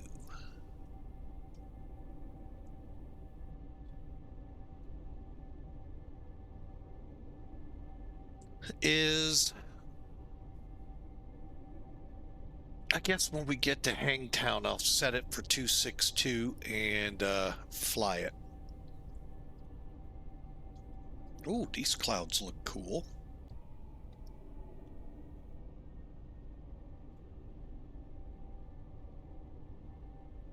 Oh, that looks awesome.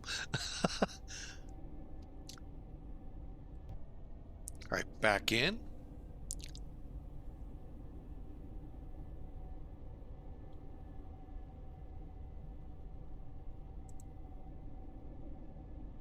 Okay, we're gonna set now.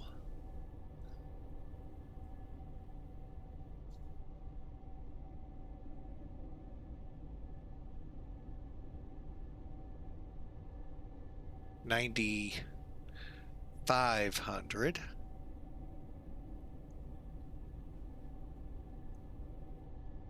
I think I may have to.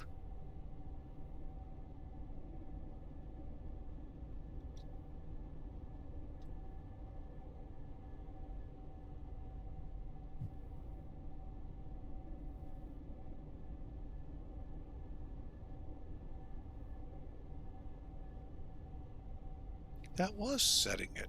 Oh, that's awesome. Okay, coming up 11,000. Let's set 8,000.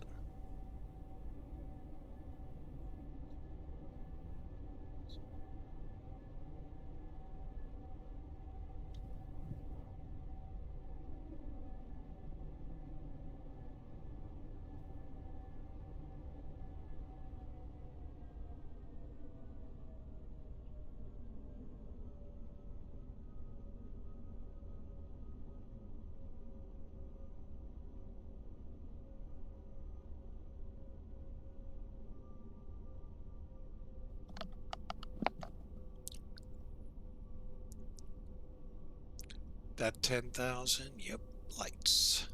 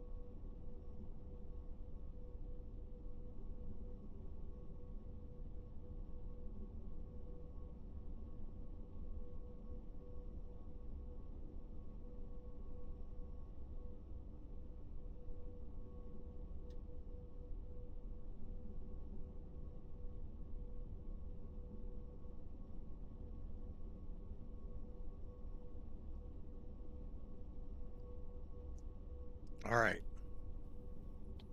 Let's make sure we get this pig slowed down.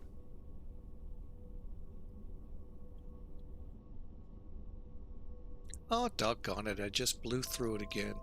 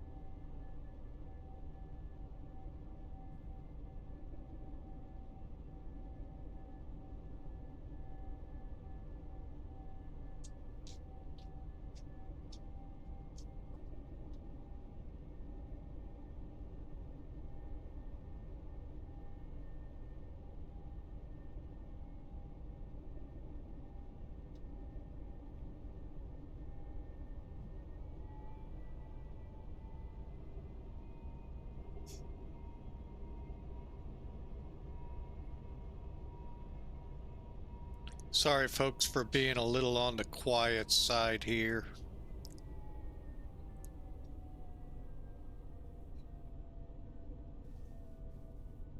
Making sure we're coming down like we should be. Of course, in the clouds.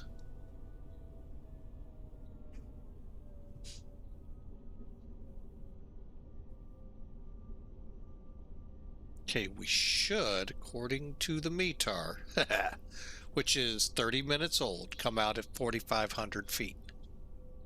Visibility should be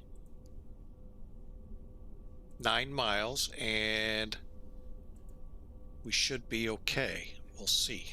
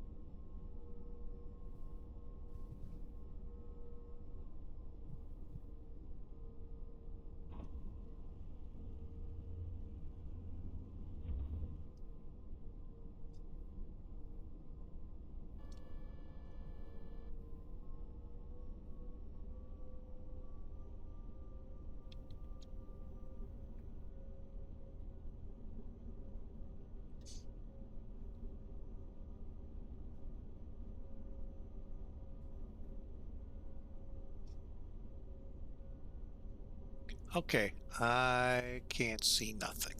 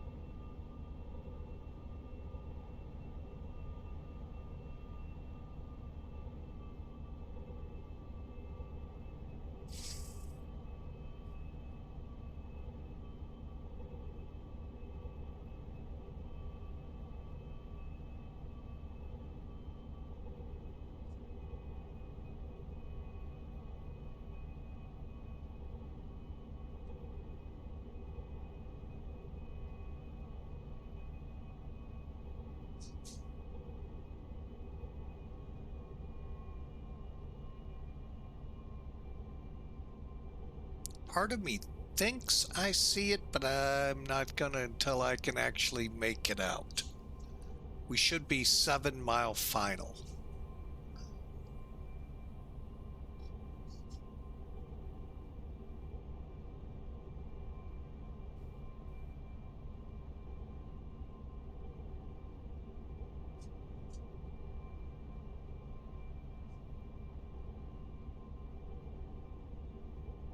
Yeah, Mather traffic, Clipper 1572, 5 mile final, 2-1. I think I got it now.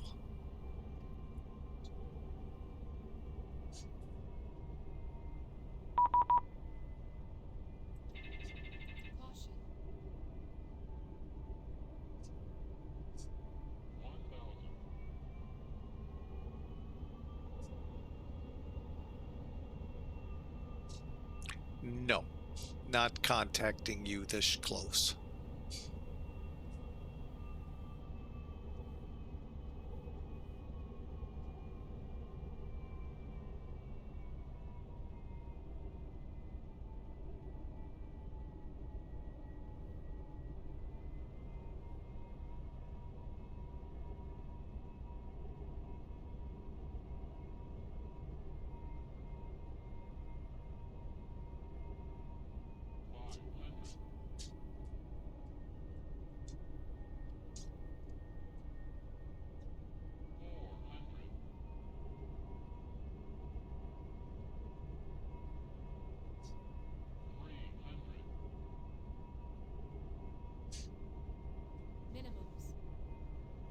We'll be landing. They love doing that when you're on short final, especially here in Oakland. 50, 40, 30, 20, 10, 10.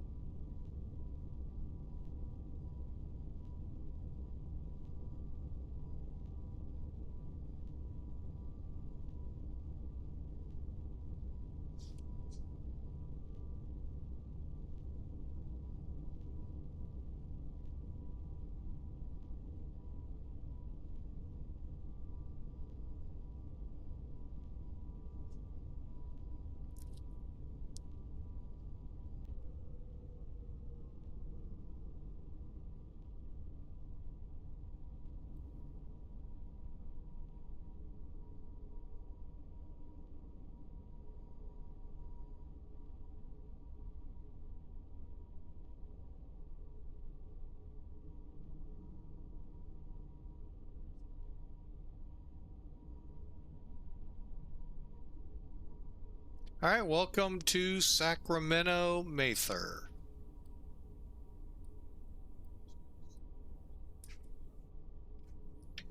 All right, now I will communicate.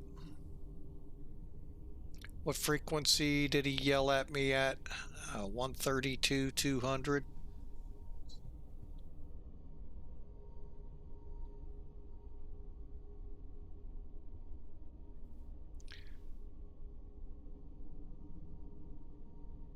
Normally, 336, Oakland Center, Roger. Descend via the always 3 arrival. Expect ILS running 19 left approach. Expect 19 left, always, Alaska 326.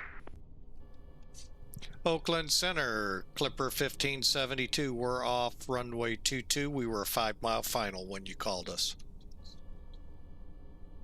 Oh, good. You can taxi to the ramp at your discretion, Clipper 27, sorry. Roger, to the ramp. Oakland Center, Southwest 5174 with you, flight level 340 for 360. American 147, turn right heading 120, descend and maintain 4000.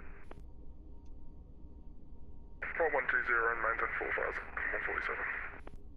1572 to the ramp, thanks. I know, I upset him probably, but I'm not gonna fall for that. They did that once before to me.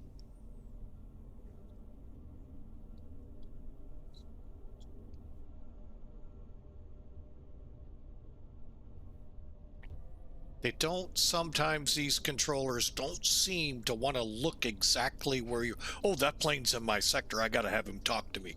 Why don't you look where they are before you do that? Got very ugly. I brought the VATSIM governors in on. So, got very ugly.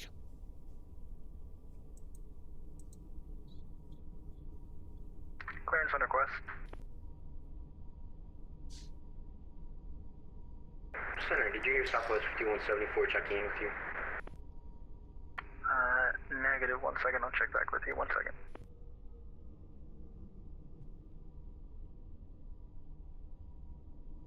All right, let's see. Now, back in the 90s, The American 147 would able clear shake, cross shake out this of big ramp here was Emory Worldwide's Western hub. And today, I'm not sure who's all here, but it was a huge cargo ramp besides fire services. Fire services straight ahead. So it's 5174 Oakland Center, welcome. American 1625, squawk 4157.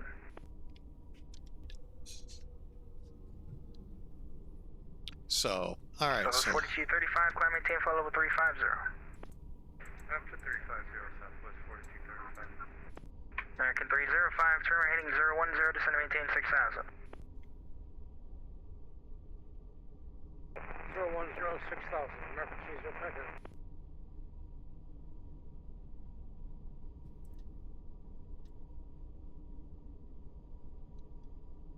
Okay, let's take her to the ramp. We're going to actually go to the main ramp. There's actually supposedly a terminal here.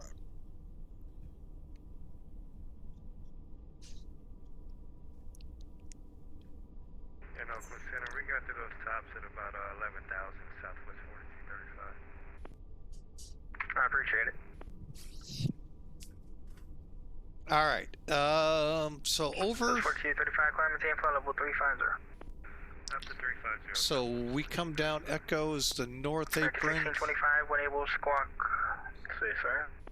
4157. Echo. No, we want Delta. Let's go ahead. Go down Elk. Not really seeing any potential. Well, yeah.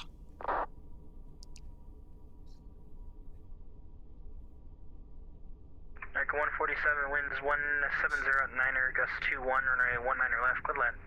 Good on 19 left, American 147.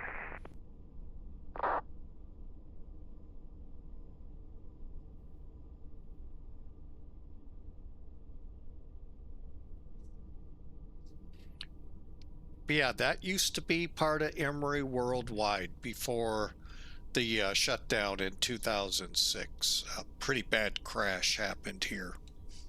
Out of that crash, pretty much shut them down.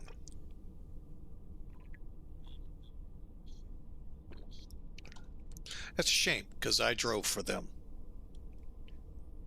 All right, we've got everything lined up here. That's 5174, ready to service terminate for exchange approved. Repeat exchange approved, Southwest 5174. Thanks so much. So 216, ready to service terminated for exchange approved, sir. Into the void, Southwest 216, thanks. American 305, heavy, reduce speed 180, then descend maintain 4000. Reduce speed 180 and down 4000, American 305. So I hope you all enjoyed that flight. Again, it is the end of episode 2. Took 3 parts to get it to here. First part, Spangdahlem to Rhine-Main Air Base. That is Frankfurt International. Then Frankfurt Rhine-Main Air Base to JFK. And then today's finale of episode 2, JFK to Mather. And the first flight in quite a while, well, actually, I think we flew this once online, of the 707-120.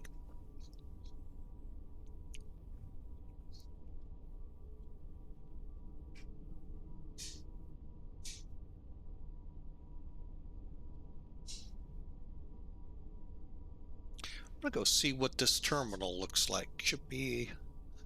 Oh, okay. That's kind of how I expected a 707 terminal to be.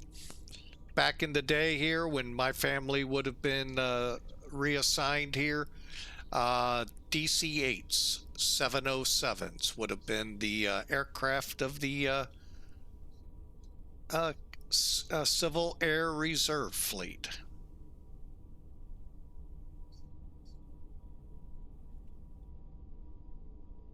I think, is that Delta? I think it is. All right, I'm gonna... Super 5, Lima Super, flighting 330. Heading 330, Super 5, Lima Super.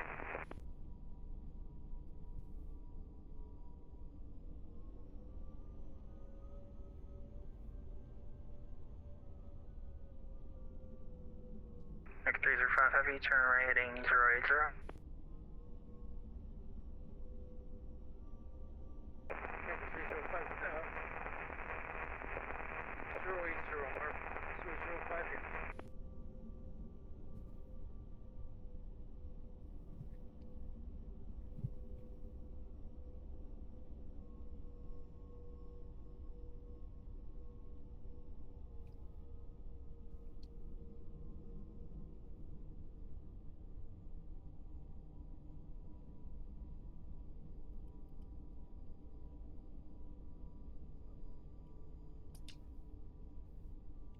Welcome to Mather, folks. Brakes are set. Let's double check. They are. Welcome in. None of this I remember, by the way, as a kid. I would have been about 3 or 4 years old. Yeah, don't remember much of it. Didn't get a chance to see the landing. However, we'll take a look at the numbers here in a second. No virtual airline being flown for, so first thing, get rid of that.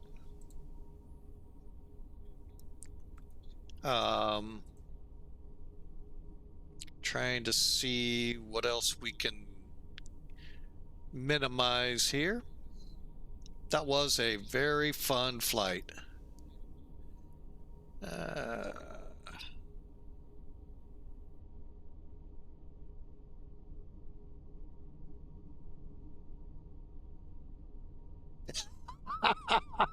Whoa, really?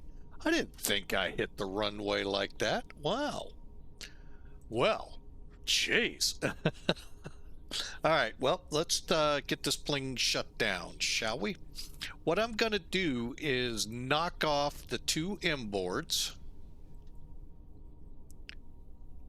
and then bring in the cavalry with the GPU and air cart. Mainly the GPU. Okay, get that connected. Once it's connected and I've got the air on, we can turn galley off and technically avionics as well. We're cleared to shut them all down.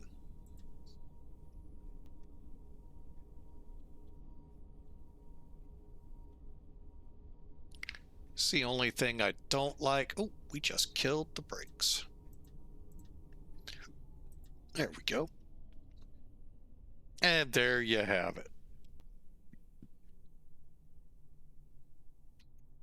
Nice little airplane. I got lights still on that need to be turned off.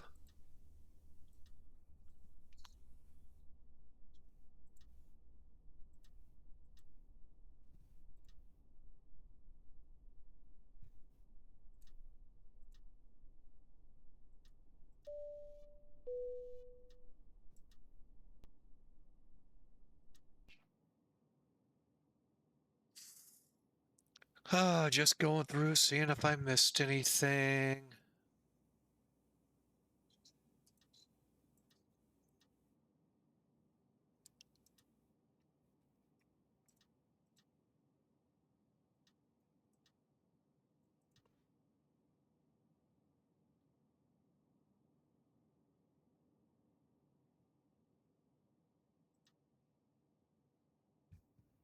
Okay.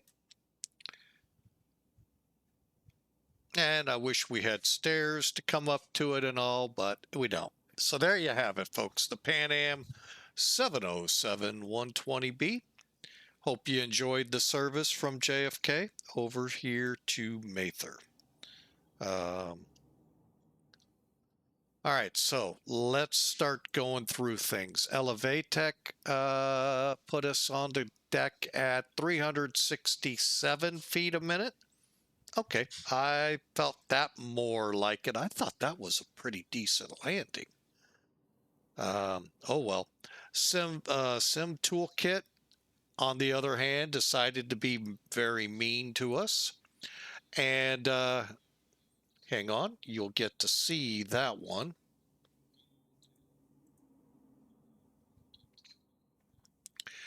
And let me get rid of that overlay. There we go. So you can see 577, 131 knots, and 1.25. I think because of the bounce. That's why. There was a decent bounce, and that's probably where they got me. View details. Here's the stats. 5 hour, 53-minute run, 2,177 miles. Spilled my ice cream.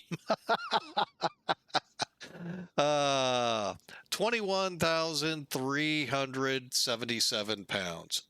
Can I send you the clean? Send it to Mather. Not me.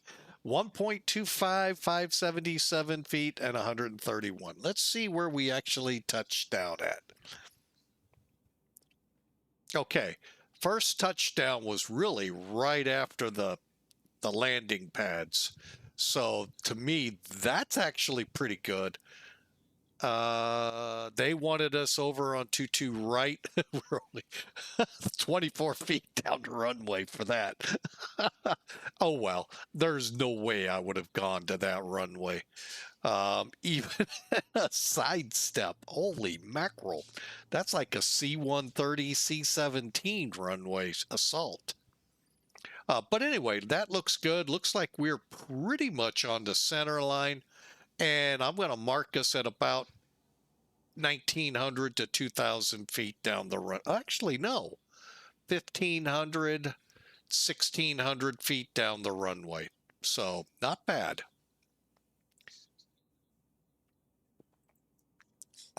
So, that was a fun flight. Hang on.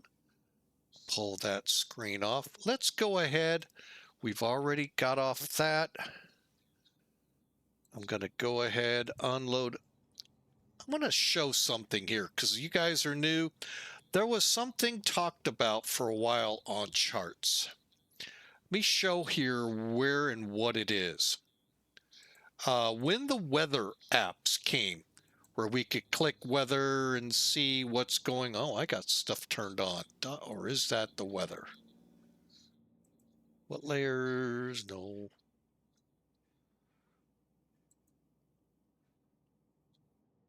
Oh, that's the only thing on right now.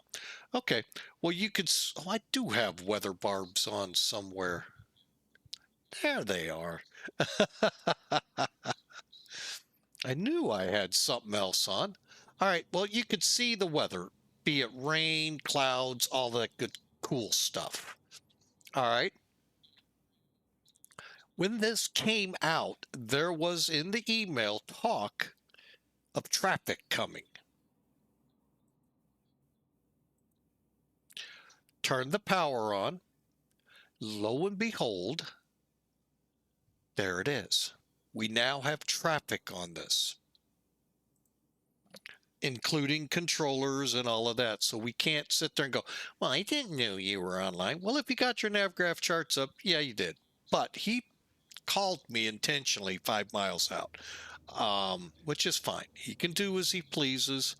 But again, I am taught aviate before you communicate it. 5 miles out, we're inbound. I'm not switching frequencies or anything because these aircraft don't have standby frequencies. So, anyway, that's what's going on there. Let me, hang on, I meant to do something. Turn that power switch off. And close it, and close it. I just wanted to show you what came in overnight. And then if you want to center your aircraft like I like to do, follow, own, ship. Or you can show the track if I didn't leave the flight plan up. So you could see your track. Actually, I don't know. Let's see what happens. Ah, there it is. So anyway, some neat little things that came to it. Oh, wait, bring that back. So there it goes. All right.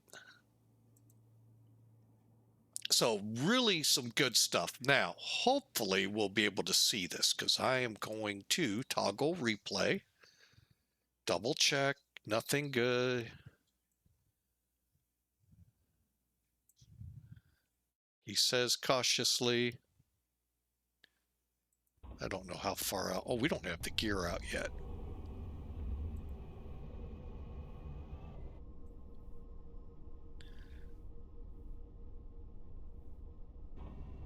Here we go. Here we go. Flaps are going to full.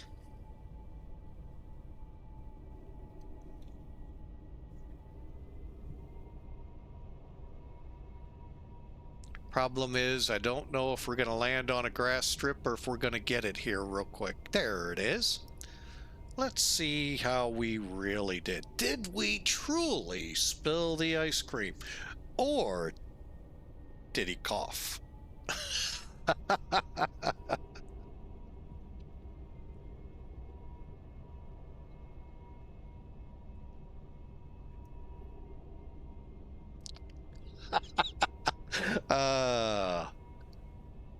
I have to say, that was not bad.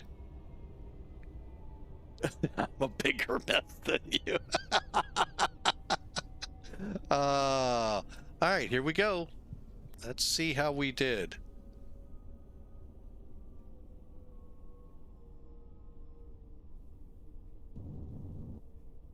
Yeah, we give it a little good. Hello, we're here. I hate the stuttering that it does. It always makes me wonder what's next. All right, and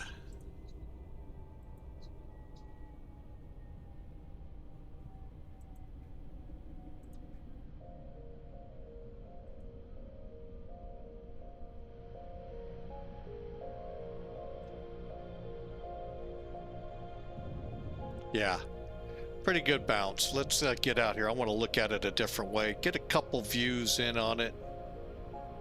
Hopefully.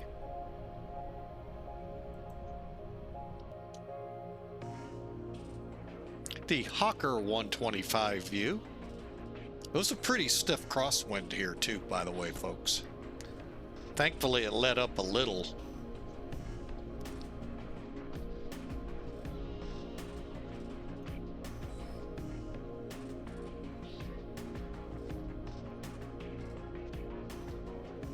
That isn't too bad. Let's take a look out the windows and see how it looked.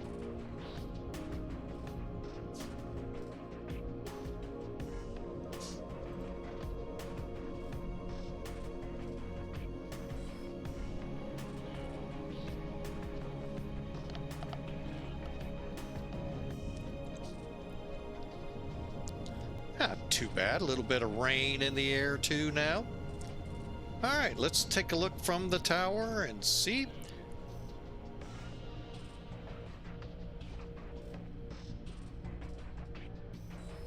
The old alert area.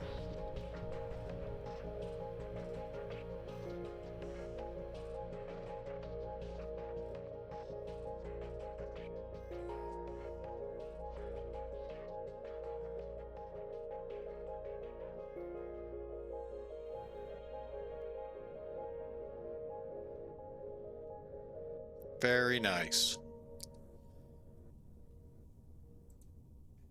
Hey, put this concrete wall in front of us.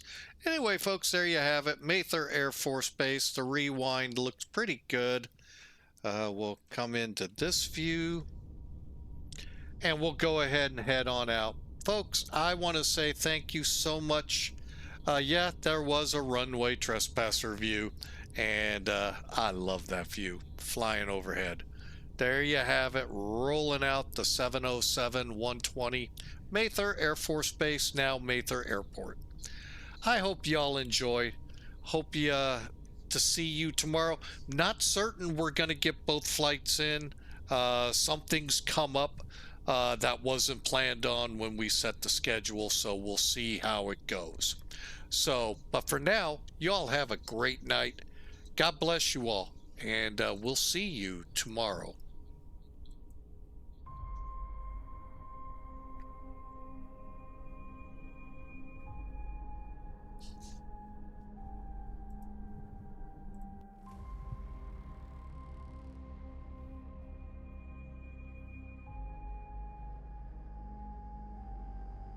And tomorrow we'll be in the Philippines. For sure, hopefully the Allegiant flight as well.